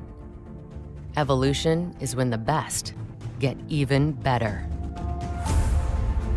For Anton Parr, evolution means the next defining step in rheometry. The MCR Evolution Rheometer Series, consequent thinking and rethinking, decades of experience as the world market leader. More than 10,000 happy customers around the globe. Their feedback, the foundation of our new generation of rheometers. The result? A rheometer lineup incomparable to any other brand on the market. 15 rheometers, more than 200 accessories. The gold standard for custom rheological solutions for every application. The gold standard set by Anton Parr. MCR 302 and 702 are benchmarks in their segments. MCR 302 Evolution is the world's best-selling rheometer made even better. Optimized air-bearing EC drive, 40% faster system electronics, improved thermal management, and one-hand coupling, ingredients for success in challenging environments. MCR 702 Evolution Multi-Drive boasts the same advancements as the 302, plus the power of 2 drive units for the most sophisticated rheological research. Anton Parr was already pushing the limits in rheometry back when we invented the first EC permanent magnet synchronous motor. A new trimming mirror, a whole array of other features set the standard in instrument usability. The temperature range of -160 degrees Celsius to 1,000 degrees Celsius is unique on the market and even allows the analysis of molten glass. Our Rio Compass software provides a spectrum of possibilities with countless measurement modes, 200+ predefined templates, and top-level CFR 21 Part 11 compliance. 97% of all critical mechanical parts are manufactured in Austria in our in-house production facility. That means we also challenge the status quo of high-tech production chains. Evolution is a process where small, continuous improvements lead to a superior product. MCR was already the best. All the Evolution series means is the best just got better again.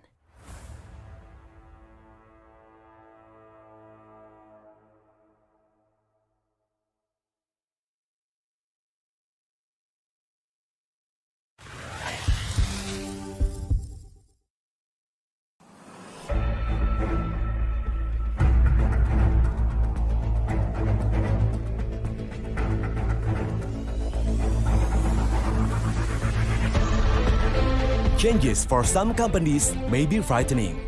However, when the company manages to control fear, then it will be a tremendous energy to rise again.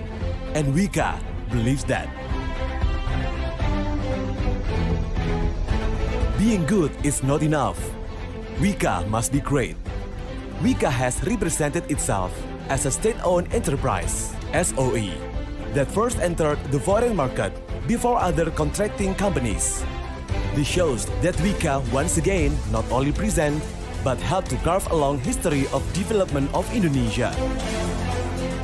Wika continues to try to find a new identity, which is better and more competitive and does not hesitate to reposition itself as a SOE that is ready to compete in the international arena. Wika believes that just being a leading company in the country is not enough. Then construction projects overseas are also rich. In addition, in the context of benchmarking, Wika wants to see and learn how the big companies overseas work. With these efforts, Wika expected then to be able to increase the network as well as strategic partners for strategic work at domestic and overseas. In developing overseas markets, Wika has done selective marketing strategies gradually. Wika enters a strategic in certain countries that are more comparative advantage compared to other countries. Wika focuses on international markets that have been controlled by itself. So far, Wika has reached the construction market in Africa, Southeast Asia, and has entered the Middle East market. In carrying out a project, Wika emphasizes the concept of cost, quality, and time. It means we have been trying to make every project that we work on has superior quality, without lack efficiency and effectiveness aspects. This is what makes us able to survive in the competition in the construction sector today. These values are unique and provide a strong and consistent platform to encourage every Wika resource in winning the competition, not only in the domestic market, but also in the international market.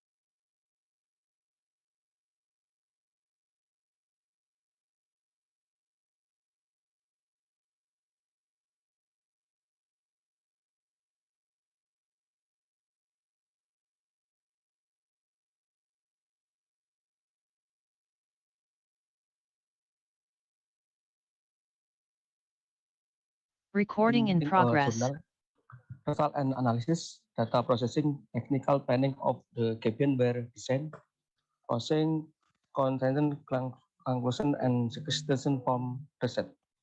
Research methodologies, data collection, planning, redaction, and flowchart.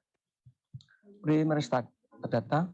The source of the data obtained by the research is a direct survey to the field. Enggak, sudah. I'm is sudah. To obtain data on the current actual condition. Sudah masuk suara. The survey was carried out by observing some of the things that were needed. Preliminary data needed for the planning include field observation data, river flow schematic map, survey river data in the research area, tidal plan, measurement data, flow meter measurement data, flow meter, sediment survey data, sediment grade. Scanner data, topografi, geologi, hidrologi, air data. Research flow scheme, start, prototype data collecting, lab test type 1, lab test type 2, lab test type 3, lab test type 4. Analysis of test result type 1, analysis of the result type 2, analysis of the result type 3, analysis of result type 4. Conclusion and question finish. Result and analysis. The design of cabin where is filter, water elevation was tested by front. Model type 1 was arranged in the with caracal. Type 1 was an sloping upstream beam with caracal. Arranged is the form trapezoid build and type 4 was arranged in trapezoid track to take testing of cabin where out using water flow, velocity, measurement, current meter, and water elevation instrument, driver, and pesometer. The is carried of result on the observation laboratory analysis where a cabin, 3 type of model with beam, figure 3, model 1 by cabin beam, model 2 beam cabin with sloping upstream, model 3 trapezium, and model trap 1 trapezium cabin geotech. Simulation of where water absorption divertage, where model support the observation of driver tool with the stable value of a elevation, the trial obtain elevation of LVL 20 cm, LWL 20 cm, dan and LWL 60 cm. Where model 1 remote stable agent sharing and observing cost when the water and research high water level 60 cm. Where model 2 so the observation of the river pool with the stable value of air elevation, the trial obtain elevation of 20 cm, LW 20 cm, and a actual value 60 cm. Well, model 2 remote table exchange sharing and observe tuning was when the water reset high water level 60 cm. Where model 3 so the observation of the river tool with the stable value of elevation, while observe elevation value 20 cm, MW 50 cm, and 50 cm. Well, model through 3 climate stable exchange sharing and overturning cause the when the water visit high water level 65 cm. Model 5 So the observation of differ will be the stable value of wire elevation. The trial of second elevation of level 20 centimeter, MW 50 centimeter, and HW 70 centimeter. Where model one, stable against sharing and tuning force when the water is at high water level 20 centimeter. Simulasi analisis of safety factor by cabin fluxes PX bigger fluxes software output of the total displacement height water level figure 5 for fluxes software output of average falling height water level uh,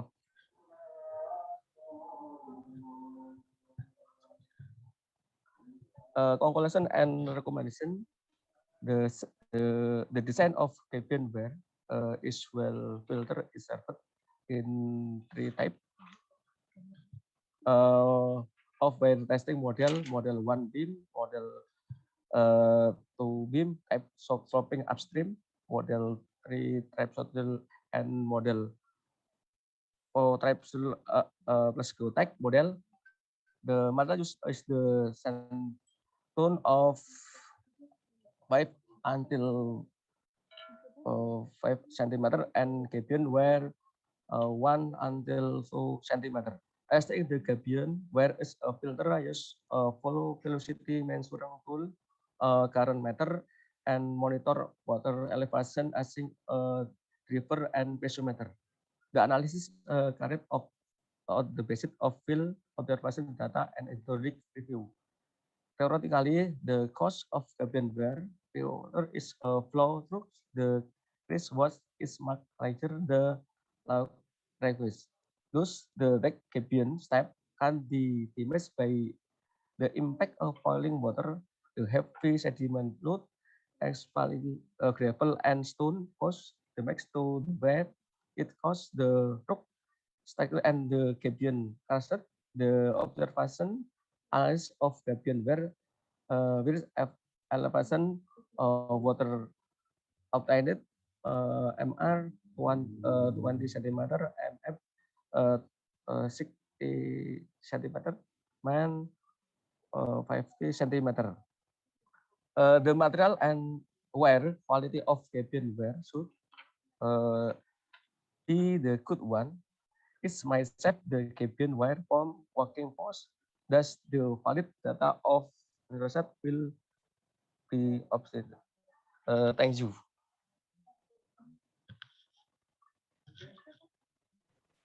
Thank you, Mr. Abdul Hamid, for the presentation.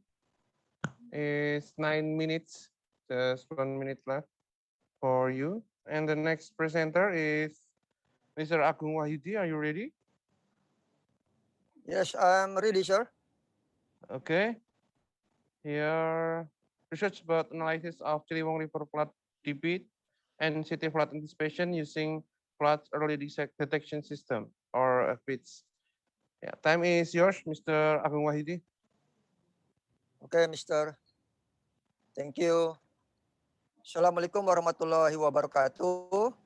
Waalaikumsalam warahmatullahi wabarakatuh. Selamat siang. Good day, ladies and gentlemen. Yeah. Have a nice to see you.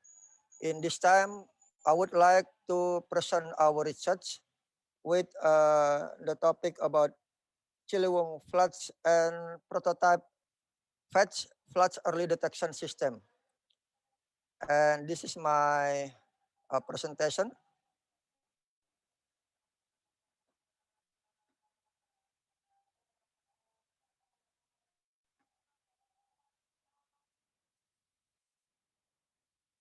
Okay, sir.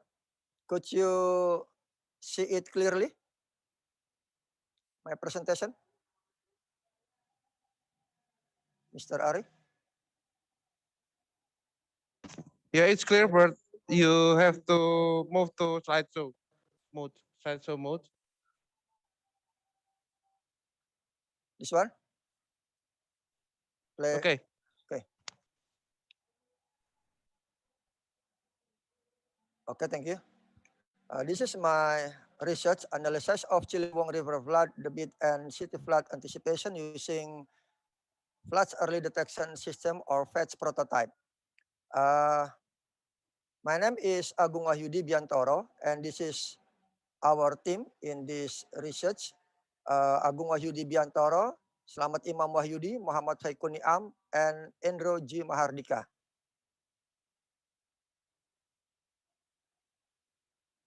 Okay, this is in the parts or contents of our presentation. Number one, introduction, method, result and discussion, conclusion, and reference. Introduction. Yeah, in Indonesia, is a country with an archipelagic country that has high rainfall every year. During the rainy season, almost all areas are showered with the moderate to high intensity rain. The rainy season usually lasts up to 4 months. This is advantageous because drought are rare in some areas in Indonesia.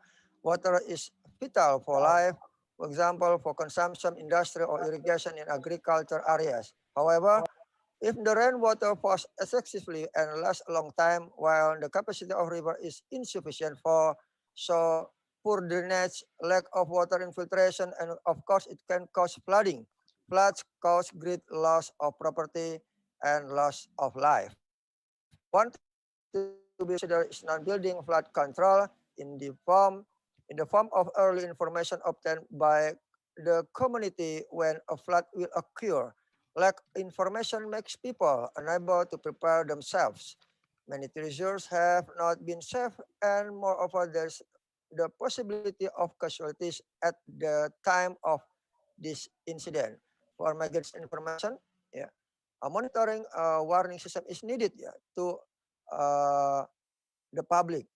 The monitoring system should be accessibility easily, quickly, and anywhere and anytime, as well as the need for early warning that can inform the public that the increase in water levels is reaching a level that is dangerous for the community. The problem, the early detection system that has been developed only related high sensor, just only one sensor, yeah, and is not integrated with hydrological, climatological, and low data in access to disaster mitigation. So it's necessary for us to develop a tool to get good, integrated, reliable result, and it's necessary to provide various other variables. For example, with variables rain sensor, temperature, and relative humidity sensor.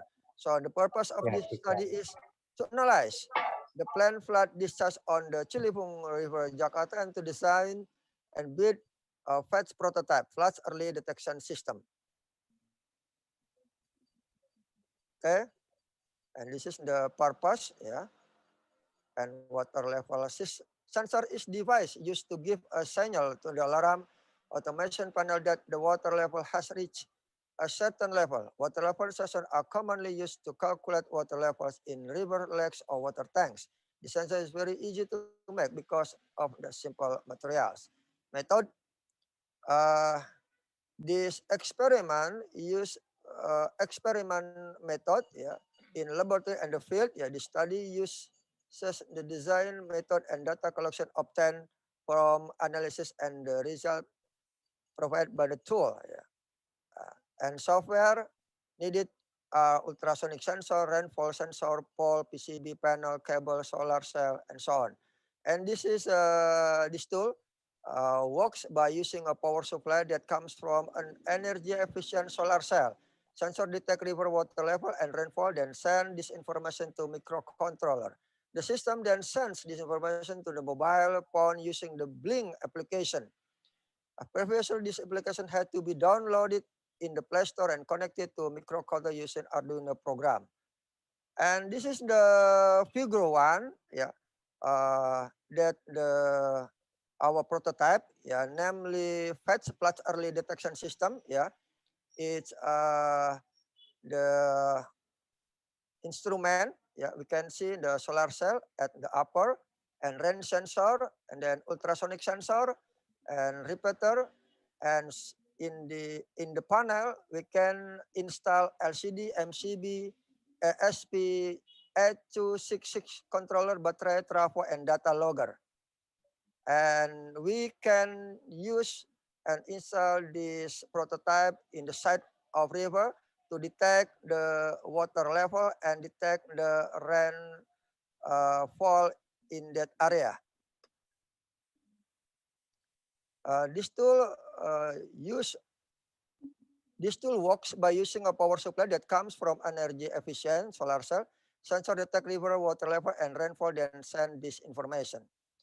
Then the system send in this information to the mobile phone using the Blink application. Previously, this application had to be downloaded in the Play Store and connected to the microcontroller using the Arduino program. And this is the formula of our research. Yeah, Q is equal to CIA. Yeah, yeah. And then this is the result and discussion for the plant food. Yeah. Table 1, we can see rainfall in the Ciliwung watershed for 15 years, yeah, from 2006 yeah, until 2020, yeah, and rainfall in the millimeter. And then the base of requirement for determining of Gumbel and log person tree distribution, yeah, we can see the determination of the distribution types, yeah. And after determining the distribution, yeah, next step is to the test distribution compatibility. Yeah, this is the distribution fit test. Yeah, when the chi-square test and Kolmogorov test. The two tests show that the same result, so that it can be interpreted that the distribution of observation and the theoretical distribution of distribution pattern used is correct. The analysis procedure using the log person tree distribution. And this is the figure 1 IDF curve. Yeah, IDF curve. We can see how millimeter rainfall an hour. Yeah, and on the right side, the duration about the rainfall. Yeah, and KU is skala ulang or return period. Yeah, in from year. Yeah, from 2, 5, 10, 25, and 50 years. And flood plan calculation is used to estimate the accuracy of flooding in area based on historical data that has been collected. However, there are still efforts to minimize impact of flooding in Jakarta. In order to improve the existing flood detection system, design and prototype of tools that can measure water levels and rainfall were made. So we can see the example in West Canal flood in BKB, Jakarta. And ghost rainfall, yeah, we can see in figure 2. And this is the prototype fetch designed using a microcontroller, MCU.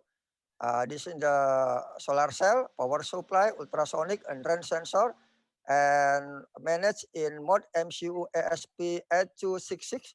And we can see in the LED, and we can see in the output or the output at smartphone. Yeah, we also using Blink application. As this is the installation on rainfall and water level measuring device, yeah, and using Blink on the right side. Yeah, and this is the result of water level test. Yeah, and the result of the validation tool indicates that the sensor device work quite well. This result are in line with previous studies. Research by Beltran, yeah, use Arduino as a basis for disaster management and share information in Genetics via SMS. Yeah. And conclusion, yeah. 4.1, the calculation of planned flood discharge with return periods to 5, 10, 25, and 60 years can provide benefits of calculating the planned flood discharge required in planned flood control building in an area. The inability of an area to accommodate maximum rainfall will cause flooding, so proper planning and coordination are needed to deal with the risk of flooding in the future. And the prototype FETS, Flood Early Detection System, has been designed and worked with the is quite accurate. This tool can use the IoT-based microcontroller and can be used in flood-prone environment because it can provide an early detection system to the public regarding early for the flood disaster. The system use Blink software, an application of IT technology, and the sensor, water level sensor, and rain sensor show an error about 0 to 10% with an average error value 3%. Communities Okay, or Mr. communal Agung Wahyudi. challenges. Sorry, Mr. Agung, your time is up. Yeah, so that early flood Next, can be. your time is up, Mr. Agung. And then you can stop your sharing. Okay, we'll stop your sharing session. And then the next presenter is Mr. Anggraini with the title of presentation is Analysis of Hydraulic System Tidal Flood Surabaya Industrial Area in the Semarang Central Java. Please. Hello. Thank you, moderator. Assalamualaikum warahmatullahi wabarakatuh. It is an honor to be presenter in this International Journal Seminar 2021. I'm Vicky Anggraini, as a field author from Magister Civil Engineering, University Islam Sultan Agung, Semarang. This paper is the analysis of hydraulic system tidal flood Surabaya industrial area in the Semarang Central Java.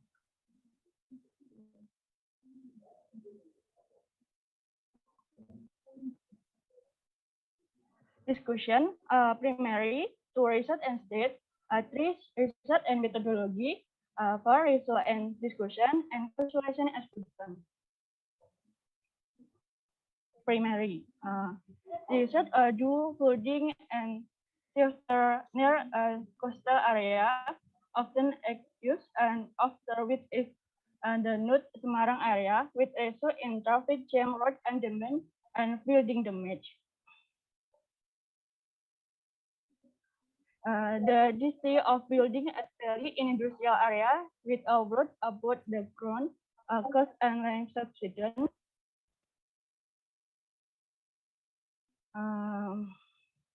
The industrial area is affected the two large river and Babon and Seringen rivers. The government is flood and rain tidak in 28 with a frequent boulder in early 2020. There will be a seawall Semarang Demak soil coastal highway.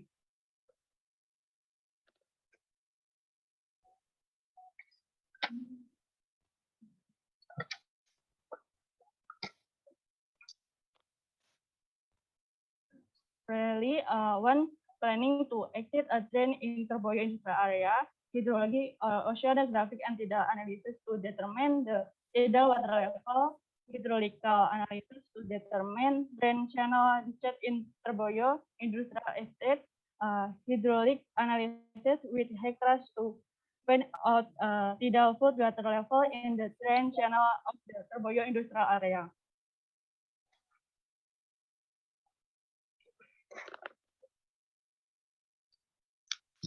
The research location in the Surabaya industrial area estate, the not disturbed as Semarang City.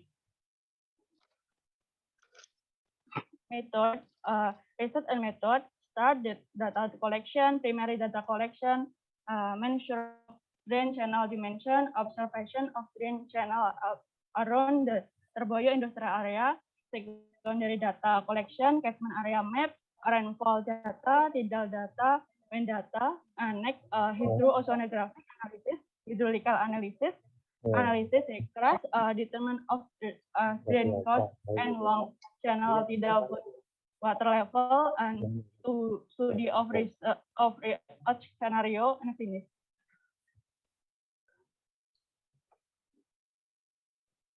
Hydro-oceanographic analysis, tidal observation ratio, sea level elevation chart,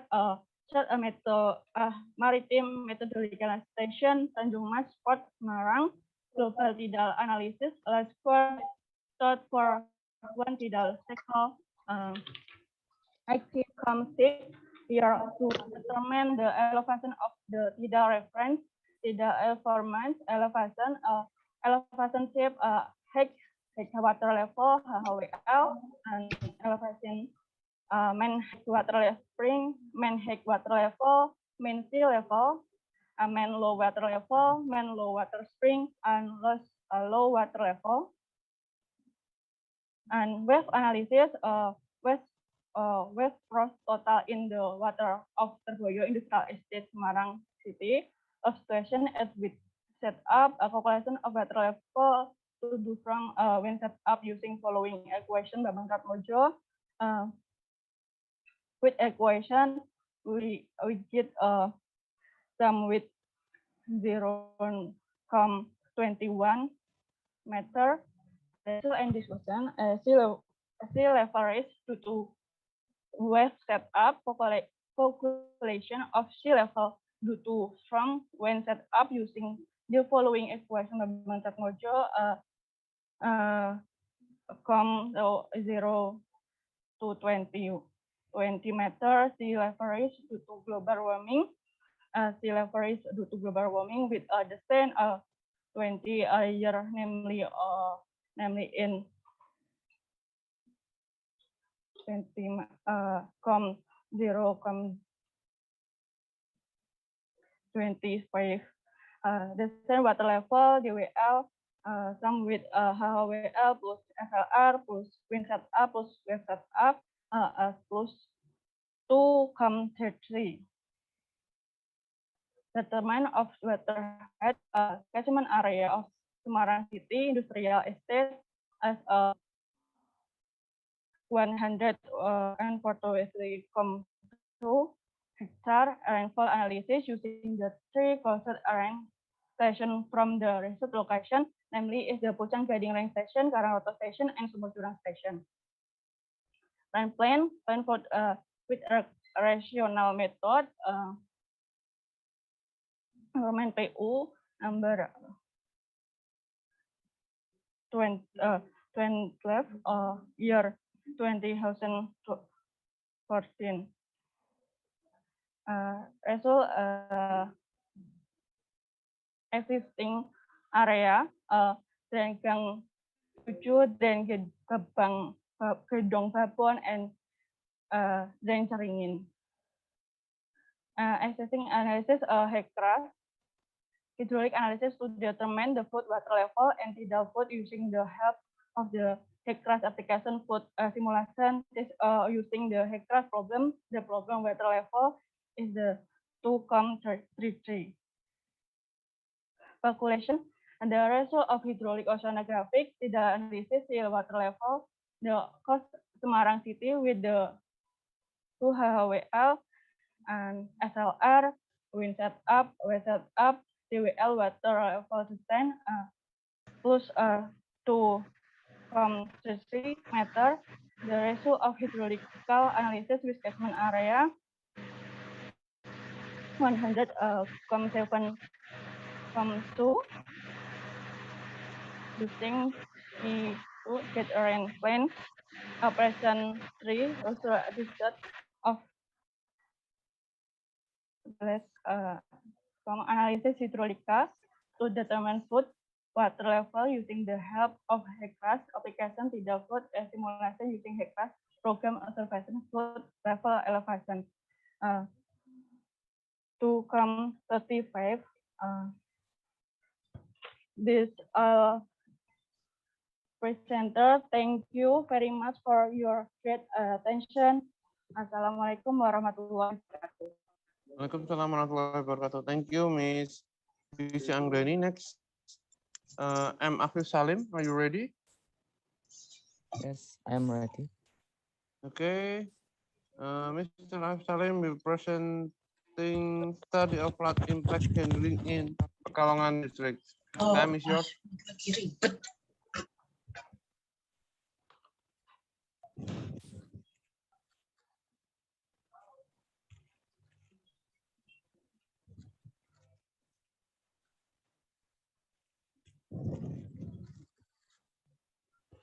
Okay, Assalamualaikum warahmatullahi wabarakatuh.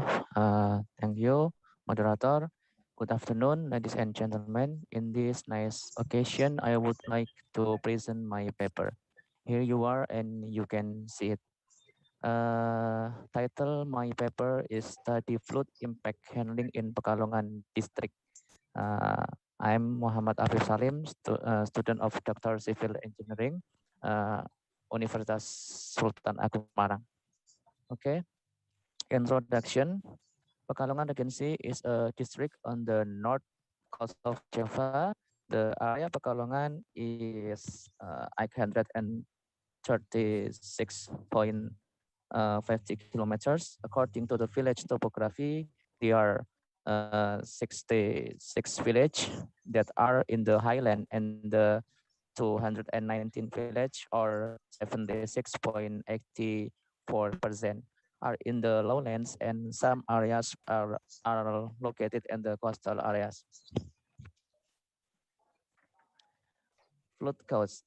The main factor, high intensity of rainfall more than 50 millimeters per day, and ebb and flow of seawater due to tides reaching 0.9 to 1.1 meters. The other factor, first, the change of land use, land subsidence, garbage, erosion, sedimentation, operation, and maintenance. Next, literature review. Existing drainage system in Pekalongan. The existing drainage system in Pekalongan consists of several rivers: Old Sragi, New Sragi, Sengkarang, Maduri rivers, and Bremi rivers. Next, division of sub-drainage system in Pekalongan. The distribution of the drainage subsystem is based on the hydraulical boundary of each area. Drainage subsystem is divided into 70 subsystems. Next, initial alleged causes of flood in Pekalongan. Based on data from the hydrographic observation station, the tide level in February 2021 ranged from 0.9 to 1.1 meters. Research method. Flood management, emergency management that following current condition. And next, data collection, literature review, primary data, secondary data, interviews, processing data, and result. High-cross hydraulic modeling. Flow simulation in hydraulic was carried out using High-cross 5.3 software using study flow simulation and unstudy flow simulation. The data used in High-cross modeling are topographical data, fluid discharge, tide level fluctuation, basic design data, and the design fluid discharge for each river. This table show river discharge in Pekalongan from 5 years, 10 years, and until 100 years. Bremi River, Maduri River, and New Sragi River. And next, flood management design of ROP. A floodgate is planned to be placed downstream of the Maduri River to limit the reach of the tide of the Maduri gate with a gate with a weight of 1.60 meters. This figures is Maduri door planned with High-cross software. Future flood management design. First, normalization of rivers and construction of embankment. The embankment starts from Pantura Bridge to the south. Normalization by adjusting the depth of the channel and add embankment using seed piles or file the Maduri River. This figure is typical embankment of the Bremi River from Indra Kalya report 2020. Flood management that has been running. One, addition of emergency sliding doors. Two, mobile water pump procurement. Embankment with corrugated concrete sheet pile. Rehabilitation of the Premier River floodgates. Merichan Pump House construction of the Silempang earthen embankment. Flood emergency management. First, opening the emergency drain of long storage Silempang Sengkarang. The location for the addition of emergency sliding doors has been carried out in the downstream smooth drainage.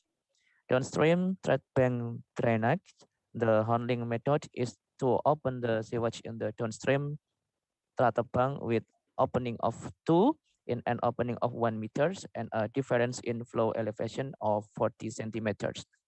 Next, preparation of sandbags and large sites for emergency handling that can be used for flood management by construction emergency embankment. And conclusion, the flood disaster that occurred in the Pekalongan Regency was caused by the high intensity of rain and tides that reached 0.8 until 1.1 meter. As a result, the flood inundated most of the coastal areas of Pekalongan. Number 2, flood handling that has been carried out is by adding an emergency sliding doors to the drainage, procuring a mobile water pump with capacity of 250 liters per second. Corrugated concrete sheet pile embankment, rehabilitation of the Premier River floodgate, construction of a Silempang earthen embankment, and the emergency handling that was carried out during the floods at February 2021 was the opening of the long storage Silempang Sengkarang and the preparation of sandbags and large sacks for emergency handling. Thank you. Assalamualaikum warahmatullahi wabarakatuh. Okay, thank you, Mr. Asif Salim. Now, we continue with Mr. Muhammad Taufik. He will presenting about analysis stability of radioactive wire design, a case study of tidal faults in Kamunganten, Central Java. Please, Mr. Taufik, you can presenting your research. Yes, I am ready. Permission share screen, moderator. Share screen.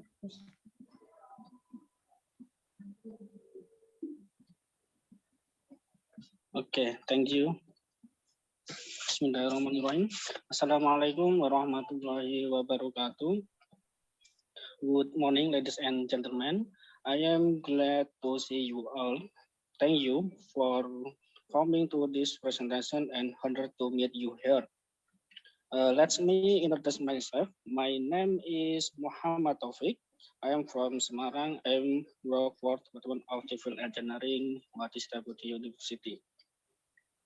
Well, ladies and gentlemen, in this presentation, we are going to discuss about analysis stability of radial gauge where the sun case study tidal flood in Kabupaten Central Java.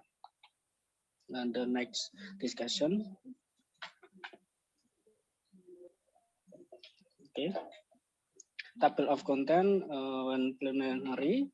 Literature review, methodology, and result and analysis and classing. Okay, introduction. This picture introduction and this introduction. Global warming resulting in climate change has become a new disaster in the world. On the change in climate is the rise of seawater to land surface, which causes tidal flood. One area that experienced tidal flood was Kamunganten District, Central Java in province. Then is the picture import of drug in Ujung Manik village, Kamunganten Cilacap District. The picture into then elevation of the floor of the house to the height of the window as a form of adaptation to tidal flood in the village of Cilacap. Then problem the picture of floating in Kruku feel like Hawandan Cilacap.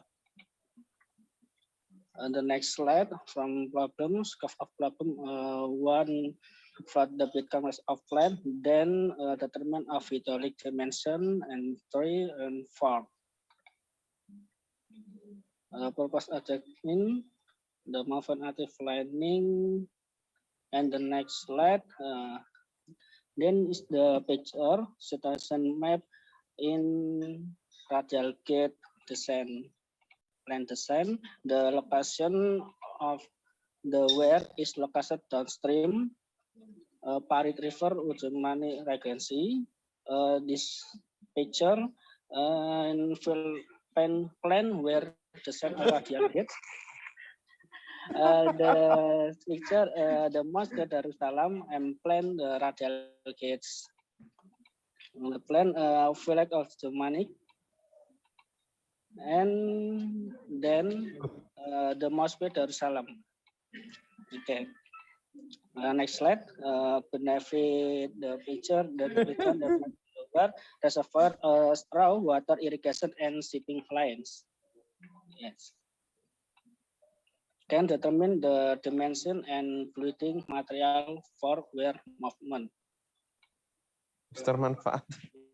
Second, the method, journal and literature review, a book and internet, the data collection and planning flow card, and primary data, field operation data, bathymetry data, and secondary data, detail measurement data, flow meter measurement data, sediment survey data, and secondary data, topography, geology, hydrology, other data, and flow card method, and lesson and analysis hydrology, movement planning, radial movable planning, and bracket plan.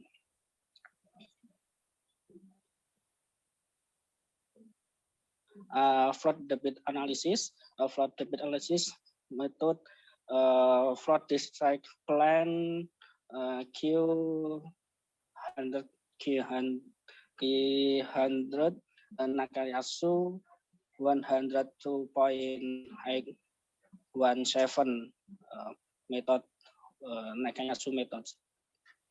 From the detail measurement station on Not PT Pelindo 3, Tanjung Intan, Indonesia, for Java, Cinta Java.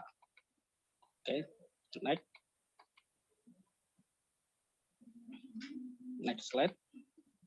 Movement and access planning, calculation of downstream water height, where creating a new height rush, software application software, hydrology engineering center, river analysis system. Calculation the obtained the water level in the downstream of the well flows 4.55 meters, merger elevation plus 5.0 meters. This is picture movement asset planning, calculation of where design, downstream MIP hilir, downstream river, Segoranakan river is 4.8, and mercu, concrete mercu elevation plus 2.15 meters, Tanggul Freeport plus H.0, MAP water level, MAN low, MAN MAN muka air normal, and elevation low water level minus 2.50.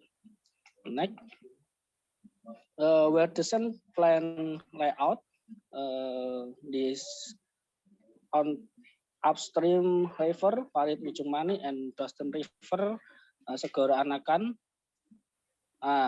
Where design plan layout, right and right, parapet, concrete parapet, upstream river, and downstream Parit river, tidal flood in concrete pillar, and up radial gates and right line traffic booth and pintu sorong and gate sliding gates. Yes. Engineering detail of radial gates. Ini engineering detail of radial gate were designed and this in picture radial gates. Yes. And the next slide. Picture analysis calculation of radial gate were designed. And this software analysis, big water level and normal condition, normal water level and low water level condition and convection. The Tabel 3 recapitulation safety factor, condition, contraction, big water level, main water level, and low water level, non-quick and quick, software practice, safety factor, upstream and downstream, and manual calculation, safety factor, ground pressure. The next slide. This is this picture fishing boat traffic modeling, boat direction from river Sungai Parit. The right picture, open sliding gate and normally water level, and close sliding gate and final traffic boat.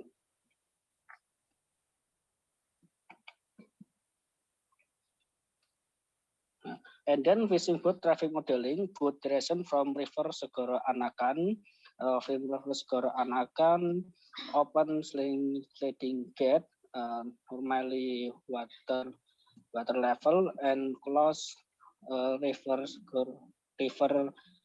Parit River. Okay. Next calculation and HS Nakayasu method Q100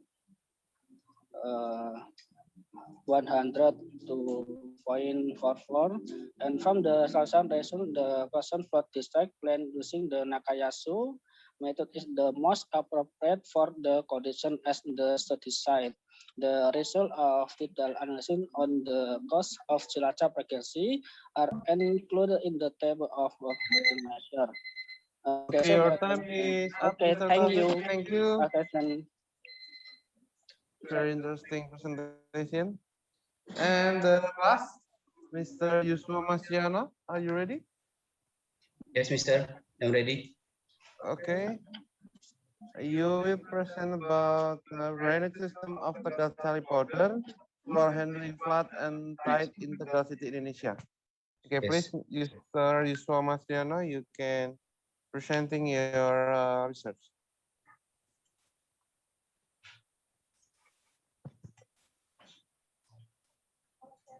Stop, sir.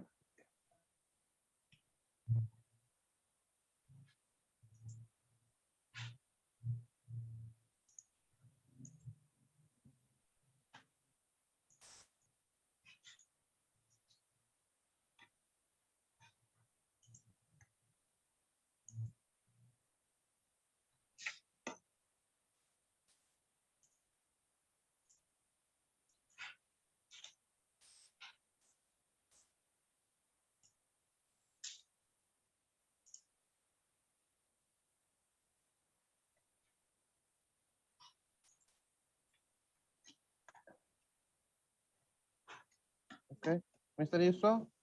Okay. Assalamualaikum warahmatullahi wabarakatuh. Waalaikumsalam warahmatullahi wabarakatuh. Good afternoon, honorable everyone. My name is Yusuf Masrono. I will present the result of my research with title Drain System of Tegal Sari Polder for Handling Flood and Tide in Tegal City, Indonesia. I take this title because in 2019, the Tegal City local government has built the Tegal Sari Retention Basin in the Siwatu drain system West Tegal District, Tegal City, with a catchment area 226 hectares, but currently flooding and inundation are still routinely occurring in the area. This study aims to evaluate the performance of the Siwatu drain system and the Tegal retention basin. This picture shows inundation-prone map in the catchment area of the Tegal retention basin. This picture shows flooding in the that flooding still happening even though there is Tegal retention basin. The visit of the Tegal Regional People Representative Council February 20, 2020. Exiting condition when it's rain. Recent location, Tegal retention basin in Tegal village, West Tegal District, Tegal City at coordinates is longitude -6.x53 and south latitude 109.12. Visit location A. What cause of flooding and inundation in the Siwatu drain system area of Tegal City? B. Hydraulic analysis to get the optimization plan of the Tegal retention basin in the Siwatu drain system. Resheet method. This was a qualitative descriptive study carried out in Siwatu drain system. 1. Secondary data for the study were relevant literature and technical data such as hydrological data and climatological data at the research location collected from related agencies. 2. The primary data were obtained directly from the site of the study, Siwatu drain system and the Tegal retention basin in Tegal village, Tegal City. 3. The primary and secondary data were combined and processed for analysis of fluid discharge and conduction simulation of the retention basin, the pumping capacity, and the pumping operation. Funding and discussion. Rainfall data within 15 years, 2004 to 2018 collected from Malik Chomal, ICCDA, Office of Central Java Province, Indonesia, C. Figure 1. The average rainfall, 100.316 millimeters. The statistical parameter values A. Standard deviation 15.911, B. Kurdish coefficient Sikai 1.904, C. Slope coefficient CS -0.0027. Thus, Gamble distribution method was selected. The fitness test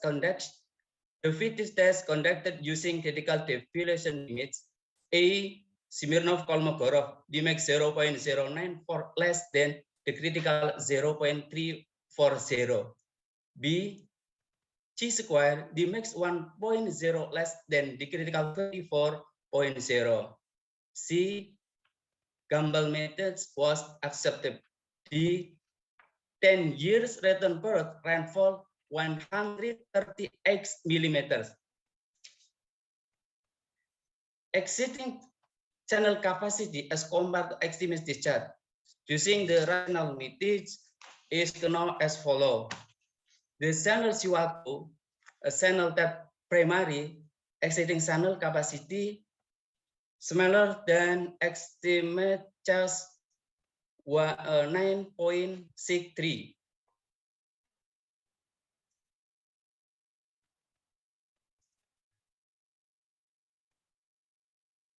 Based on the table, then of Siwatu was not capable of handling the estimate discharge. Existing retention basin, in the calculation of the existing retention basin, with an area of 1 hectare, deep of 4.50 meter and pumping machine of 4 meter cubic per second, the accommodated volume was 37,000 meter cubic. This was smaller than the volume estimate retention basin of 46,188 meter cubic. See figure 2, simulation existing retention basin. This is existing retention basin, basin base -200, pump start +1.4. Simulation existing retention basin, Based on table, drains Siwatu and retention Tegal-Sari retention basin not capable of handling the estimated discharge. Simulation were conducted at the retention basin of Tegal-Sari to resolve the problem. One, addition of pumping machine. By adding pumping machine of 3 meter cubic, the pumping capacity become 7 meter cubic per second. Simulation result of the environmental condition so that it was saved from flood, see figure 3 and table 1 for the tile. Simulation 2, addition of retention basin. An ideal size of retention basin in polder system was at least 3% of the catchment area, Sawarendro 2010, but exceeding only 1 hectare. From the calculation ratio for key 10-year period or along storage of Siwatu River with dimension of width X meter, height 2.50 meter, length of 500 meter was obtained of the result. The total volume of the retention become 47,000 meter cubic. 3. Combination between the addition of retention basin and the addition of pump. The addition of pumping machine with the capacity of 1 meter cubic per second, thus the capacity become 5 meter cubic per second, and the addition of the long storage of Siwatu River with dimension of width 8 meter, height 2 meter, length 500 meter, thus the total volume become 45,000 meter. Conclusion. Based on the hydraulic study, this existing channel of Siwatu drain system of the Tegal-Sari retention basin could not accommodate flood discharge capacity. To resolve flooding and inundation problem in the Tegal-Sari retention basin surface area as follows. Optimization plan. Type 1, the addition of pump capacity of 3 meter cubic per second. Thus, it becomes 7 meter cubic per second. Type 2, addition of length storage with the dimension of 8 by 2.5 by 500 meter. Type 3, addition of pumping machine with the capacity of 1 meter cubic per second. Therefore, the capacity becomes 5 meter cubic per second. And addition of the length storage with the dimension of 8 by 2 by 500 meter. This is optimization plan. Type 1, addition of pump. Type 2, addition of long storage. Type 3, combination, addition of pump and addition of long storage. Suggestion 1, flooding and water lodging problem can be solved by increasing channel capacity, through reaching and normalizing Siwatu River. 2, Siwatu River needs to be optimized to be long storage. 3, drainage system of Siwatu, the city need to be better organized, overcome the existing problem of flooding and inundation. Thus, the presentation of our research result may be useful. Thank you.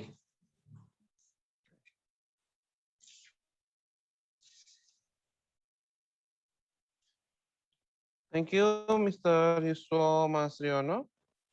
You can stop your screen sharing. Thank you, everyone. We are done our first presentation in room A for ICCDA. And how many minutes left? Is Mimi and Miss Alif? We still have? Are we still have the time for the question and answer? Okay. For the first question, to Mr. Hamid. Yes. Okay. How about the economic aspect of this alternative technology? Is this alternative cost effective enough compared with some material? One, economic aspect, it is very economy for simple construction.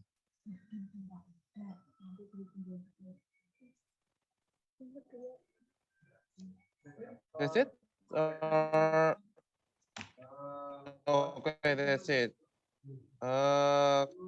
Question number 2 to Mr. Agung Wahyudi. Are you still in there, Mr. Agung? Hello, Mr. Agung. Are you still there? Okay. Next for Fixie Anggraini. It seems that your results are more conservative. It was predicted to be only 0.25 meters in 2045. In fact, we see already sea level rise. Wait. We see already sea level rise in Semarang kind of higher than your predictions. Do you have explanation on this? Is there any other factors such as land subsidence that maybe speed up the flooding? Sorry. Okay, land subsidence that maybe speed up the flooding process. Thank you. Question, Dr. Ahmad Tahri. Sea level rise due to global warming with a descent of 20 years, namely in 2040, come 0.25 meters. The ratio of hydroceanography and tidal analysis on the coast of the city of Semarang with the flow of HWL has water level 144 centimeter, SLR sea level rise due to global warming 0.25 centimeter when evacuation and 20 centimeter, wave setting 20 centimeter, and GWL water surface descent to 2.20 meter. Thank you. Okay. Okay, the time is up. Sorry for the other questions. Kindly be reminded, all presenters and participants are required to fill up form given at the chat box or the sent by Miss Alif before end. I would like to invite all of you to take group picture for the record purpose. You can turn on your camera. Please, Alif can take a picture. Are you ready? Miss Fixie, okay. Pak Yuswa, okay.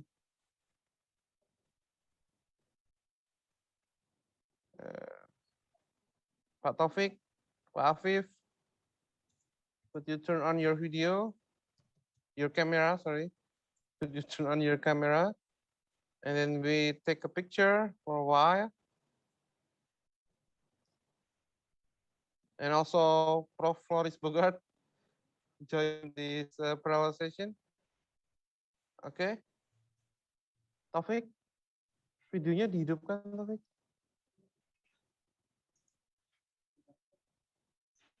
No, your camera.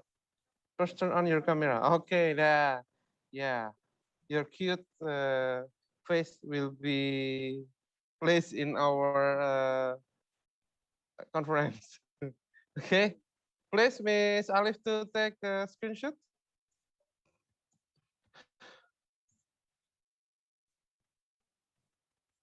One, two, three. Okay.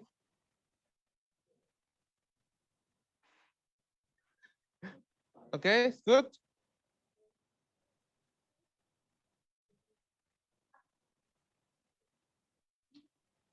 One, two, and three.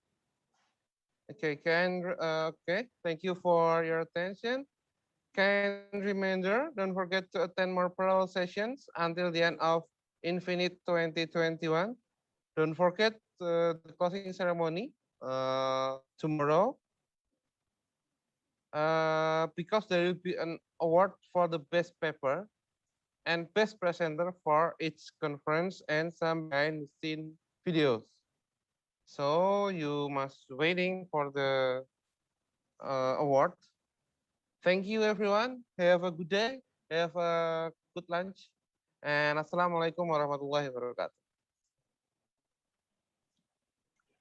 Please come, Recording Boris. stopped. Please come and for lunching together. Oh, that would be great. I would love to have some lunch. Together. But, No, I think Recording in Boris is progress. breakfast now. Yeah. Have a It's, nice breakfast, sir. yeah, it's 8 o'clock here. I will have my breakfast. Yeah. It's great to see you all. Thank you, Boris. Yeah. Okay. Thank you. Thank you so much. Yeah. See you at 1:30, yeah? Yes. Uh, Yes, see you. I will join. Okay, having my breakfast now. Have a good lunch. Bye-bye. Have a nice breakfast.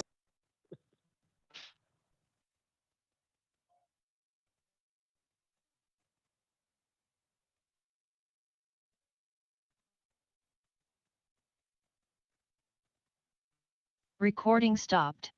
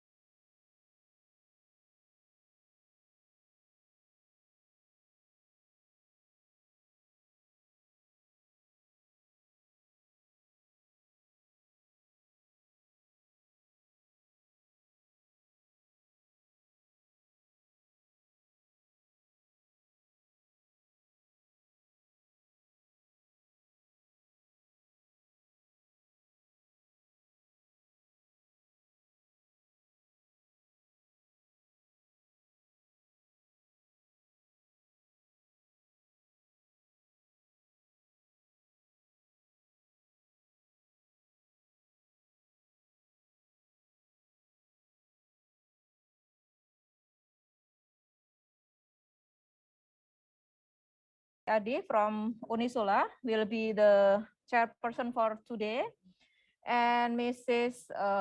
Mimi and Miss Alif will be the timekeeper.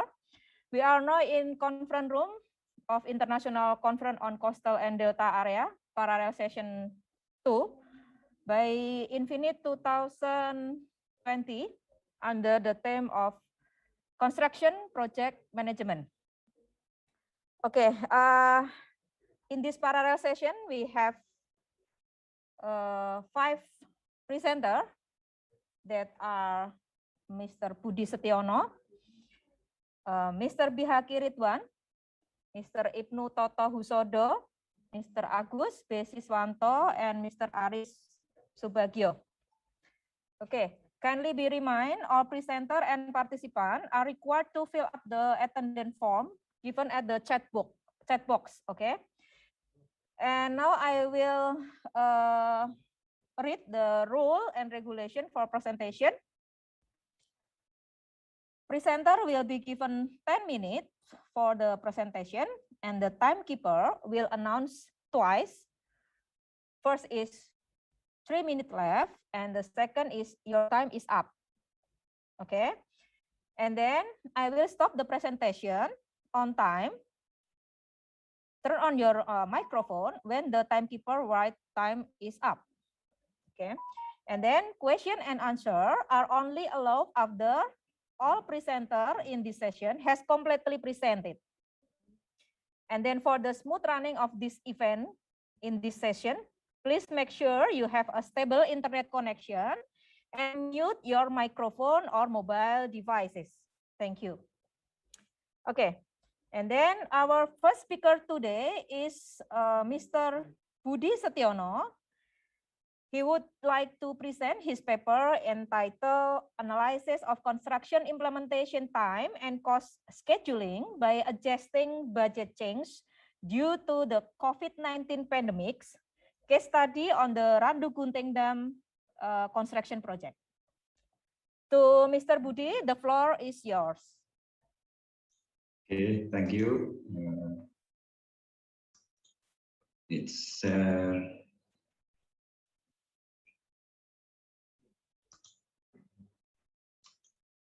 okay. Bismillahirrahmanirrahim. Assalamualaikum warahmatullahi wabarakatuh. Alhamdulillahirrahmanirrahim. Thank you for opportunities that has been given to me to present my research. And first of all, let me introduce myself. My name is Budi Setiono. I am a student, Magister Civil Engineering, Sultan Agung Islamic University. The title of my research is Analysis of Construction Implementation Time and Cost Scheduling by Adjusting Budget Changes Due to the COVID-19 pandemic. Case study on Randu Gunting Dam construction project. Okay, in order to my presentation clear, I will divide into 5 chapters. Number 1, introduction, introductory review, and research method, research result and discussion, and the last conclusion. Background: Randu Gunting Dam is located on Florida Regency. This dam is planned to have a capacity about 10.40 million cubic meters, which is expected to irrigate and providing raw water supply.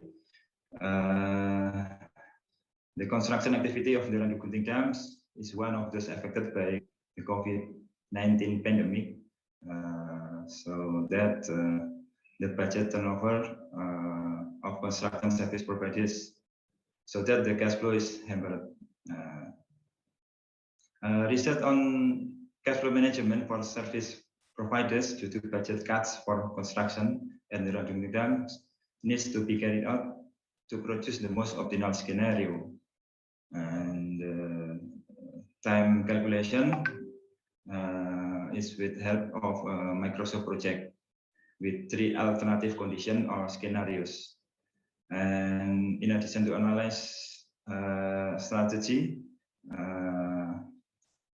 carry out using the SWOT decision-making method. Literature review, dams, types of dams, and then cash flow, project costs. In general, construction project costs are divided into two groups. That is, there are direct costs, are costs that are directly related to implementing construction work in the field. And the second, indirect costs, relationship between cost and time.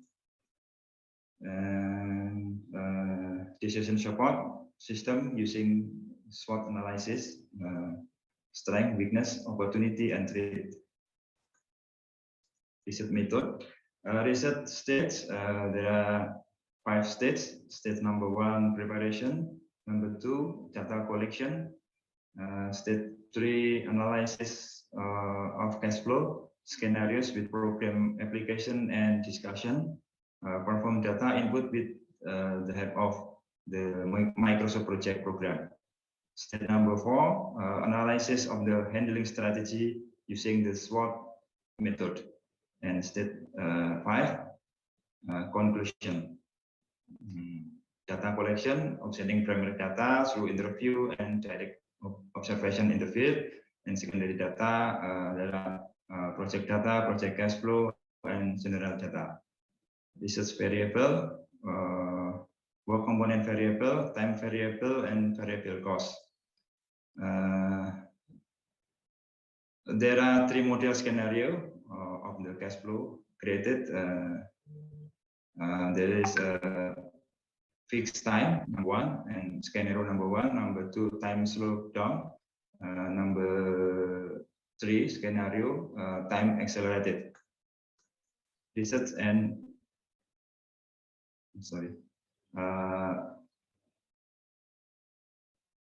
I think it's already clear. Location of Randugunting Dam at the Kalinanas village, Sabah district, Blora Regency, volume and benefit for irrigation, public water supply, and flood control and tourism. And there is pandemic impact scheduling and cost analysis. We have 3 scenarios.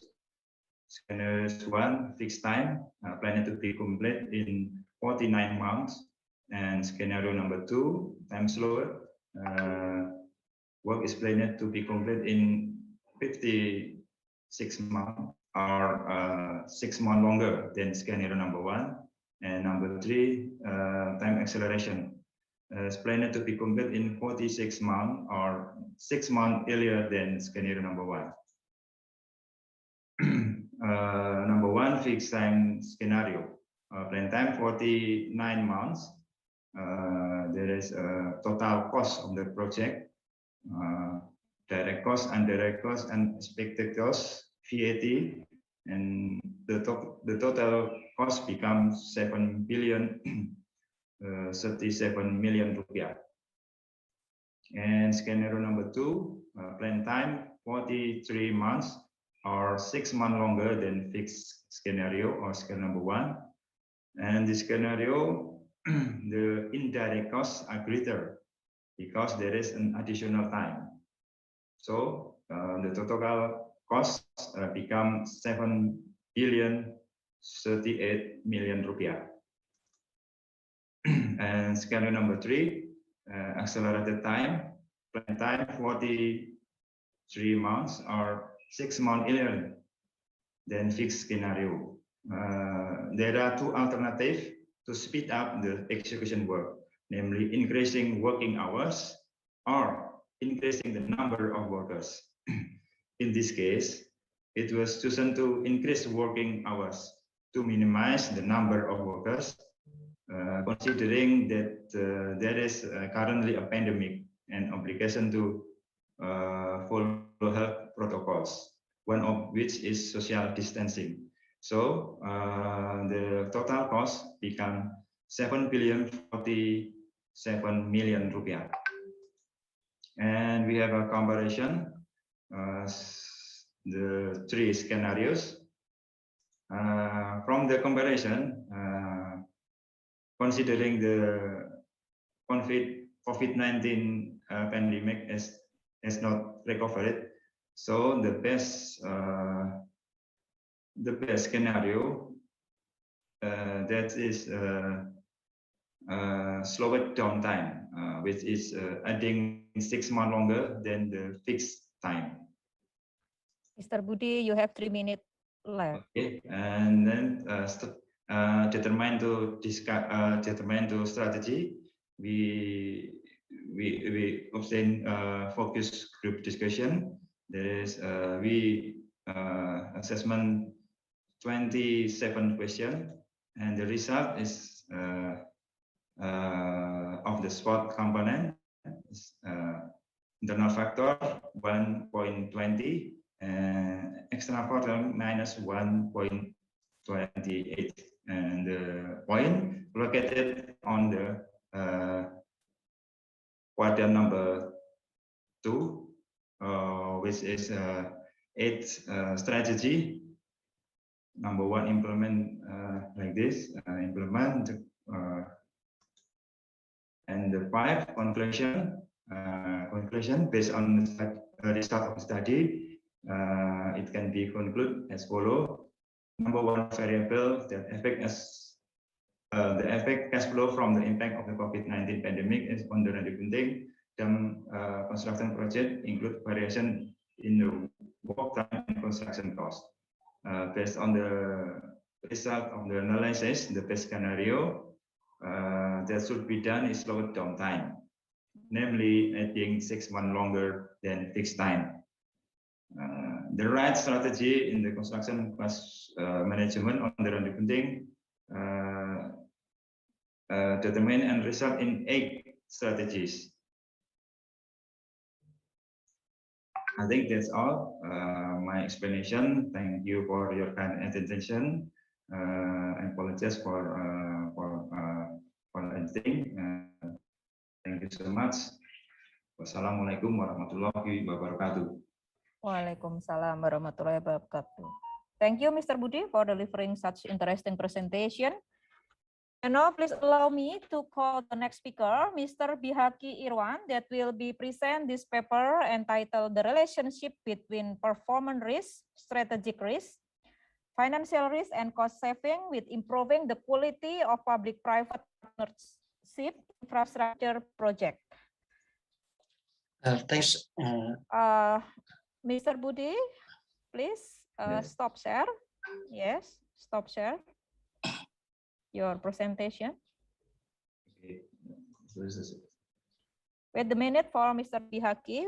We wait for Mr. Budi to close his share screen. Yeah. Okay, Mr. Bihaki, you can share your presentation. Thanks. Assalamualaikum warahmatullahi wabarakatuh. I text about the relation between performance risk, strategic risk, financial risk, and cost saving with improving the quality of public-private partnership infrastructure project.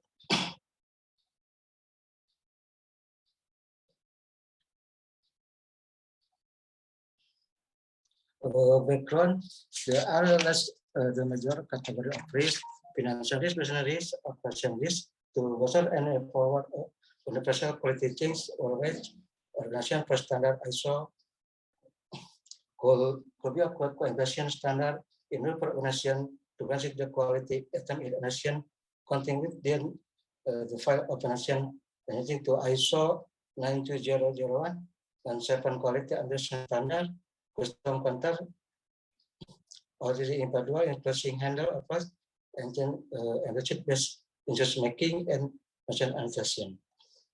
Research problem, the effect of performance risk and cost saving, how the effect of performance risk on quality improvement, how the effect in strategic risk on cost saving, the effect of strategic risk on quality improvement, how the effect in financial risk on cost saving, the effect of financial risk on quality improvement, or the effect of cost saving on quality improvement. Research method, research type, research quantitative, sampling techniques provided was by training a sample of zero respondent. Instrument connection with Likert skala is from Muhammad Kian Al dengan database simple as protection inside the periodic sim from a composite probability for n as alpha value. The context probability of the composite probability for n was average over 0.70. Result table 2. So the alt indicator of underlying follow up for the 0.5. So all indicator set that they can be continued for the data analysis. Quantity from data the above can be the alpha of H variable as 0.0. So from the intention of offer the accuracy ownership in the case-based content issue. Schemnya, verbal risk, strategi risk, financial risk, quality improvement, and perception. Table fact, coefficient, and people. The direct question of equation, then the second to transferring variable composite of 0.1415 positive. So an equation change will be taken after by taken to impact of value 0.297 bigger 0.005. So the impact is significant. The content impact equation has on quality change content y coefficient of 0.1 x1 positive. Increment equation has will be taken after by an increment in quality hypothesis of the effects based in the table of the equation system. The interpret equation check x1 on qualitative occupancy 0.073 similar 0.1 x1 direct in the y indicate appreciate the take on to sparing everyone just in illustrate the impact of patient and quality. Moreover, the coefficient estimate of the indirect impact on categories x1 on quality improvement yaitu is 0.009 7 bigger 0.009. Direct impact of x1 of is 2. In the way in the can be extended concern is a saving in the impact of categories and quality improvement at the coefficient estimate on the indirect impact of financial risk x3 and quality improvement yaitu is 0.201 similar and 0.6. Direct expect x1 x2 is the way it can be expressed. The perceiving do not interest the impact of financial risk and quality improvement. The proportion of the in the above the result of the effect of problem risk, strategic risk, and financial risk on perceiving as 0.08, meaning the mix of the influence of problem risk, strategic risk, and financial risk on cost saving is 0.8%. Then the effect problem risk, strategic risk, financial risk, and cost saving on quality improvement 60.8%. Concession based on the result and concession is was concluded that the effect of problem risk x1 or saving E1 is positive and is insignificant. The direct effect when risk x1 can quality improvement due to is significant positive. The direct effect of strategic risk x1 on saving E1 is positive and significant. The direct effect of strategic risk x1 and quality improvement two significant positive. The direct effect of financial risk X3 on cost saving E1 in a significant positive. The direct effects on financial risk X3 on the quality improvement E2 variable is significant positive. The direct effect cost of saving E1 on quality improvement E2 is significant positive. Thanks for attention. Okay, thank you for kind presentation, Mr. Bihaki. And now we will call the third speaker, Mr. Ibnu Toto Husodo.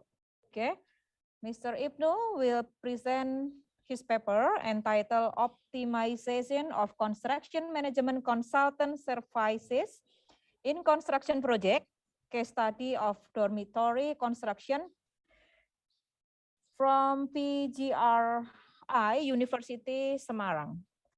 The time is yours, Mr. Ibnu.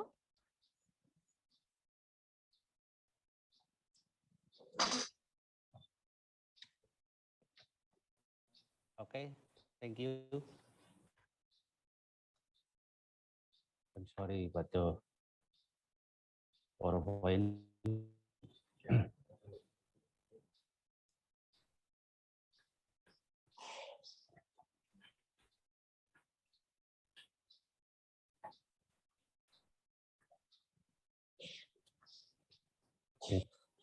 Good afternoon. My name is Ibnu Toto Husodo. This is my presentation in because the title is Optimization of Construction Management and in Construction Project. Guys,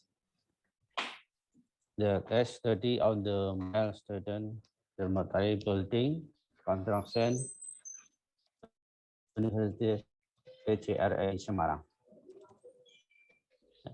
Background: if implementation of construction works is of that the construction process does not follow the plan, but in terms of time, which cost delay, and material not following the specification.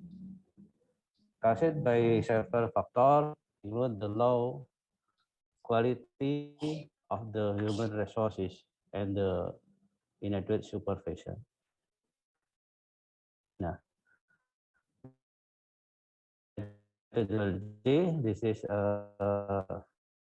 methodology is the diagram, and then the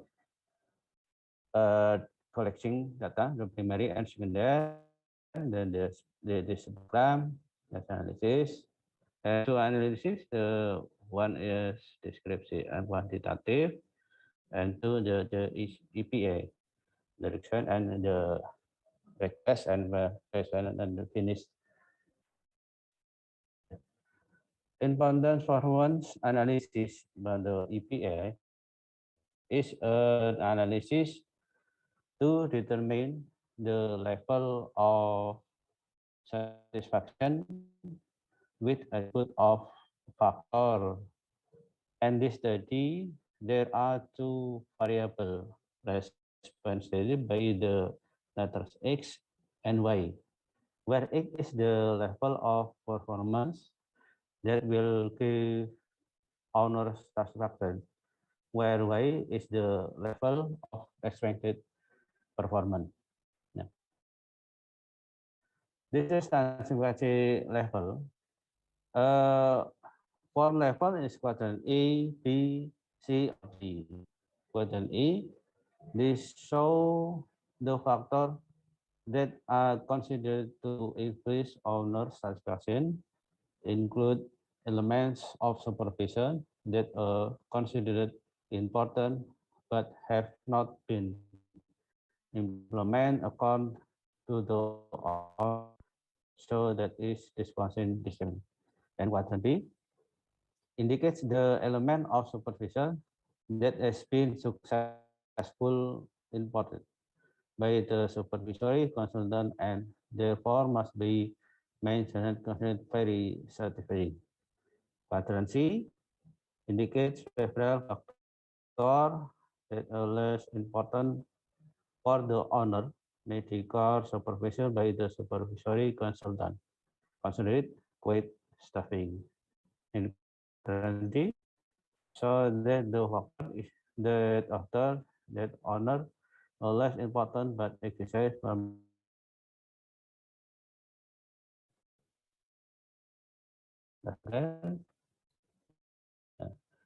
there is discussion that discuss this me and this by contractor, this and by management konstruksi consultant. This is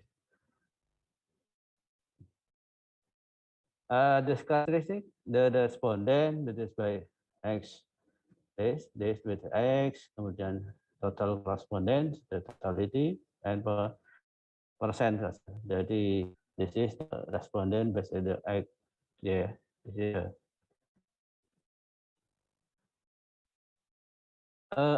important performance analysis reliability. This is reliability.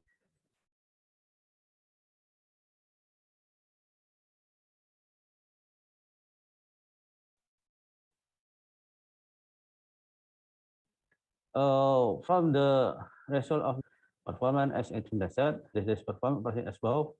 The opaque expanded width is the 3 point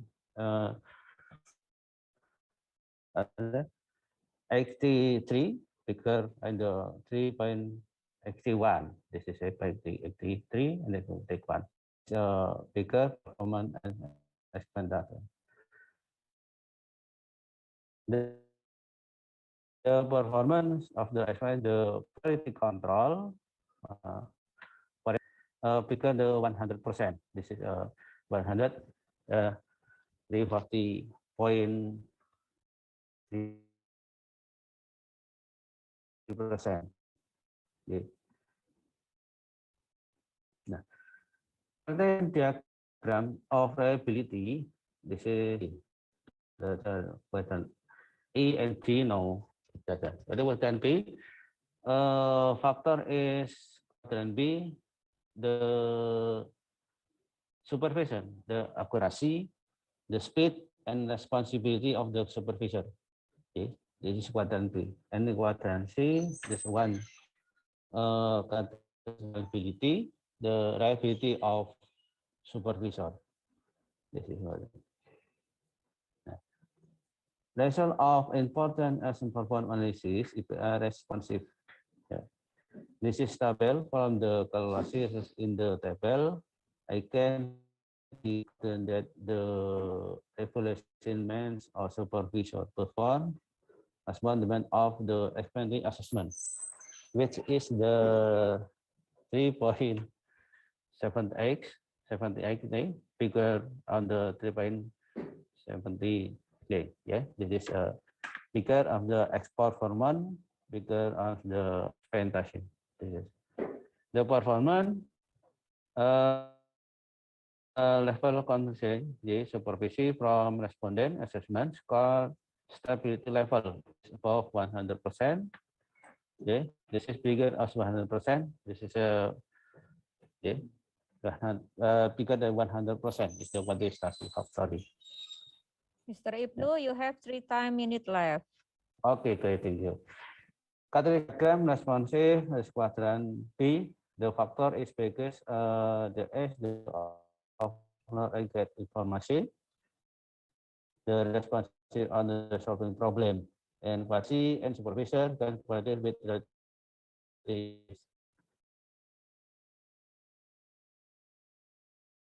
resolution by and the evaluasi supervisi performance the performance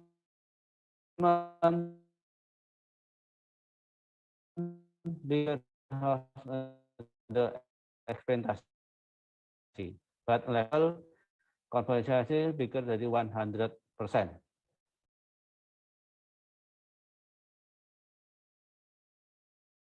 This is the variable variability, responsive, and stability, and the of the experimentation. Okay, but the level of communication bigger of 100%. This is the context diagram. The factor is quadrant B, ability test, reliability, and concern. The quadrant C, the responsiveness, warranty, and safety factor. Yeah. The consideration and success. This is the consideration and success. Okay.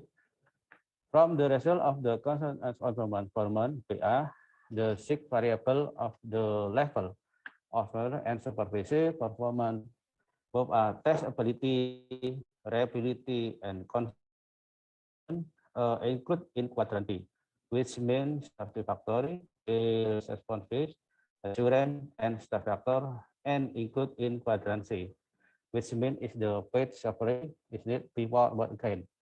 With this, it can be careful that the level of performance of the supervisory consultant is optimal from all variables.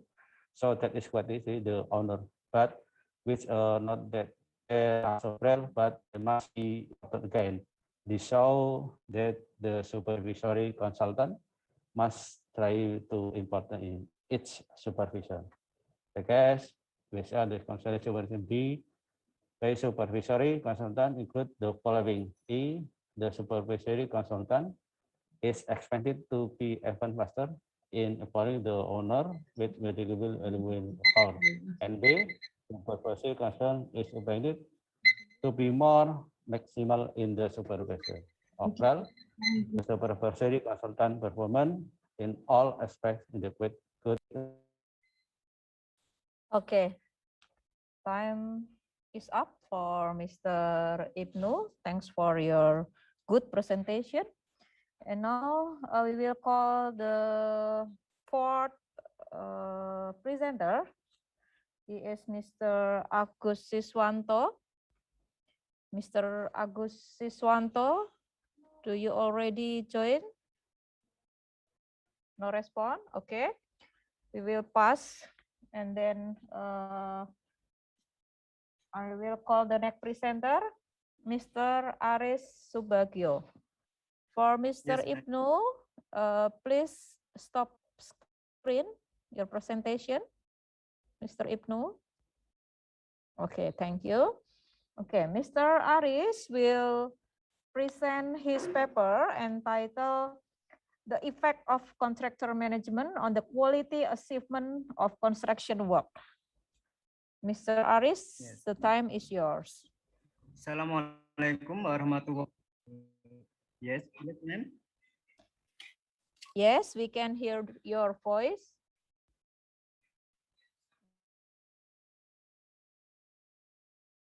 Do project management determine successful completion of project, a study of Indonesian contractor.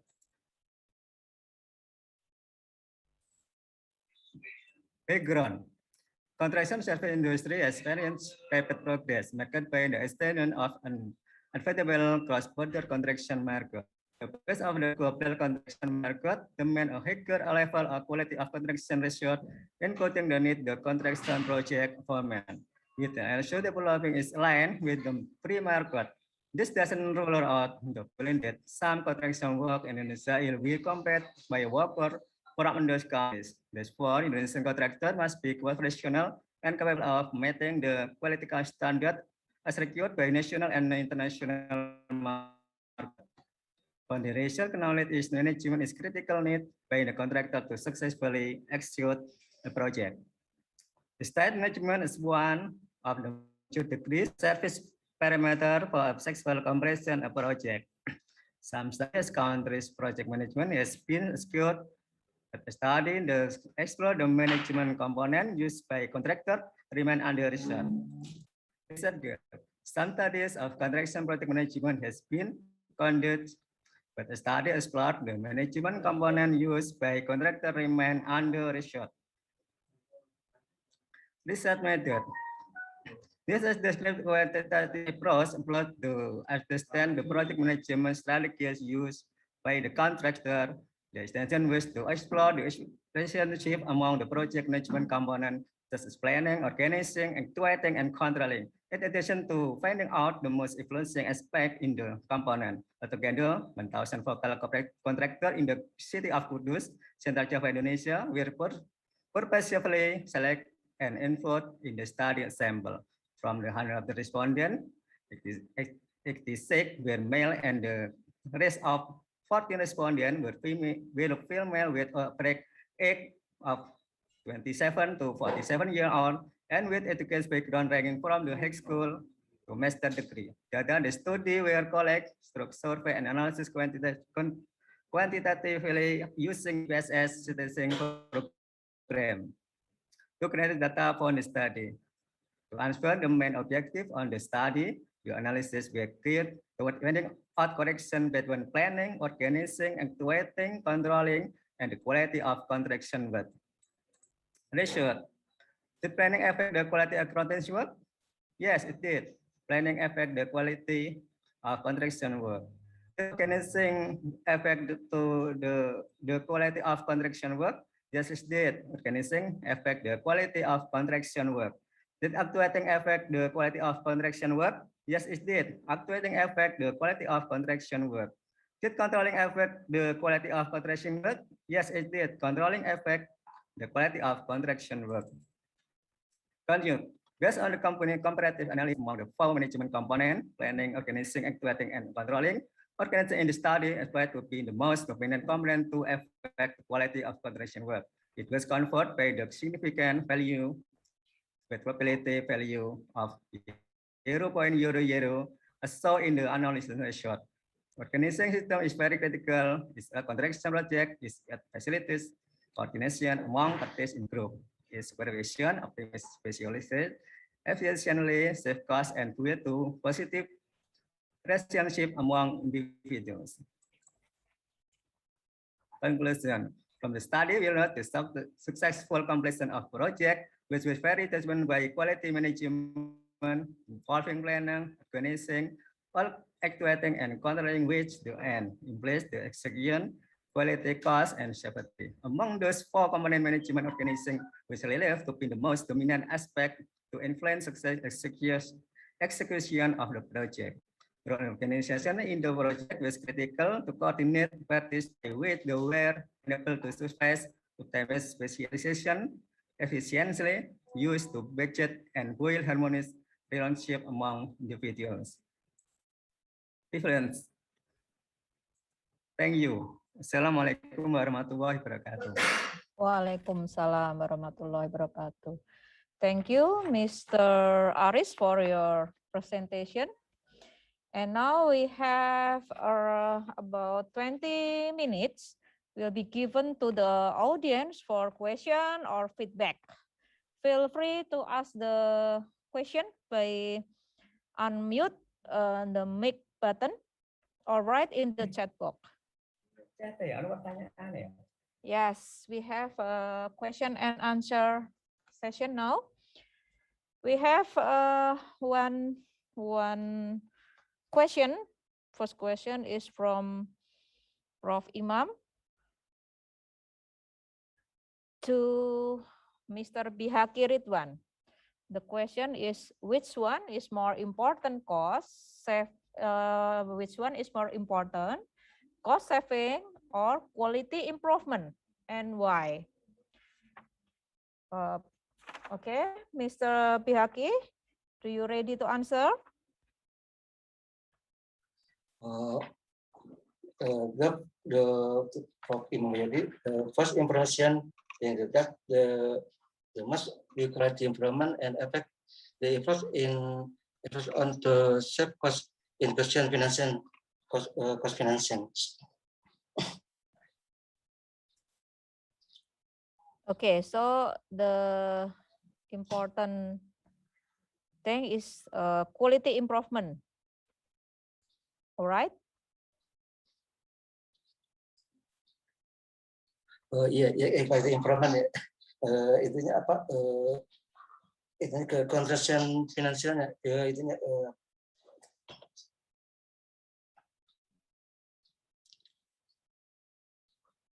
Okay, that's all your answer.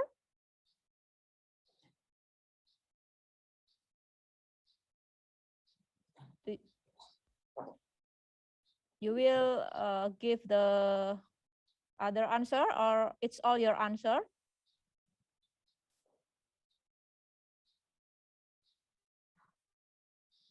The most important thing is the most important thing is that there must be quality improvement and efforts the shift cost in collection financing. Okay, thank you for your answer. And any question, any other question for Mr. Pihaki or other presenter? Yes. Okay, I also have one question for Mr. Bihaki. Analysis of your research data is using structural equation modeling with PLS. Yes. Okay. What is the reason for using this method?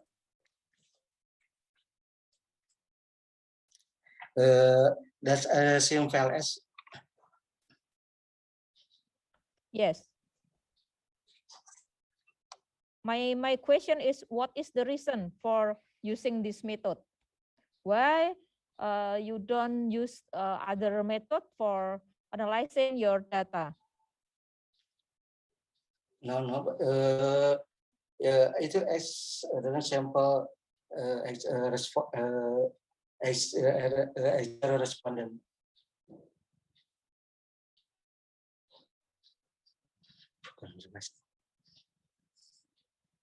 Okay, and then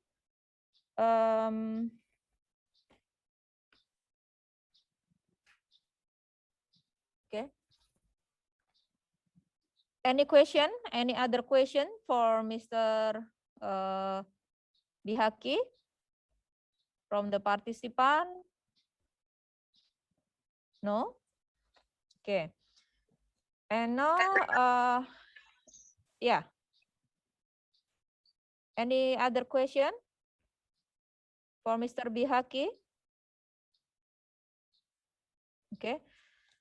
I will continue to Mr. Budi. I have a question for Mr. Budi. Mr. Budi. Mr. Budi. Okay. Yes. Yeah. Yes. Okay. Yes. Yeah. I have a question for you. Where did the fund of this construction project come from?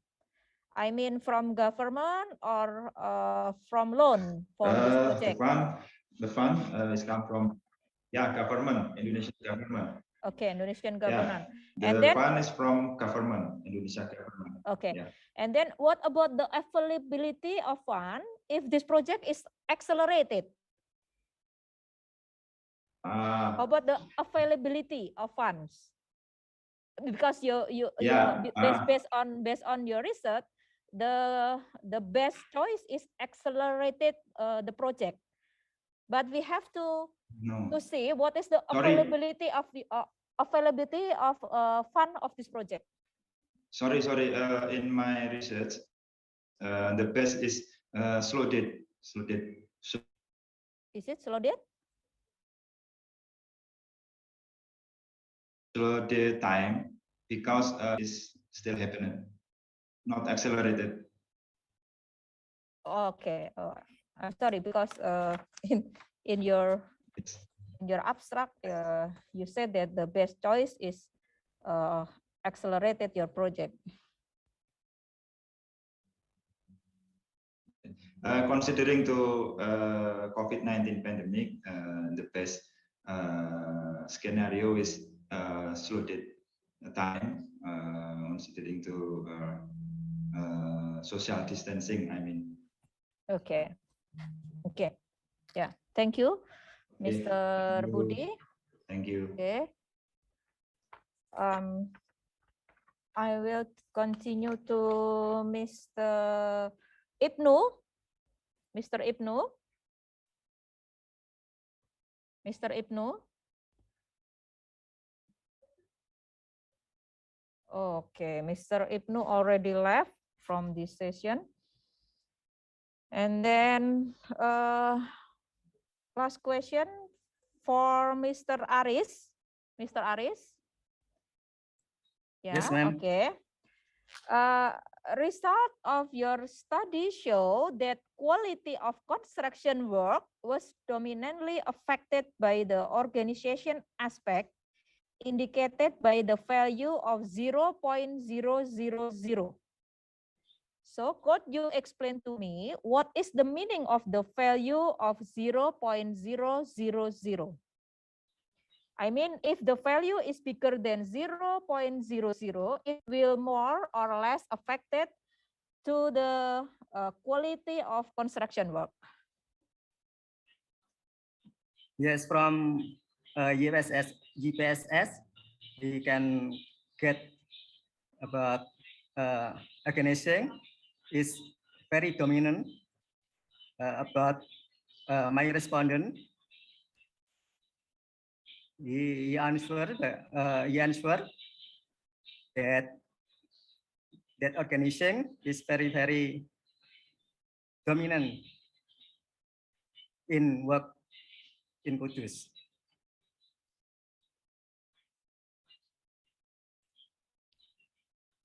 That's it.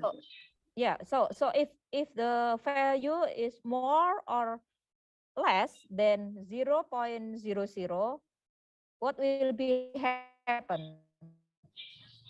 More effect or less effect to the construction work? To the construction work. The construction work is very effect. Because It will more affect if the value is more than 0.00. Is that right? 0.00 is very dominant effect.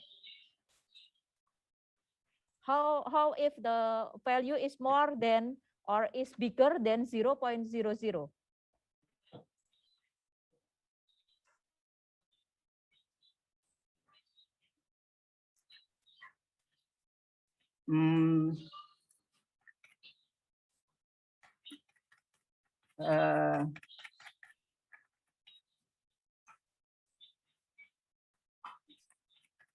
It will be more effect or less effect to the construction work? Aspect. Less, yeah. Okay. Yes. Okay. Thank you for your answer. Yes, Okay. Yeah. Okay. Any other question more from the participant? Okay. Yeah.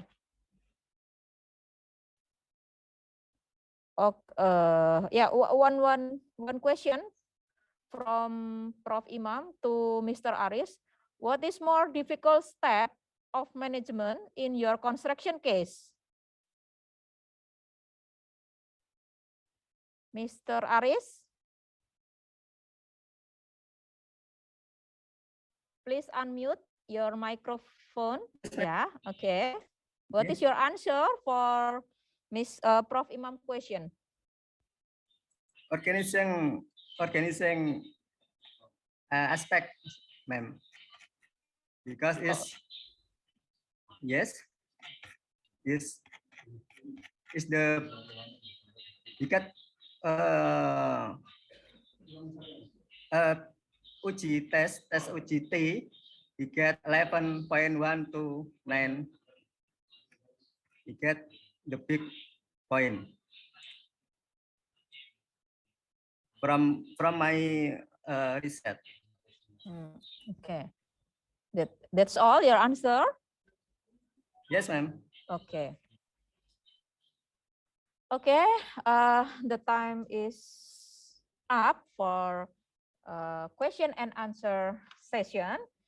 And kindly be reminded, all presenter and participant are required to fill up form given at the chat box. And then thank you for everyone who joined in this session. Please give applause for all our presenter in this session. Thank you for everyone. Have a good day. Assalamualaikum warahmatullahi wabarakatuh. Waalaikumsalam warahmatullahi wabarakatuh.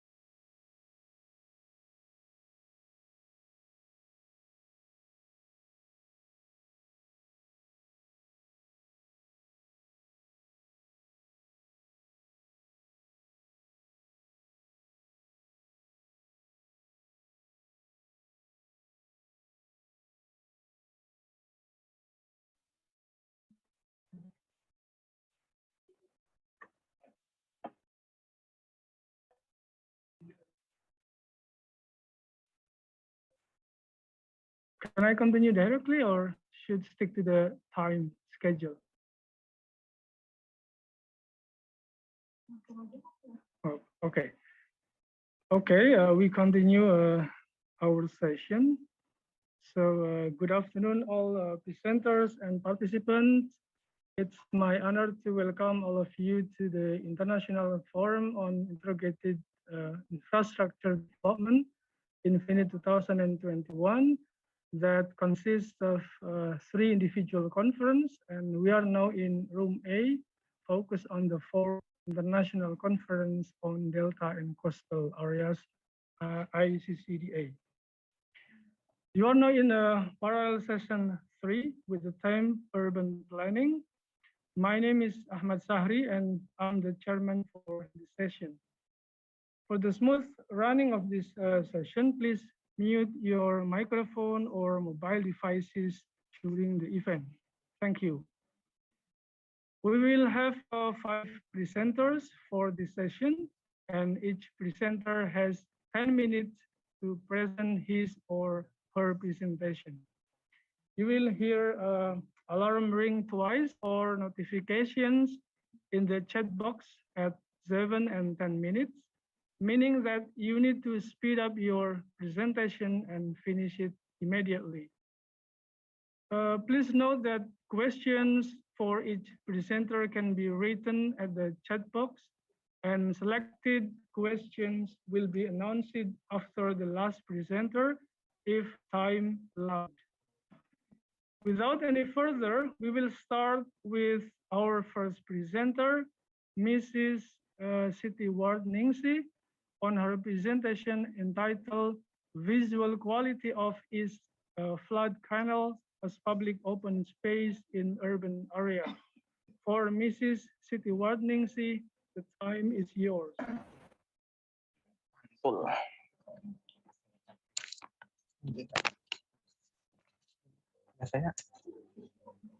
Mrs. Siti Ward Ningsi, please yes, I'm share coming. your screen. Yeah. Yes, thank you.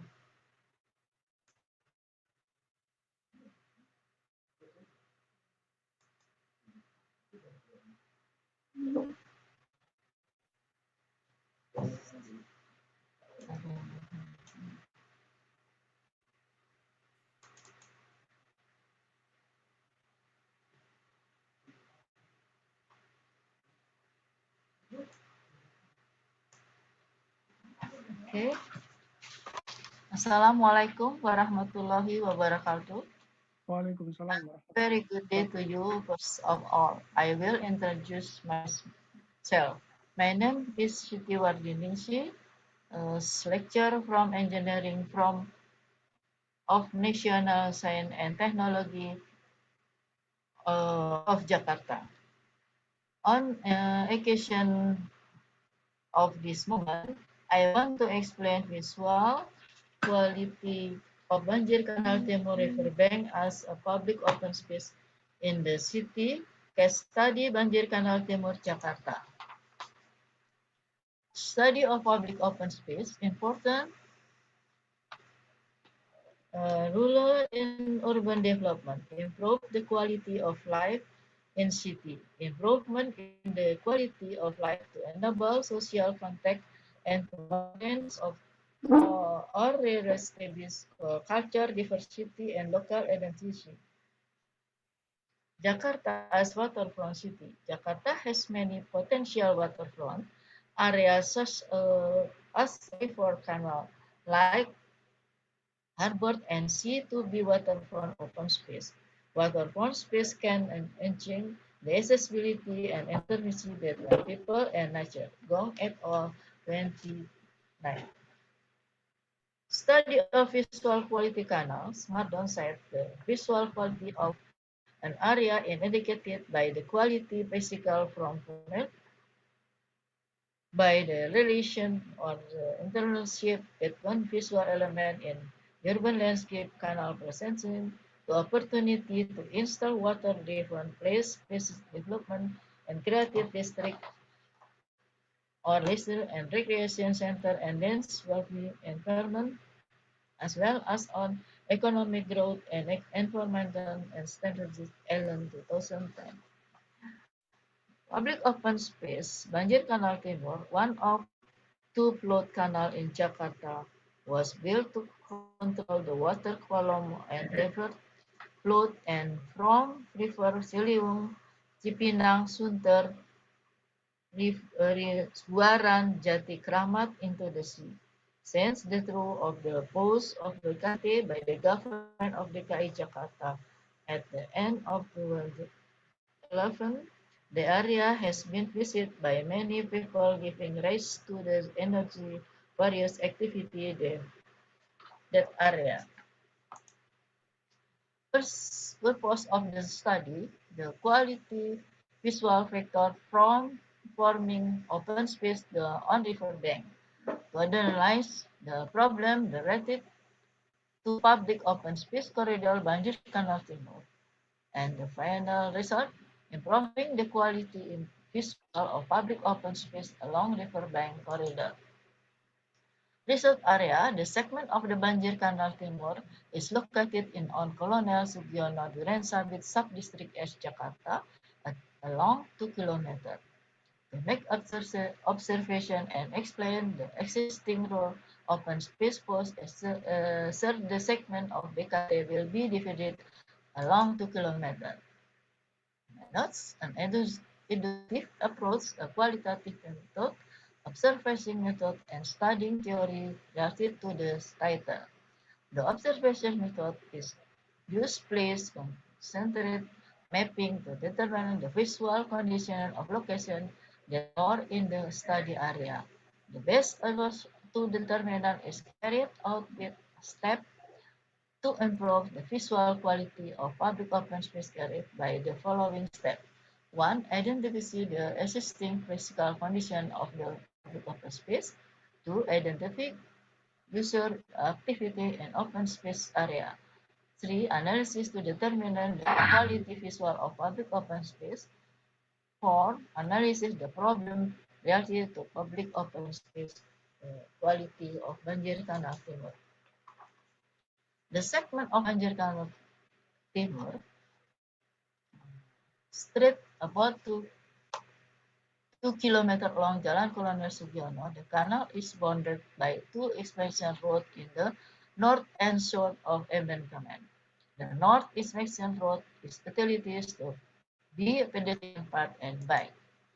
And this is 10 sample photo capture point in the location 1 until 10.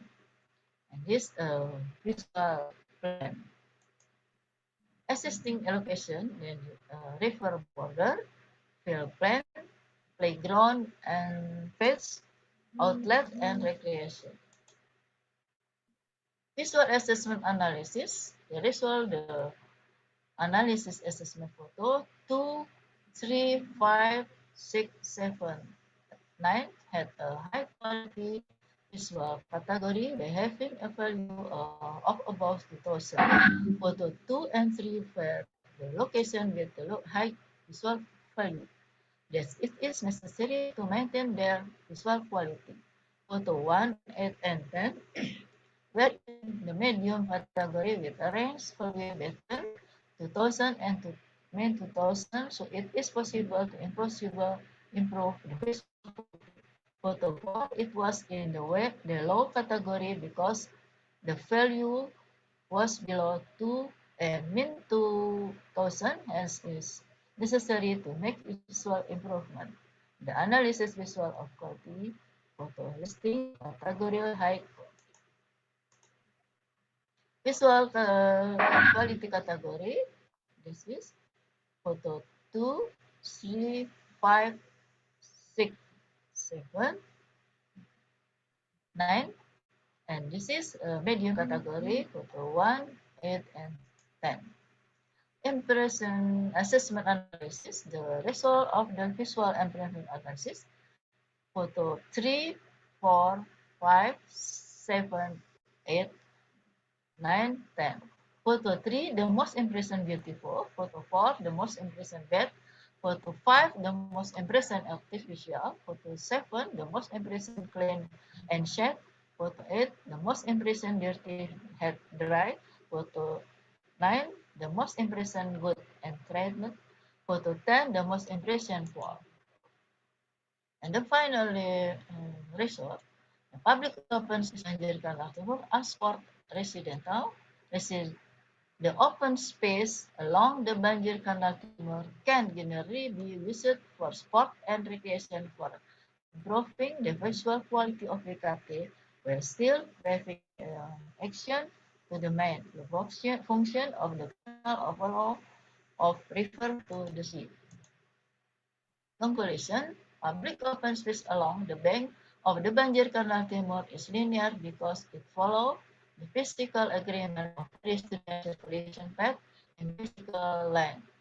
But there are some points, their location 1, photo 1, 8, and 10. They have a quality value of 2000 based of the SBA and SC analysis of assessing the visual impression of point 4, 8, and 10.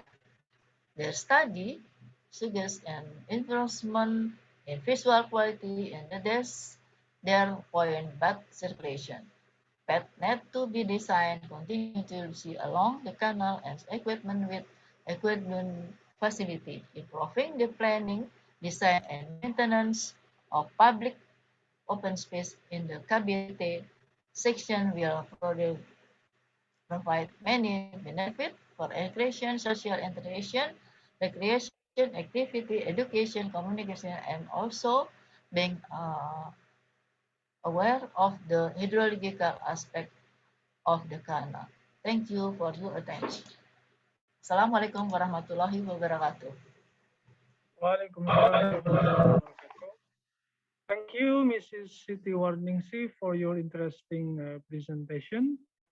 Dear participants and presenters, now I would like to invite the second presenter, Mr. Bobby Rahman, to deliver his talk entitled Analysis of the Jelawat Park Roles based on space for community education toward river function sustainability.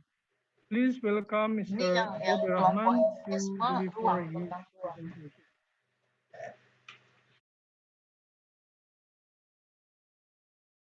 You are still muted. Okay. Bismillahirrahmanirrahim. Assalamualaikum warahmatullahi wabarakatuh. Thank you, Mr. Shahri, and my name is Bobby. I am from Urban and Regional Planning, Unissula. Thank you for ICCDA for giving me the chance to present my research presentation with the title Analysis of the Jelawat Park Rules based on space use for community education toward river function sustainability.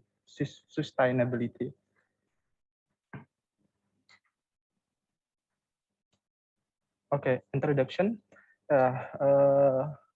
We know about history Borneo and river is to be close, and the money city growth and development from the river. and Sampit, building a monumental open space called Taman Jerawat in 2013. And then the potential of Jerawat Park is a meeting point for people to refer, meeting point for a specialty in them term of knowledge transfer aspect. Methodology, I use methodology quantitative with frequency distribution analysis to give meaning cluster result in each space. I will use for zone for analyze the space in the park. For zone, can we see in the map zone 1, zone 2, zone 3, and zone 4. And the result, we can see about cognitive result in zone 1 and zone 2. Many people can answer about knowledge about river function up to more than 3 function. It's different from zone 3 and zone 4, which only answer 1 or 2 function.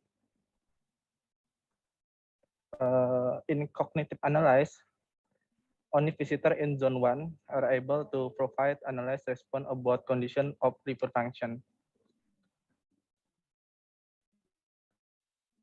And effective evaluation ability, only visitor in zone 1 are able to provide evaluation response about the condition of river function.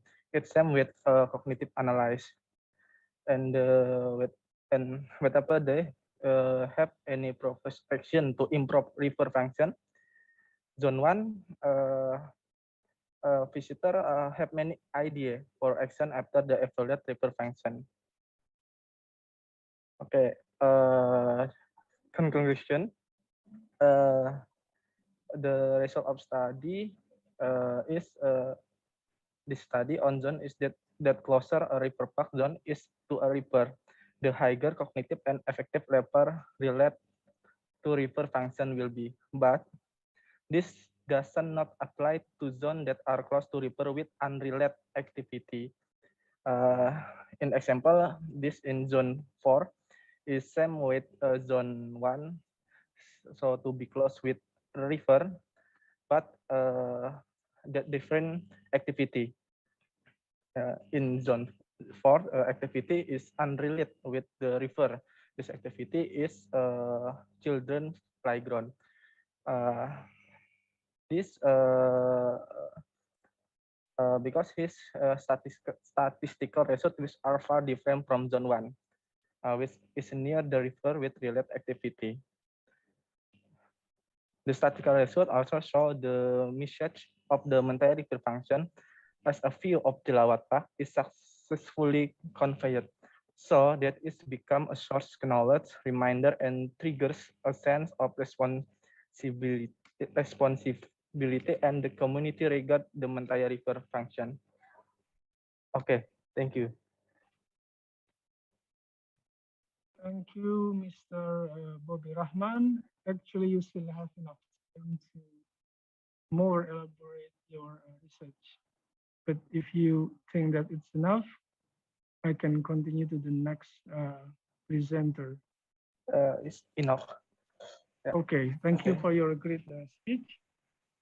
Now we proceed our session with the third presenter, Mrs. Ardiana Yuli, who will deliver her talk entitled Residential Space Transformation in Support of Waterfront City Case Study Our River, Pangkalan Bun. Please welcome Mrs. Ardiana Yuli to deliver her presentation.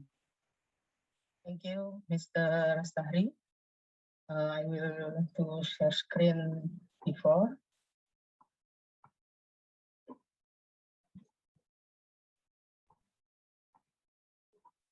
Yes, Assalamualaikum warahmatullahi wabarakatuh. Very low voice. Can you increase your microphone level? Hello, Assalamualaikum. you can hear my voice. Yeah, okay, it's clear now. Thank you, Mr. Sahri. Assalamualaikum warahmatullahi wabarakatuh. Waalaikumsalam warahmatullahi wabarakatuh. Good afternoon, everyone. I'm Ardiana. I will explain to you about my research residential space transformation in support of waterfront city, case study Arut River, Pangkalan Bun. This research is located in Kampung Sega, Pangkalan Bun City, Central Kalimantan, one of the villages on the banks of the Arut River. This settlement has unique characteristic where the spatial structure is formed by houses on stilts and wooden roofs, which are commonly referred to as Jalan Kertak. The typomorphology of the settlement is influenced by socio-culture, economic, and physical element of the environments. Socio-cultural elements can be seen and embodied in the design and form of a simple but function house and utilizing a wooden walkway as an interaction space. Along with the development of activities, the settlement not only function as a place to live, but also function as a tourist spot with the concept of a waterfront city. This is done by government to overcome various problems that occur on the banks of the river. Waterfront city in Pangkalan Bun has been implemented since 2018 in Mendawai village and continue to Raja village. The concept of waterfront city is implemented by constructing a concrete road on the side of the river. The application of the waterfront city concept directly affects the use of residential space. Therefore, this study wants to see change in residential space on the banks of the Arut River. This research uses qualitative methods with empirical, rationalistic, and spatial approach to see change in residential space. To achieve the research objective, there are 3 goals and 7 parameters to analyze. As in illustration, there are 2 types of ownership of space, namely private space and communal space. It is dominated by private space around 61.4%. Then the first result of the research objective regarding residential space analysis in private areas are private space informed by houses and yard that blend with the wooden street space. And the structure of the house on stilts is made of wood with a distance of about 1 until 2 meters, and some are close together. Building coverage is about 80 until 100% with high density. 18% of house building also function as a business, such as grocery stores and making fish crackers. Meanwhile, the result of the residential space analysis in the communal space are communal space in settlement are roads, pedestrian space, piers, public open space as recreation areas. Wooden road currently function more as pedestrian way, pedestrian paths.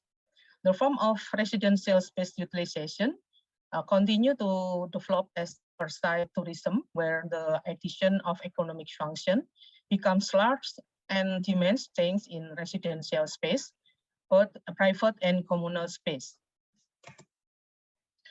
Then the result of the activity analysis in the private space are activity in private space occur in the house plot, but inside in the building and the yard. From observation and interviews, it is shown that activities in the house are likely daily activities, interaction with family in the living room, sleeping, eating, drinking, studying, cooking, bathing, and walking. For respondents who have a first cracker making business, the activity is carried out in living room and kitchen, while the drying activity is carried out on the wooden road in front of their house. respondents who have a grocery shop business carry out selling activities in the terrace of the house, part of the living room, and the yard, even take part of the wooden walkway to put cart or chairs. Meanwhile, the result of the activities and analysis in the communal space are the wooden. The wooden road is an old road that has been integrated with people lives, and with the new concrete road, the wooden road will be maintained as a pedestrian path that connect houses and settlements on the bank of the Arut River. Community activities on wooden roads are very diverse, and most of them are daily activities, including crossing for accessibility, drying crackers and fish, selling, drying clothes, and parking. Activities that occur on concrete road and reverse view spot are now a place of recreation while sitting in the morning and evening with view of the Arut River, cloth boat activities, and playing with children. Then the result of the change in function private space are most of the houses that have changed function are located on the first layer on the river, or houses facing in the river. The house space that is used as a place business in the terrace and the yard of the house, with size varying between 6 until 24 meters squares. The change in the function of some space in the house is a form of community adaptation to the addition in the new activities, which were originally only as a place to live and then functioned as a place of business. The new waterfront city tourist destination is expected to continue to grow, and it is possible to change the function in the house space to pillars and more varied. Meanwhile, the result of change in the function, the communal space are change in the function of communal space occur to increase community activities due to the construction of the waterfront city. This change will continue to occur and increase as the waterfront city develops. Therefore, it is necessary to prepare a more suitable space to accommodate communal activities, because the tourist attraction will bring many people, but as business actor and as visitor to enjoy river view and local community activities. The conclusion from this research are the development of the waterfront city directly change in the river space into roads, pedestrian paths, piers, and tourist attraction in the form of river spot view. The development in the waterfront city has a direct impact on change in the function of residential space on the bank of Arut River. Change in the function of space can be grouped into two. First, change in the function of private space that occur on the terrace and the yard of the house into a place of business and daily activities, such as drying clothes and setting fish trap. Second, the change in the function of the communal space into a place for business, parking, and daily activities, such as drying crackers, fish, drying clothes, and playing area. Change in the spatial function are expected to continue along with development of the waterfront city. This need to be anticipated with a comprehensive development and can accommodate new activities in settlement. And lastly, we can recommend several things, such as the existence of wooden roads need to be maintained because it has unique character and is typical of settlement on the bank of the Arut River. It is necessary to provide public open space to accommodate emerging activity such as selling, buying, parking vehicles, sitting combined with culinary, and the same time can be used to take a picture. This is necessary to arrange the building and environment as a form of controlling the use of space and as residential. Your time is over. Okay. Thank you. Thank you very much to Mrs. Ardiani Yuli. Now we invite our fourth presenter, Mrs. Hermin Pujastuti, to deliver her presentation entitled Analysis of the Carrying Capacity of Tourism Area in Maron Mangrove Edu Park, or MMEP, Semarang. For Mrs. Hermin Pujastuti, the time is yours.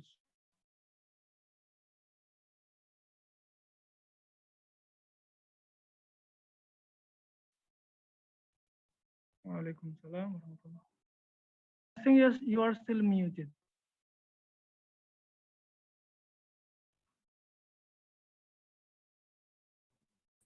Please unmute. Yeah. Okay. Okay, I'm sorry.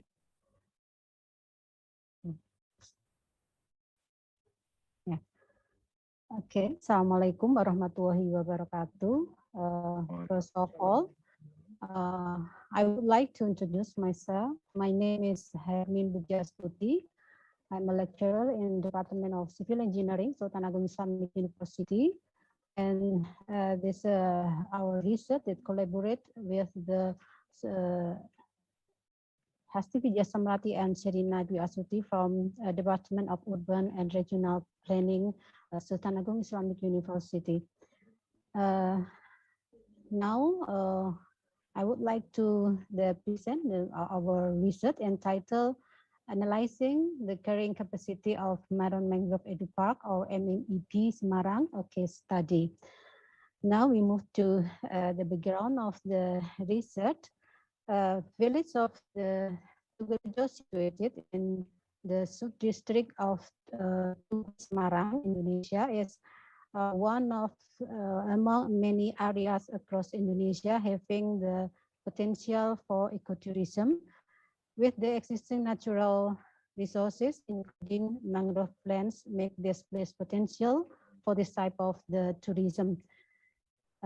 Seeing the potential resulting of the planting of the mangroves, this area is officially open for public as an ecotourism area, Maron Mangrove Edu Park.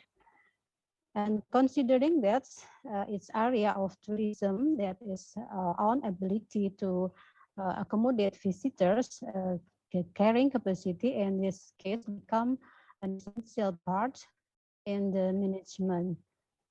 Maron Mangrove Edu Park, or MMEP area, was officially open to the public, and the eco and edutourism based tourist attraction currently, although it's has been able to attract tourists to come to visit, and the number of tourists of Maron Mangrove Edu Park has been to maximize.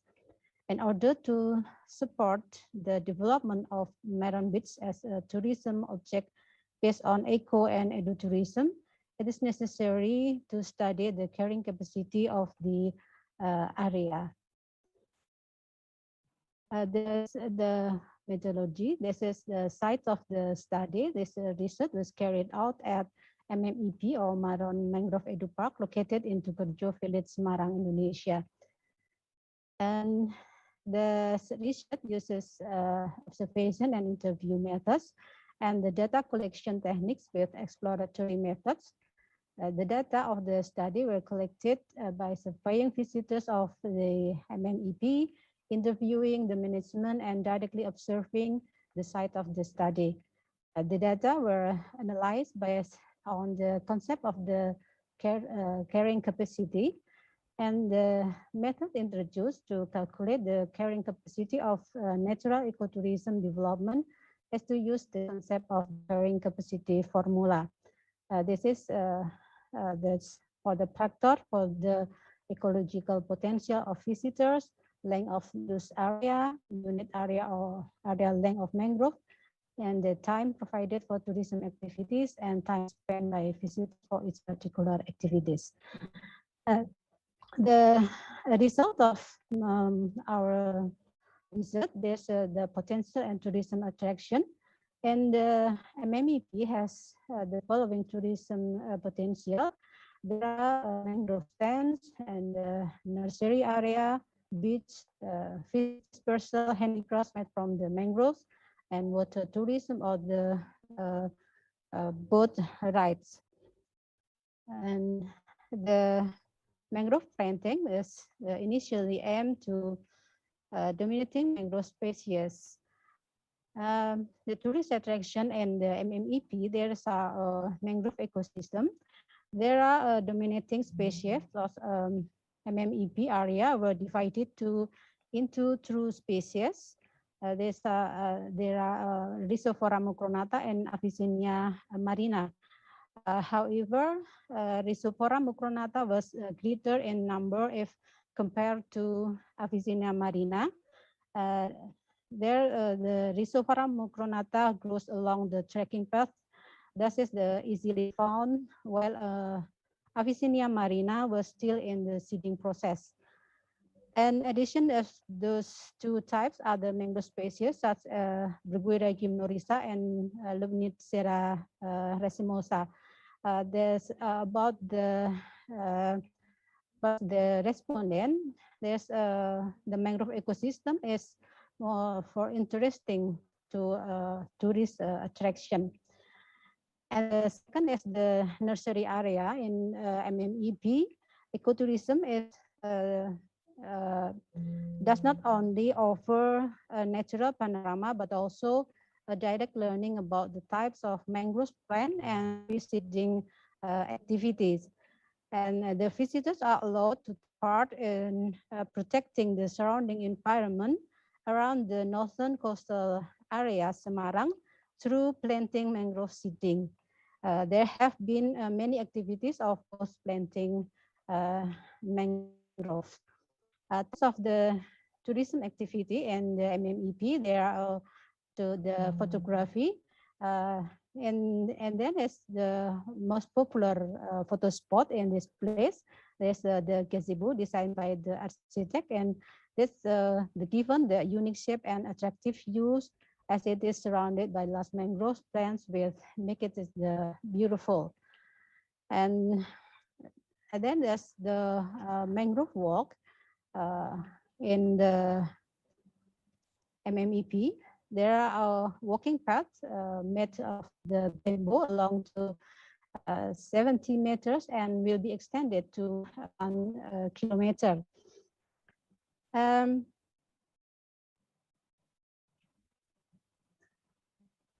There are in addition to sport from the facilities, got to maintain the beauty and for the MMP.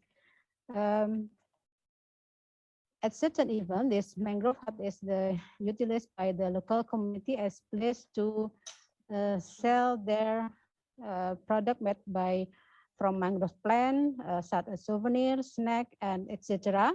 MMEP has praying place for Muslim at small size, and the availability of clean water still become ones. To maintain the beauty and clean, they are provide several garbage dump for visitors. However, the existence of these trash bunch is still not optimal.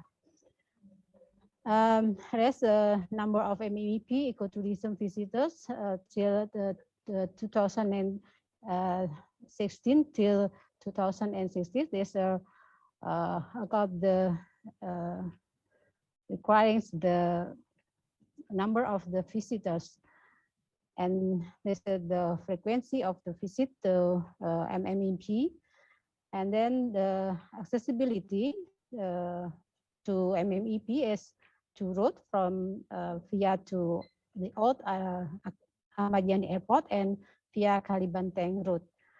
From the according the carrying capacity, this MMP is to be capable to 4%. That's the conclusion from about the research that the number of the tourists that can be accommodated every day in 50 people per day with a visit time of 2.6 hours per visit.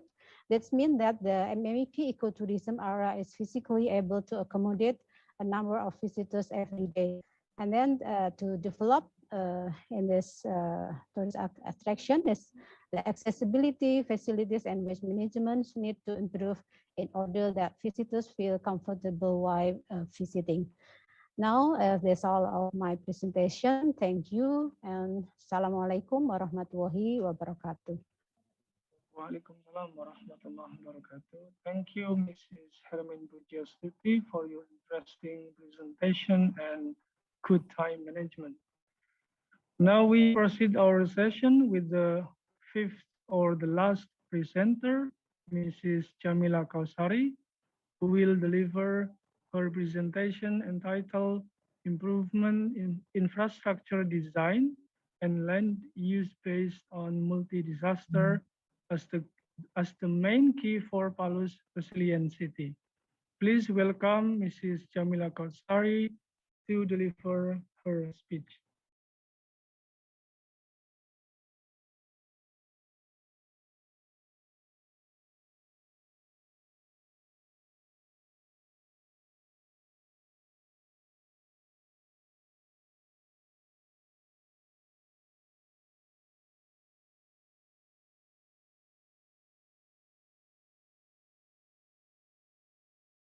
We hear nothing. Yeah, you are still muted. Please unmute your microphone. Because behind still there is Azan. Oh, okay. Just Then can we wait can. for a few minutes, Mr. Sahri, because very Yeah, close with Mustafa. Okay. Yes, I think we can wait for around 10 minutes. Yeah. To let Azan finish first. Yeah, okay.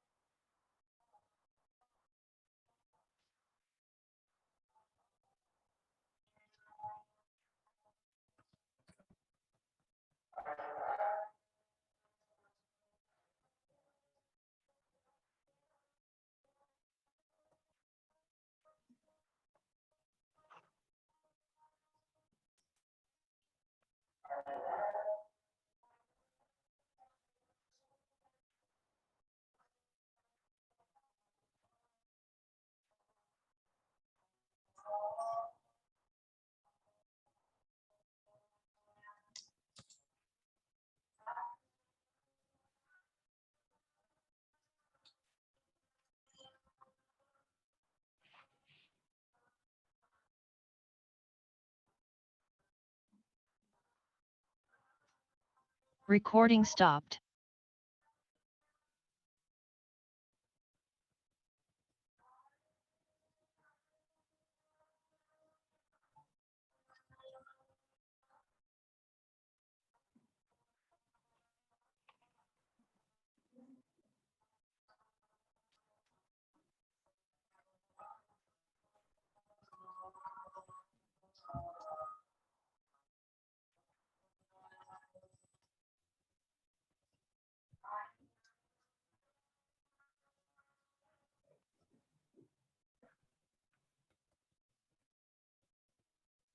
Okay, Azan stop.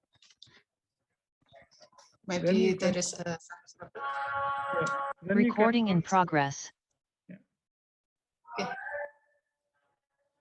Can you hear my voice, Mr. Sahri? Yes, it's clear. Okay. Assalamualaikum warahmatullahi wabarakatuh. Salam sejahtera, Om Swastiastu, Salam, Namo Buddhaya. Ladies and gentlemen, I'm Jamila Kautsari, and I'm the author of this article with title Infrastructure Design and Multi-Disaster Based Land Use as the Main Key to Palu Resilient City. Let's go start. Okay. Indonesia situated at the meeting point of the three active tectonic plates. So Indonesia in Ring of Fire with 295 active fault, 5 subduction zone, and 13 megathrust segmentation. And last, 46% of Indonesian coastal line is vulnerable to tsunami. And the number of disaster event continue rise by during the issue of global climate change and the fact that a large scale of urban or settlement development not full entire based on disaster mitigation. So this condition caused the great loss, death, damage to infrastructure, and paralysis of economy activity. Same that happened in Palu in 2018. So city is in post-disaster require disaster resilient planning and development by building better. And this article will focus on discuss about improving the quality infrastructure development and land use planning based on the characteristic of Palu city toward Palu resilient city.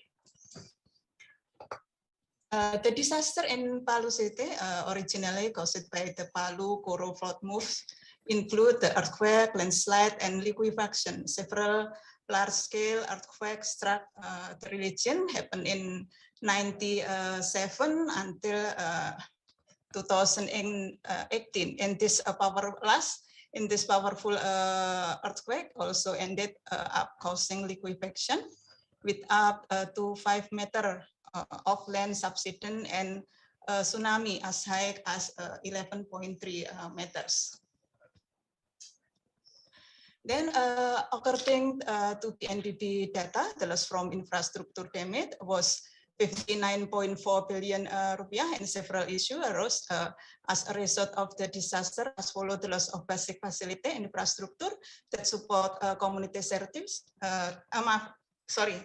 Support community activity, the destruction of transportation, communication, and logistic system, the failure of transportation, communication, logistic, and energy infrastructure, the greater sense of community insecurity in the face of disaster, and disaster isolated of several areas. How about the policy on disaster management implementation in Indonesia? There is a state of activities in the post-disaster rehabilitation and reconstruction guideline, follow pre-disaster, emergency response, and post-disaster will take place after disaster in form of reconstruction and rehabilitation activity. In the rehabilitation and reconstruction state, there are 5 sectors that are focused on post-disaster management: first, housing and settlement sector, public infrastructure sector, productive economic sector, social sector, and cross sector.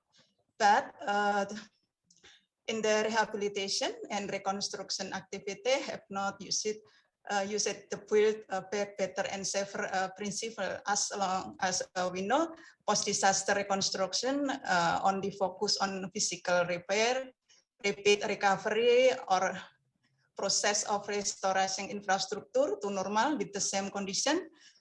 Sometimes this can create a vulnerability. So we need a build back better to avoid the occurrence of the original vulnerability and make the recovery process a transformation toward a better direction that includes social, economy, environmental, and transformation. Okay, based on this, from some literature review, and based on this condition, we try to formulate the new concept for rehabilitation and reconstruction, and we named this concept with resilient city based on build better and build back better. This concept combine few concepts, but build back better, disaster resilient city, and then because Palu located in coastal area, we combine with coastal management also. So this new concept look at the resilient as integrated from framework from community development, coastal management, and disaster management. This new concept about resilient city based on build back better. There is 3 main of parameter. First, risk reduction. Then second, efficient implementation. Then third, community recovery. risk reduction as main concern, there is two variable of concept. First, improvement of structure infrastructure design, and second, land use planning based on multi-disaster. Okay, by using method of qualitative and comparative analysis, we try to compare our parameter and variable with all activity process rehabilitation and reconstruction in Palu, and we found some issue and problem. For example, that new residential building within area with highly morphology, with slope more than 10%, and clay, sand, soil types that are easy eroded, but lack adequate retaining drop. Then structure of houses and building that are still easy destroyed by minor earthquake. Then there is still a lot of uninhabitable house in high-rise area, no temporary evacuation set, and no disaster evacuation route. So we need infrastructure improvement and preparedness as well as disaster management are achieved through some policy that we can see in the right point: better housing and settlement, restricting building permit, improving the potential public building for temporary evacuation site, then building temporary evacuation site, then restrictive building permit, focusing in disaster-prone area. And other, we found also drainage channel in permanent residential not linked to those in city. So coming new disaster, flood, and the electric network still fully wired, water supply remain extremely limited. The problem related rubbish and waste not been properly addressed.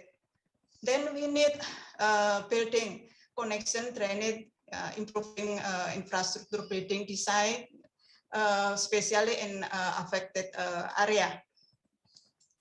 Then for last, this about multi-disaster based on land use. We found some issue and a problem. First, about disaster area in Palu are very complex and sporadic spread, and spatial planning has been unable to implement disaster responsive planning. Then we need improving our spatial planning to reduction disaster rate. Then it is extremely difficult to relocate communities from disaster-prone area. So we need must be spatial use control regulation strictly. Then the last about the construction of permanent and temporary shelter as well as accelerated infrastructure development are hampered by a lack of available land. We need land banking in Palu. So when this happen again, we still have a change. Then plus the following conclusion can be drawn from this finding of the study. Effort of disaster construction and rehabilitation in Palu City have not entire result in. I'm sorry, I have to stop your presentation because the time is over. Thank you very much to Mrs. Jamila Kautsari for your interesting presentation. Now we have 15 minutes for questions and answers, also discussion. If there are any questions from the live participant here, please raise your hand.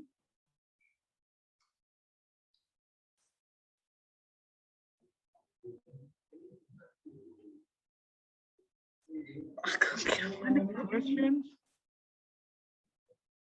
Someone who wants to go live or write the questions on the chat box?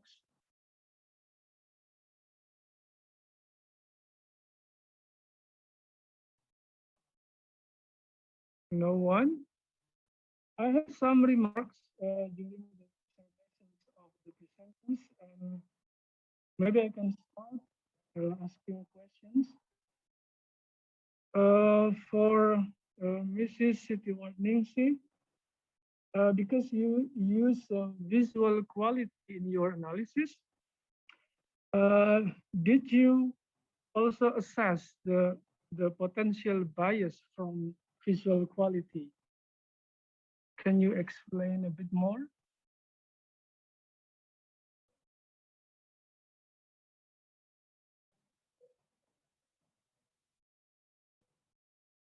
Mrs. Sitiwarningsi, are you still there?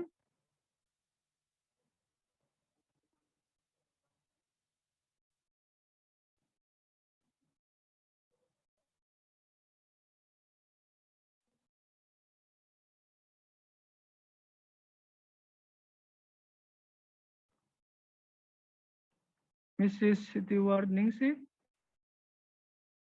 can you turn on your camera and microphone?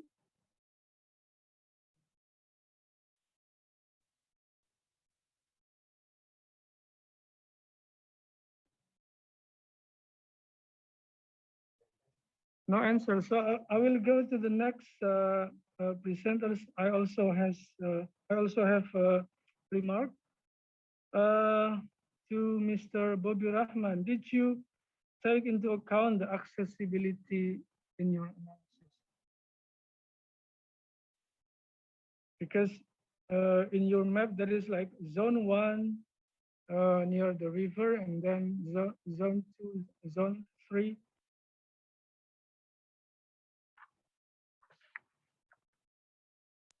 Yeah. Excuse me, Mr. Sahri, your voice always disconnect, not clear. My voice is not clear. Yeah, sometimes disconnect and not clear. Okay, there is unstable connection here written in my screen, so I can repeat again. The question is, did you take into account the accessibility in your analysis? For Mr. Bobby Rahman, please.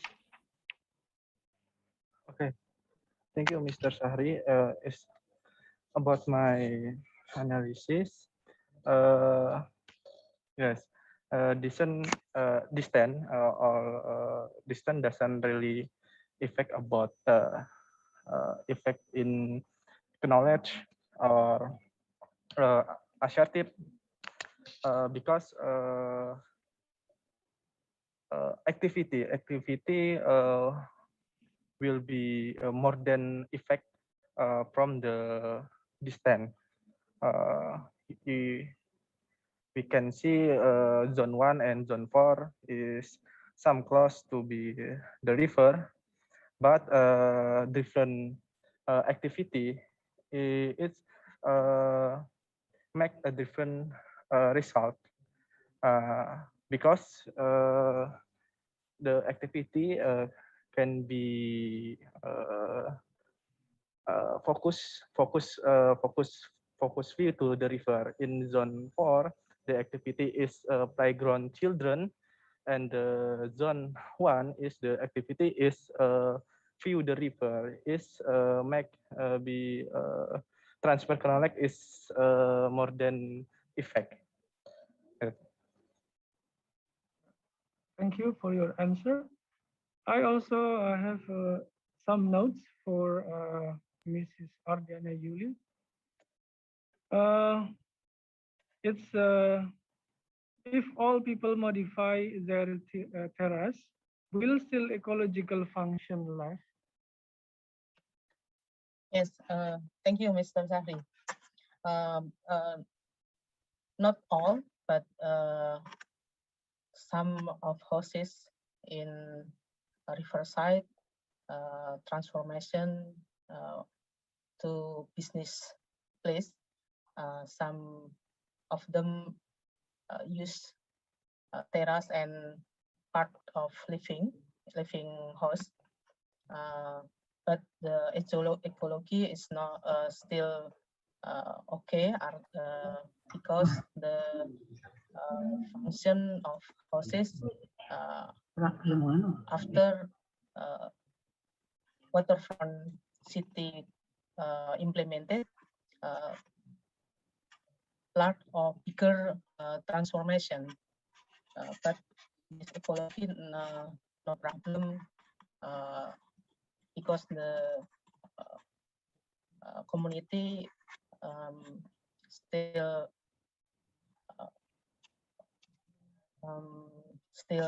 have knowledge about ecology, this settlement. Okay. Then it led to the second questions to Mrs. Ardiana. To what extent then we can modify the river bank? Can we modify or transform all, or still there is a space that can be functions for other activities or uses? Okay. Thank you. Still all this road of wooden still function, but function transformation change for a pedestrian ways.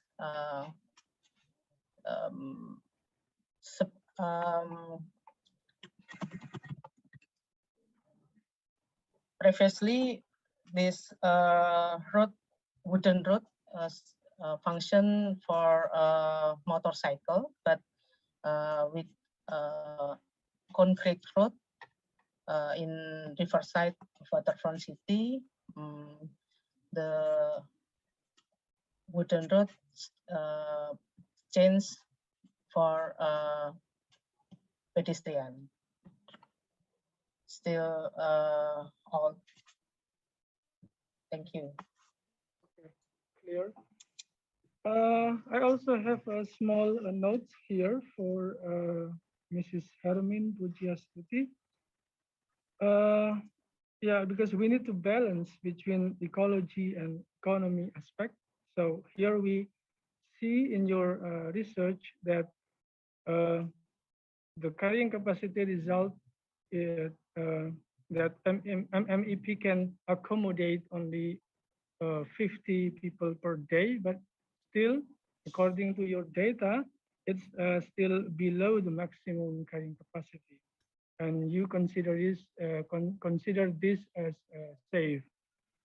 The question is, which one the strategy you choose if you are the manager of the park to increase the number of the visitor to the maximum one, or keep like this because maybe this is good for ecological benefit.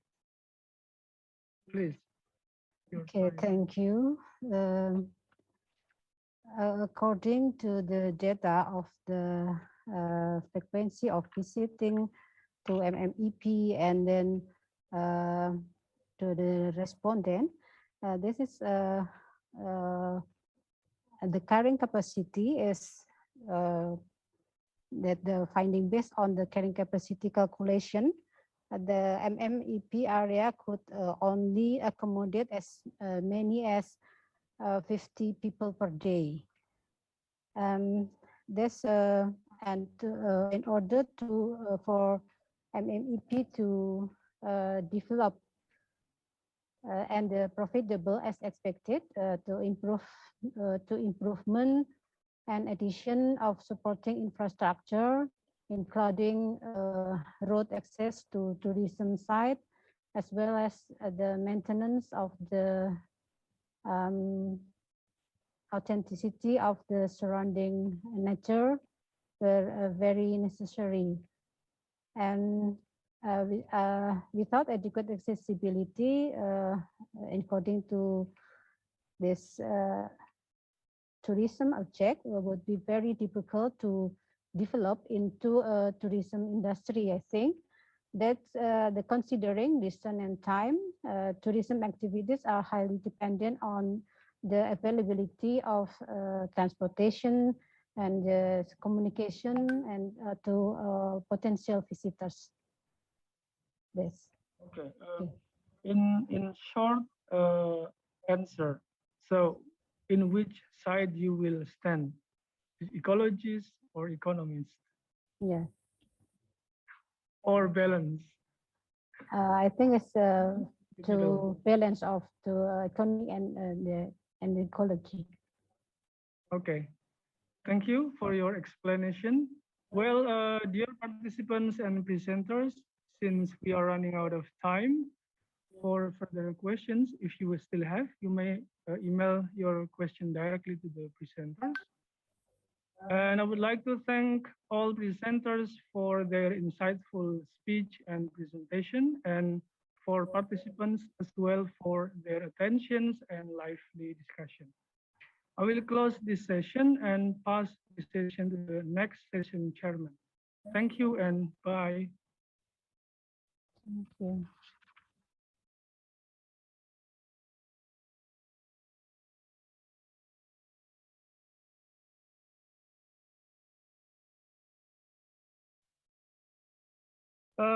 I got one message from City Ward Ningsi.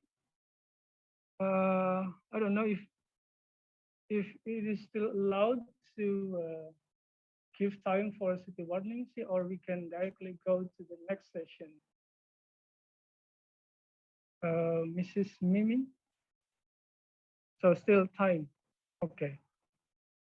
Yes, Mrs. Siti Warningsi, if you have comments or answers, you can turn on your camera and microphone.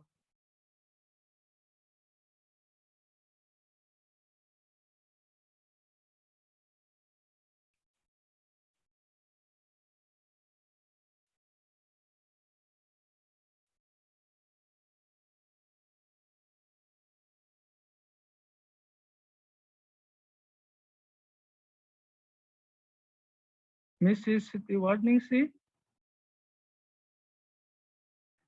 you have still time to give response.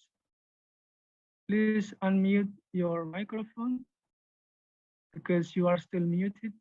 Yes, yes. Okay, yeah. Could you please question? Put your please question. Yes, I will repeat my question. So, did you assess also the bias from visual quality? Because visual quality, some people will consider it as a subjective assessment. So, did you also assess or record the bias from the visual quality? Visual quality itu apa? Oh. Visual quality apa? Visual quality talking about the the playground atau apa? Hello. Visual quality is background and playground and sport and playing and studying, education and communication on the people. That's all your answer or explanation? What? Pardon? That's all your explanation, or you still have a bit more explanation? Oh. No, I don't have. Okay. Yeah, thank you for your explanation. I think the time is over for the sessions, and I will pass the session to the next chairman. Thank you. Assalamualaikum warahmatullahi wabarakatuh. Waalaikumsalam. Waalaikumsalam. Nggak bisa sama sekali ya. Belajar sama aku aja deh. Ya ini harus nanti soalnya aku kamu nggak bisa denger dengan pertanyaannya nggak bisa menjawab.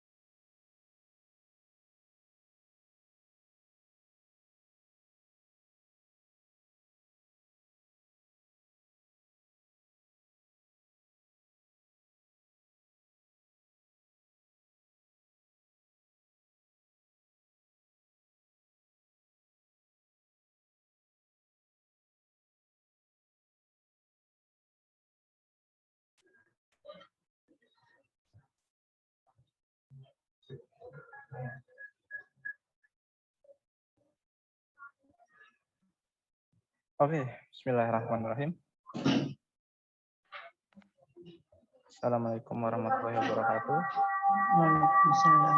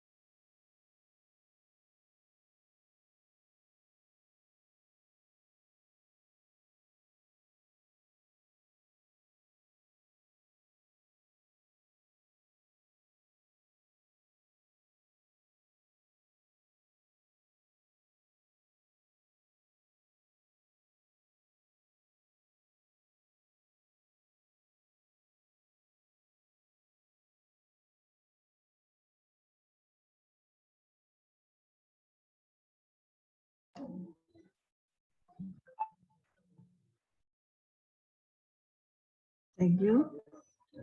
Assalamualaikum warahmatullahi wabarakatuh. May I introduce my name Epi Yuliani. I'm from Urban and Regional Planning Department, Engineering Faculty, Sultan Agung Islamic University, Semarang, Indonesia. I will to present my article. This is a part of research with my team, with our teams, Mrs. Hasti Widya Samrati and Ms. Nur Widya Luandari. The title is Analysis of Microclimate and Thermal Comfort in Campus Area. A case study, Unissula Campus, Kaligawe, Semarang, Indonesia.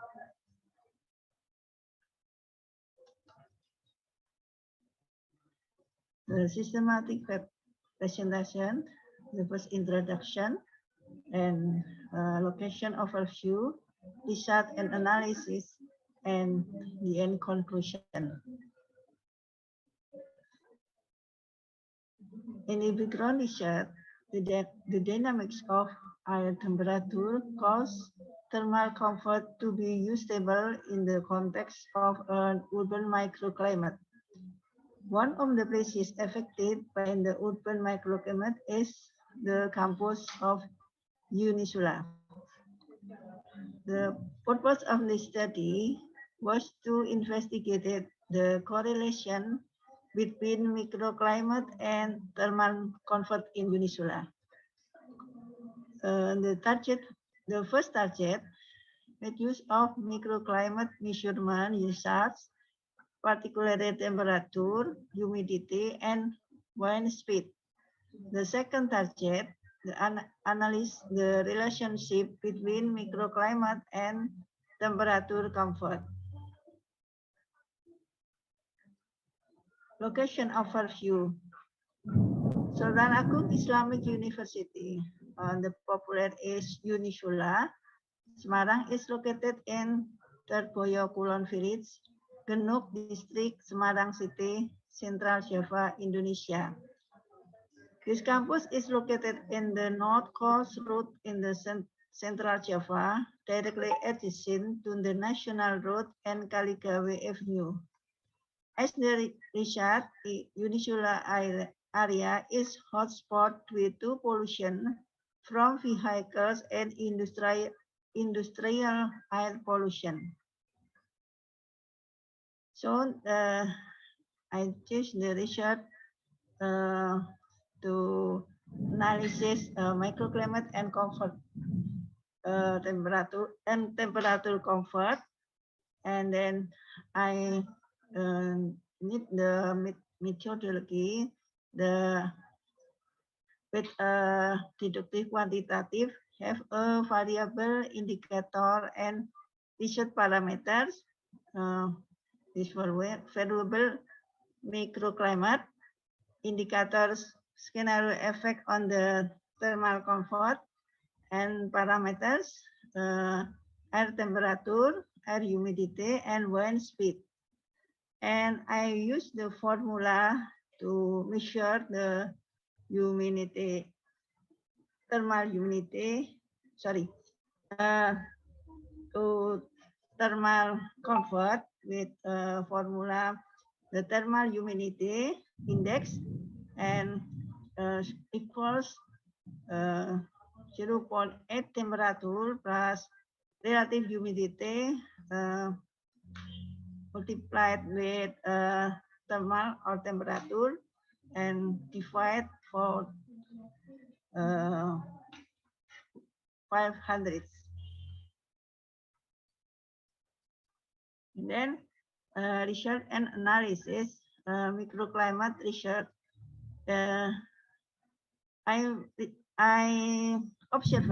We observation the 3 times in the campus Unissula at the mornings at 7 a.m. until 9 a.m. and the daytime 10 a.m. until 2 p.m. and the evening at 3 p.m. until 5 p.m. The observation and primary survey compare with data result of the Agency of Meteorology, Climate, and Geophysics. The popular in Indonesia is BMKG. This result show then the temperatures at the morning in campus Unissula higher than data from BMKG, and the humidity lower than data BMKG, and the wind speed more higher and then data BMKG. At the daytime, the observation primary survey, the temperature lower than temperature BMKG and humidity as the same and the wind speed higher more than BMKG. And at the evening, observation primary survey, temperature lower than data from BMKG and humidity lower than humidity BMKG at the wind speed higher than wind speed BMKG.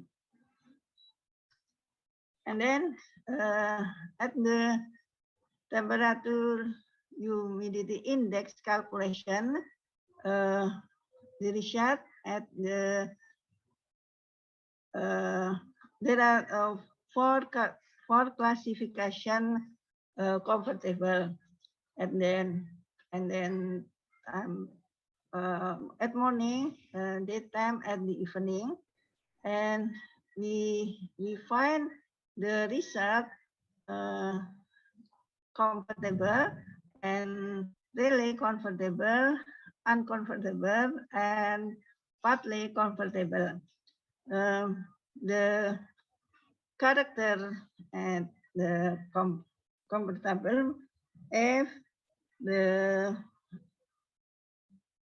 result of THI optimist, yeah, 24.04 degree Celsius, and the part comfortable 26.94 degree of Celsius, and the uncomfortable there is more than 36.90 degree Celsius. And at the campus area, we find the area comfortable, for example, and the entry campus and the around entry campus, and the really comfortable we find at the around Moscow or uncomfortable we find in the around general auditorium, and then partly comfortable we find at the around general building campus. And then the thermal humidity index is an index that measures human comfort to the thermal or heat stress, and it is frequently used by researchers to assess thermal comfort outdoors. One of its application is to access to comfort of green open space, and the presence of vegetation and building in the Unissula campus is strongly correlated with THI. The conclusion. The campus of Unissula is located on Kaligawi Primary Artery Route in the city Semarang coastal area.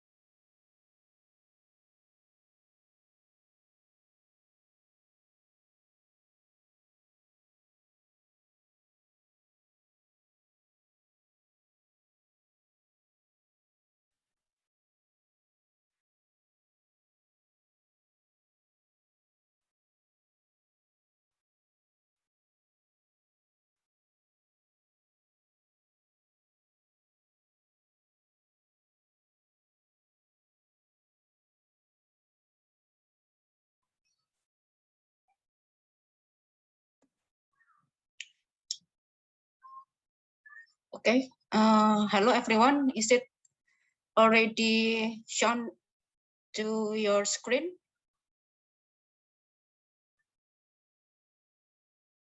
Hello.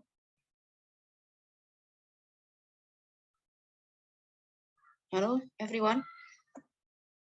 Anyone can see my screen sharing? Yes, yes. Okay. I see. Yes, Bu Asti. Okay, thank you. My name is Hasti. Today, I would like to present our research entitled Diurnal Microclimate Profile in Tropical Coastal Built Environment with case Universitas Islam Sultan Agung Kampus Area Semarang. Okay.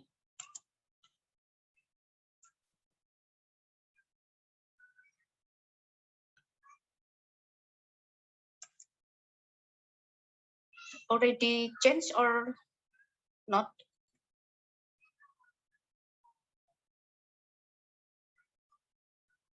Hello? Not yet, Bu. Not yet. Yes, it's still in first slide. Okay, okay. Wait a minute. Such kind of a little bit hard here.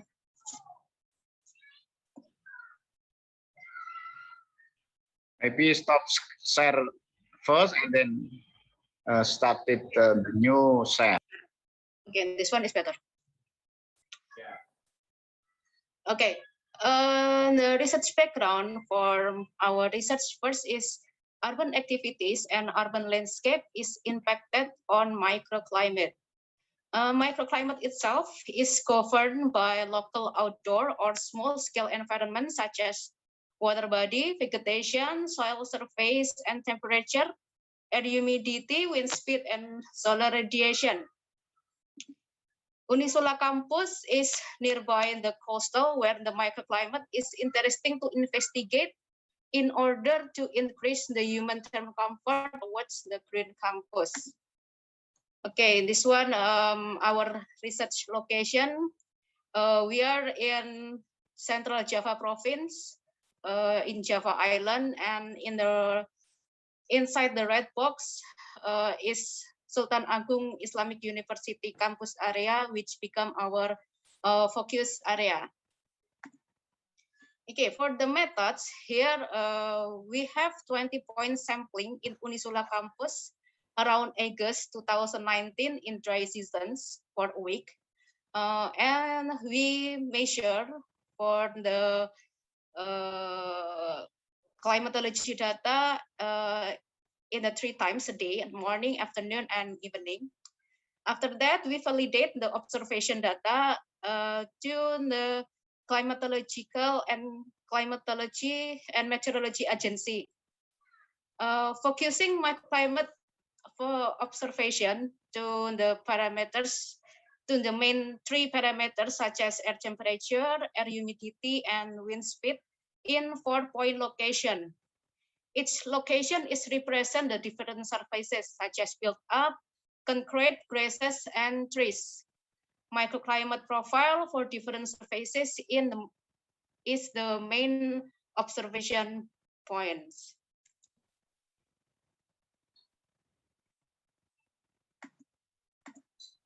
Okay, this one from the result. First is about the validation result. Here we validate about the air temperature observation and official data sets from Indonesia Meteorology and Climatological Agency. Here we get 0.6 of coefficient determination in air temperature observation and official data, which means the validation is significant enough to explain the modeling results. The second validation result is on relative humidity observation and official data. Here we get 0.3 of coefficient determination, which mean both I mean relative humidity observation and official data has quite different gap.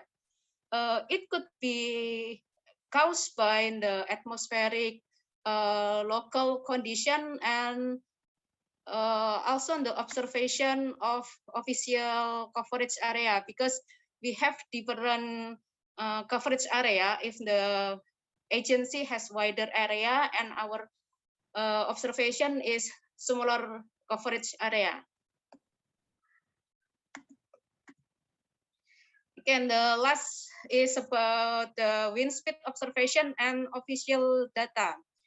Here also it's not really good in the coefficient determination between the wind speed and the official data, which is 0.03, which is, it has the very huge gap that can be identified as large differentiation between both. It can be caused by the tool measurement sensitivity, local atmosphere, or measurement different coverage areas such as the previous validation.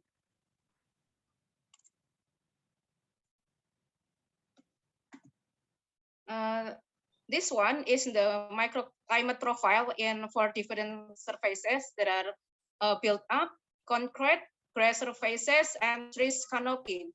Here, the high air temperature is occurred in the midday time for all surfaces.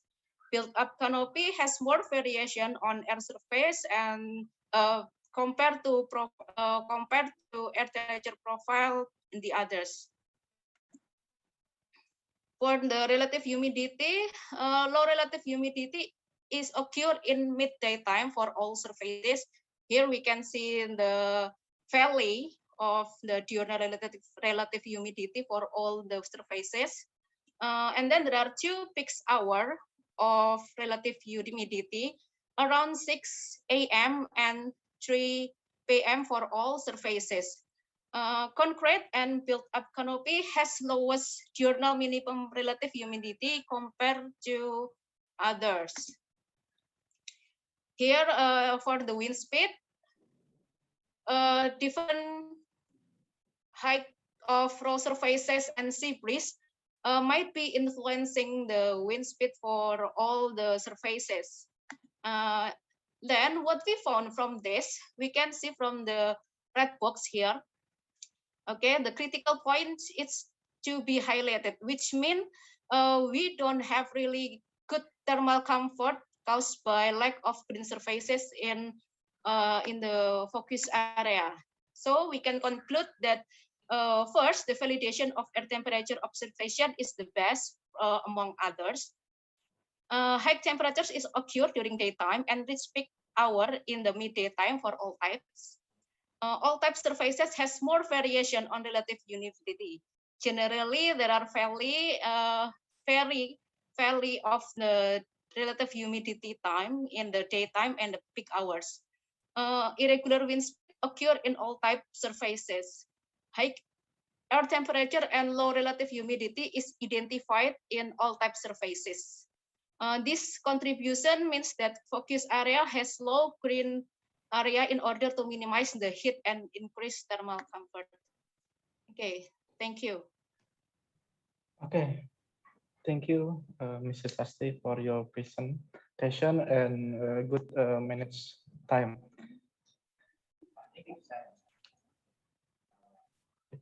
Okay, next our speaker is Mr. Rick Hickel.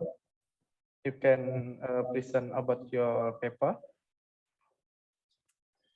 Hello, good afternoon, everybody. Okay, let me share my screen. Okay.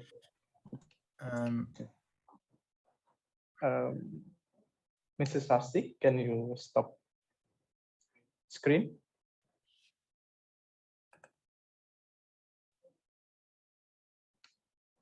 Okay. Okay. Share my screen.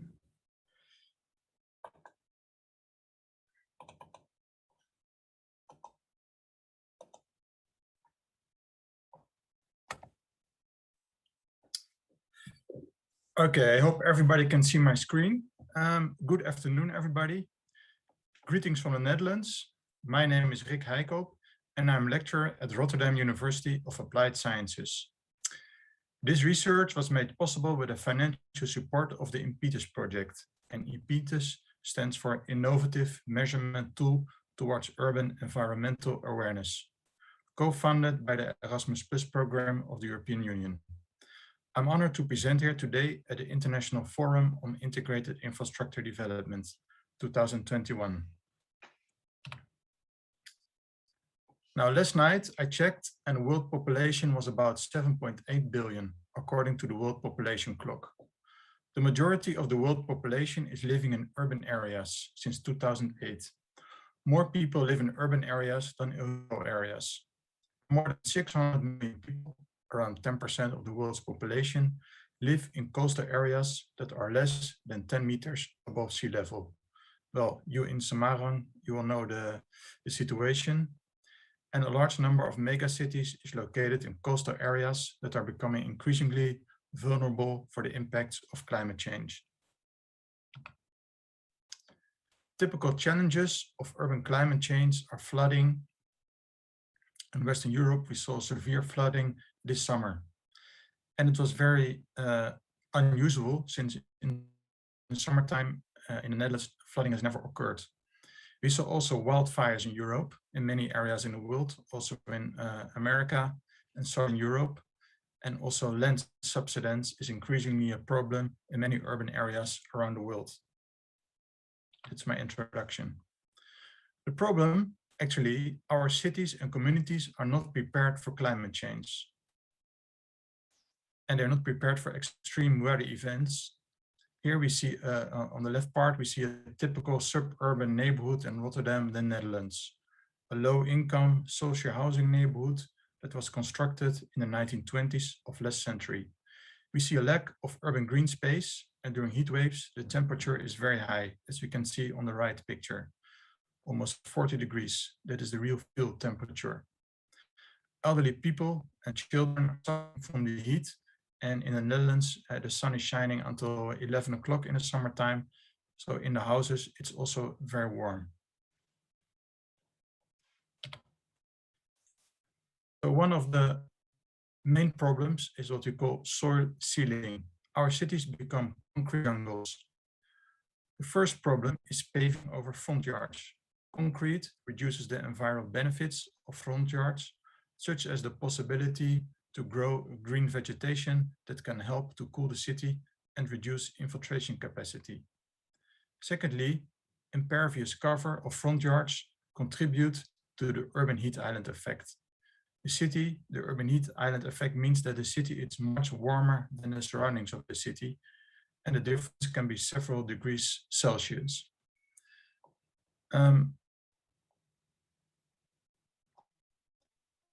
And if the houses become very hot, it encourages the citizens to use air conditioning, which makes the situation in the street even worse.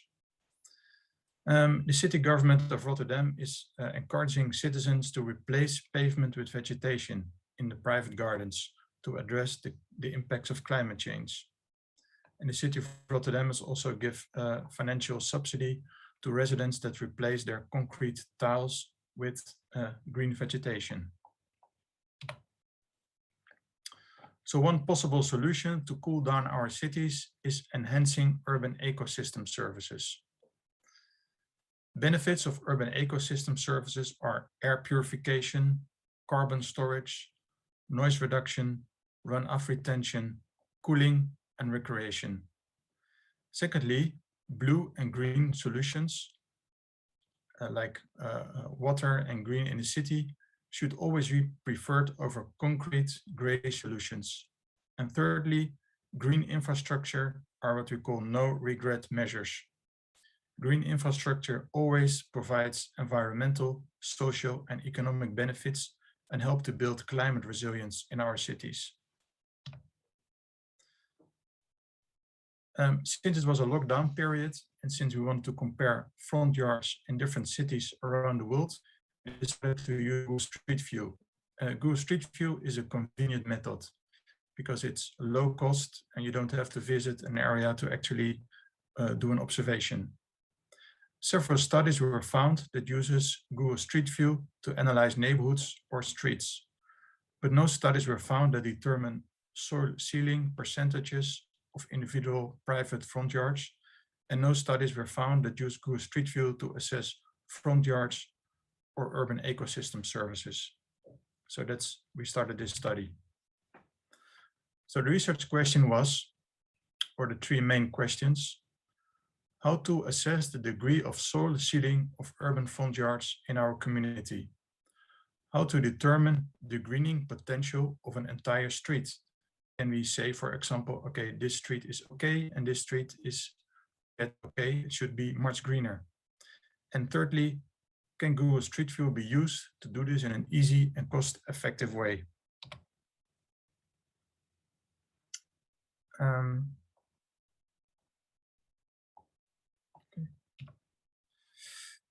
Bloemhof district was used as a case study. Bloemhof district is located in the southern part of Rotterdam and was selected by the city of Rotterdam because the district is very densely populated with few patches of public green. And it's projected that the real field temperature in the district will be very high in the coming future because of climate change. So action should be taken. Many houses have front yards in that neighborhood. So these are urban ecosystem services that could be used to cool the city. In addition to this, the area is also prone to flooding in future extreme precipitation events with a lack of infiltration capacity. 4 streets were selected for the analysis with 123 houses in that area. Now, what is the method that we used? I analyzed individual front yards in different street segments. A street segment is the stretch of street between 2 intersections, as you can see in the upper right part. A street segment consists of an uneven side with uneven house numbers and an even side with even numbers. Each individual house was assessed in the street segments, as you can see here in the pictures below.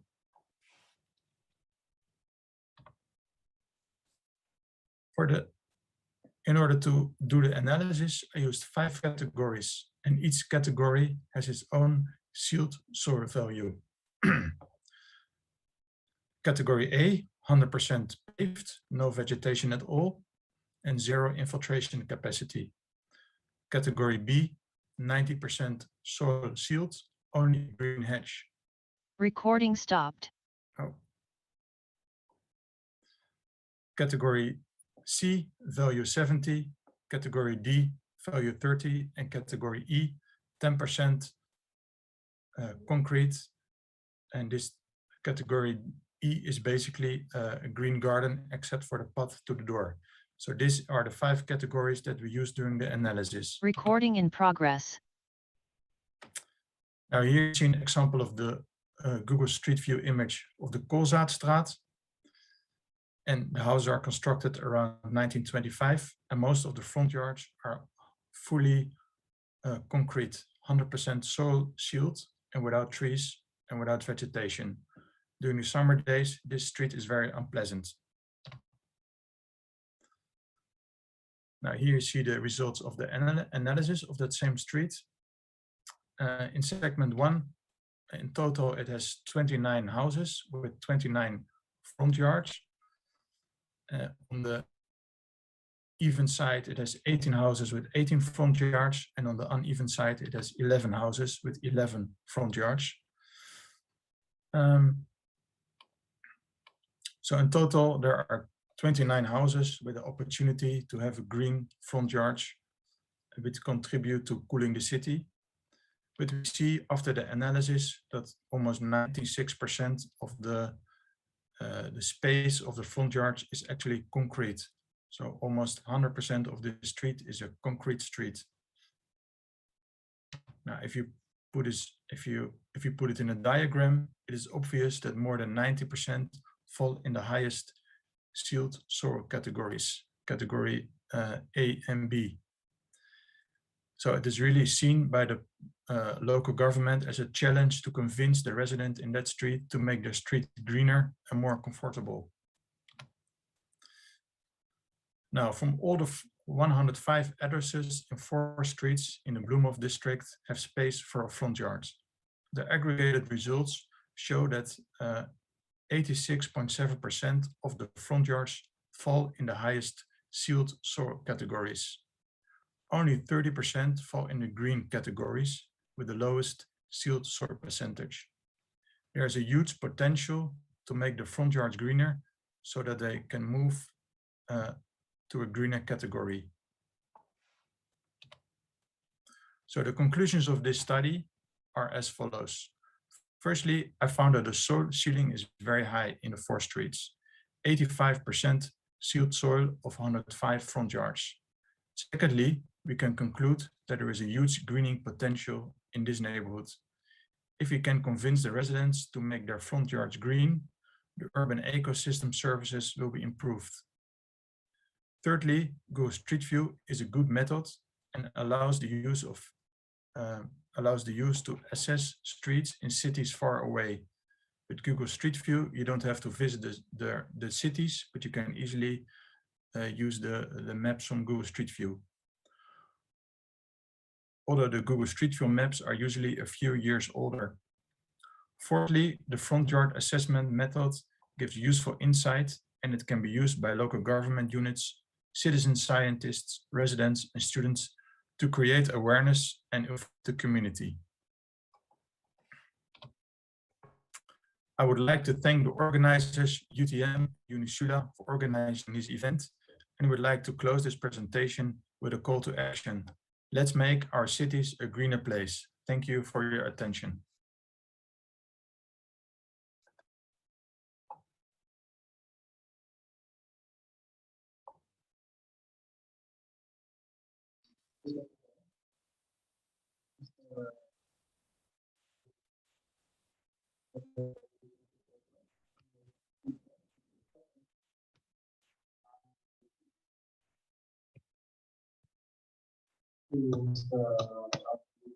Yes.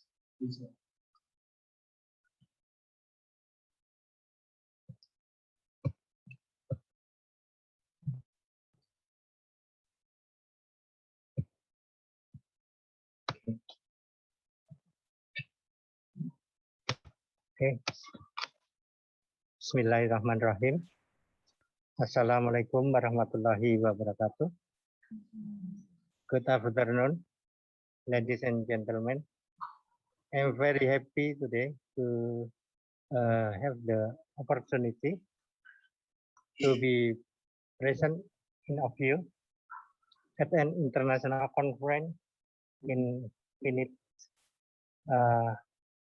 My name Muhammad Agung Ridha from Department Urban and Regional Planning, Faculty Engineering, University Islamic of Sultan Agung, Semarang. I will present material with the theme analysis potential and problem of Semarang City.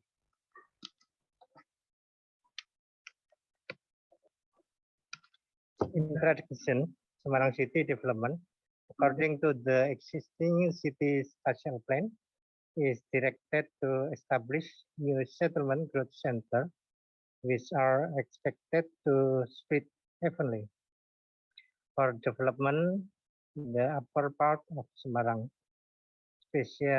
specifically in Mijen, Gunung Pati, Banyumanik, Ngalian, Tembalang, and surround area. It is not possible to avoid the hilly area as a storage area short of water for Semarang City, considering that the lower part of Semarang City, the city center and its surrounding, is already densely populated. Therefore, the direction of this growth center is that urban development is not concentrated in the city center. Beyond in regional spatial plan, all of the plan above have been regulated in the 2011 to 2031 regional spatial plan. In general, the plan determines certain zones as follows. A, the industrial zone is in Tugu and Kenuk region. B, the trade zone is in the Hub Semarang area. C, the educational zone is in the suburban area. D, the agriculture zone is in Gunung Pati, Mijen, and part of Tugu. Method rationalistic qualitative method become the methodology is the study. The analysis tool used were, among other, the administrative approach and the development approach with an environmental and sustainable perspective.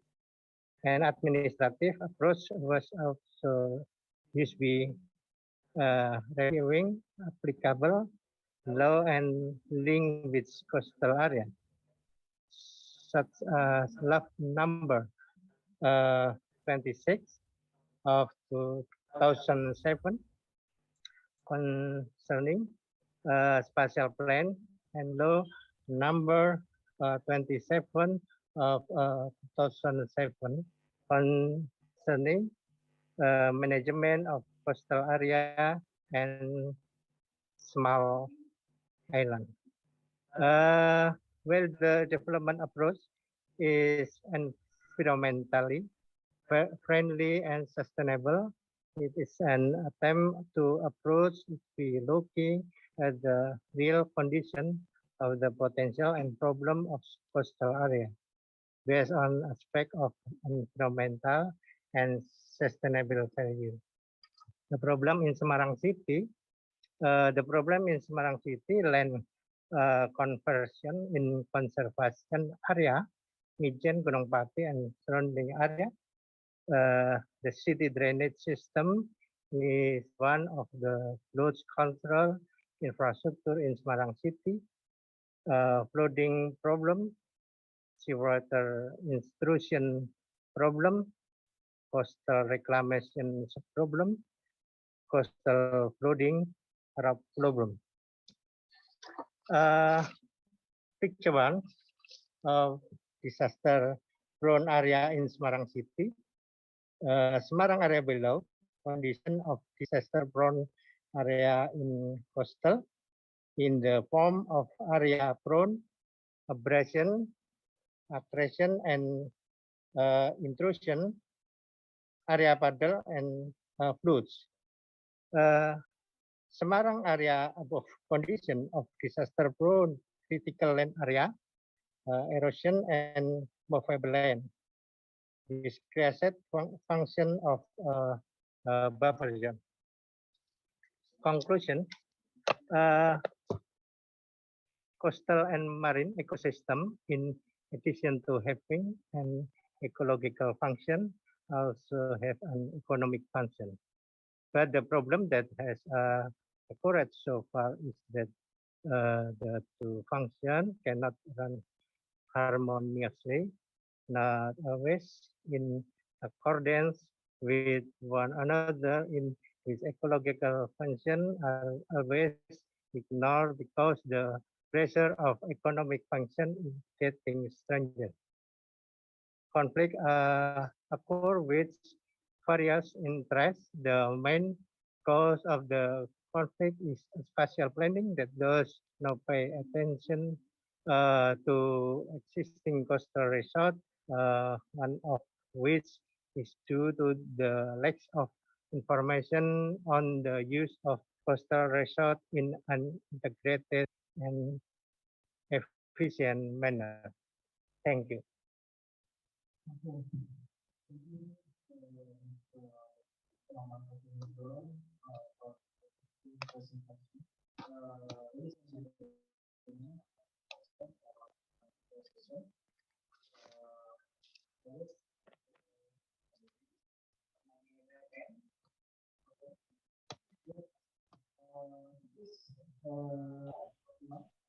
I use my mic.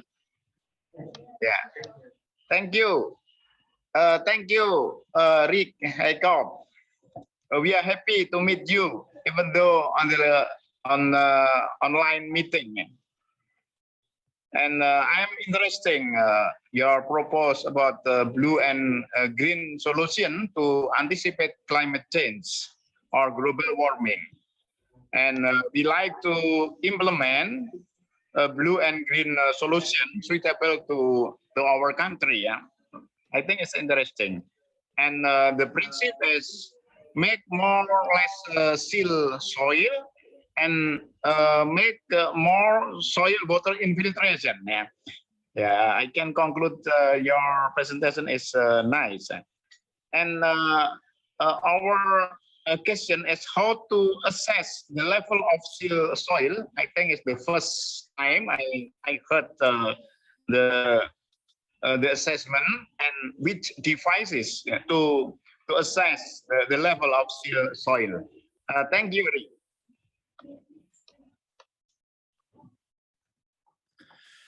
Thank you. Thank you, Pak Imam. Nice to see you again here online.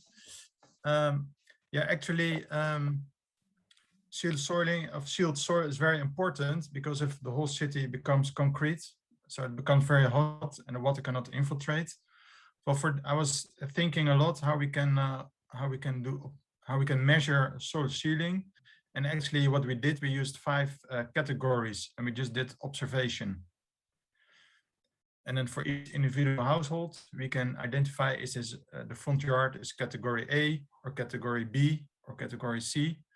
So in my paper, I explained each category, and then that could be very useful.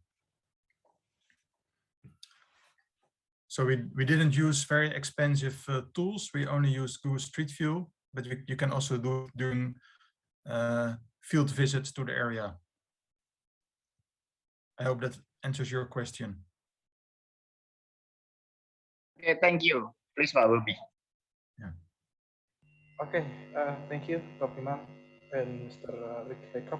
I see many questions in chat, but was answered in chat. Or something when at about answer,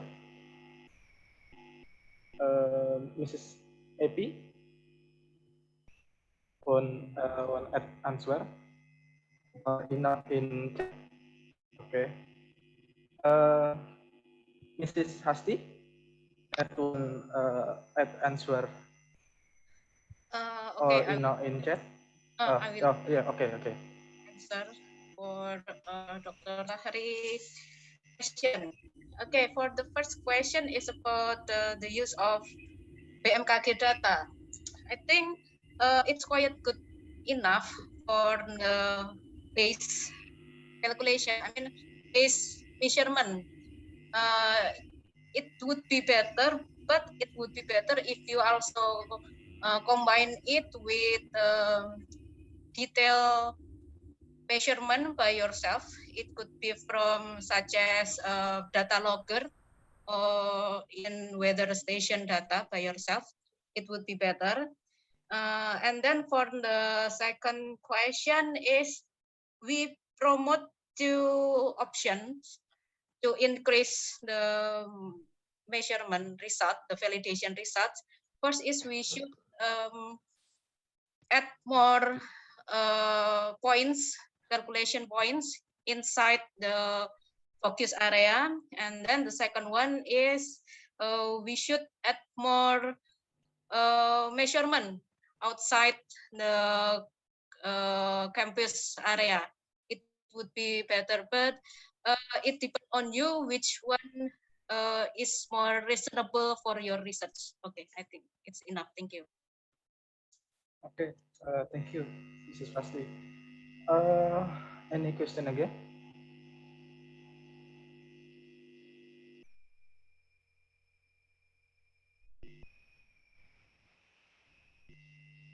Okay, if nothing question again, I think it's finale. Applause for our speaker and participant. Thank you very much for your kind presentation and see you on the next session. Assalamualaikum warahmatullahi wabarakatuh.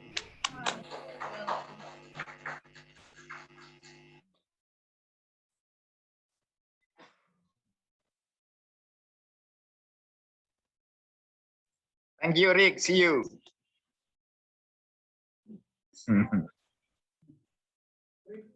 Thank you, Pak Imam. How are you? Fine. Fine. Thank you, Rick. Yeah, long time we don't meet. Yeah. More than 1 year, yeah. Yeah. Almost 2 years. Yeah. And now I think the border is still difficult, yes, yeah. I don't know because very dynamic. Yeah. So we have to wait until we can travel again. Yeah, but Indonesia right now is many decrease, yeah, decrease, and we can go to the supermarket and watch cinema. Now we have Recording stopped. we can go to some place that not the last time, last month, yeah. But now we can go. Yeah, yeah, decrease COVID level. Okay, so it's better now. Yeah, it's better now. And how about in Netherlands? Yeah, it's also better now. So the university is open again. No more restrictions. Yeah. Okay. So my campus also will open maybe next week. Yeah, next week or next October. Yeah. Not all students, but maybe 50% or not 100% go to the school together. Okay, and one of your students is now in Rotterdam. Yeah, nice. Thank you for your help. Our student can go to Rotterdam, and I think she don't have any difficulty to go Rotterdam. No quarantine and no. Okay. Maybe difficulty.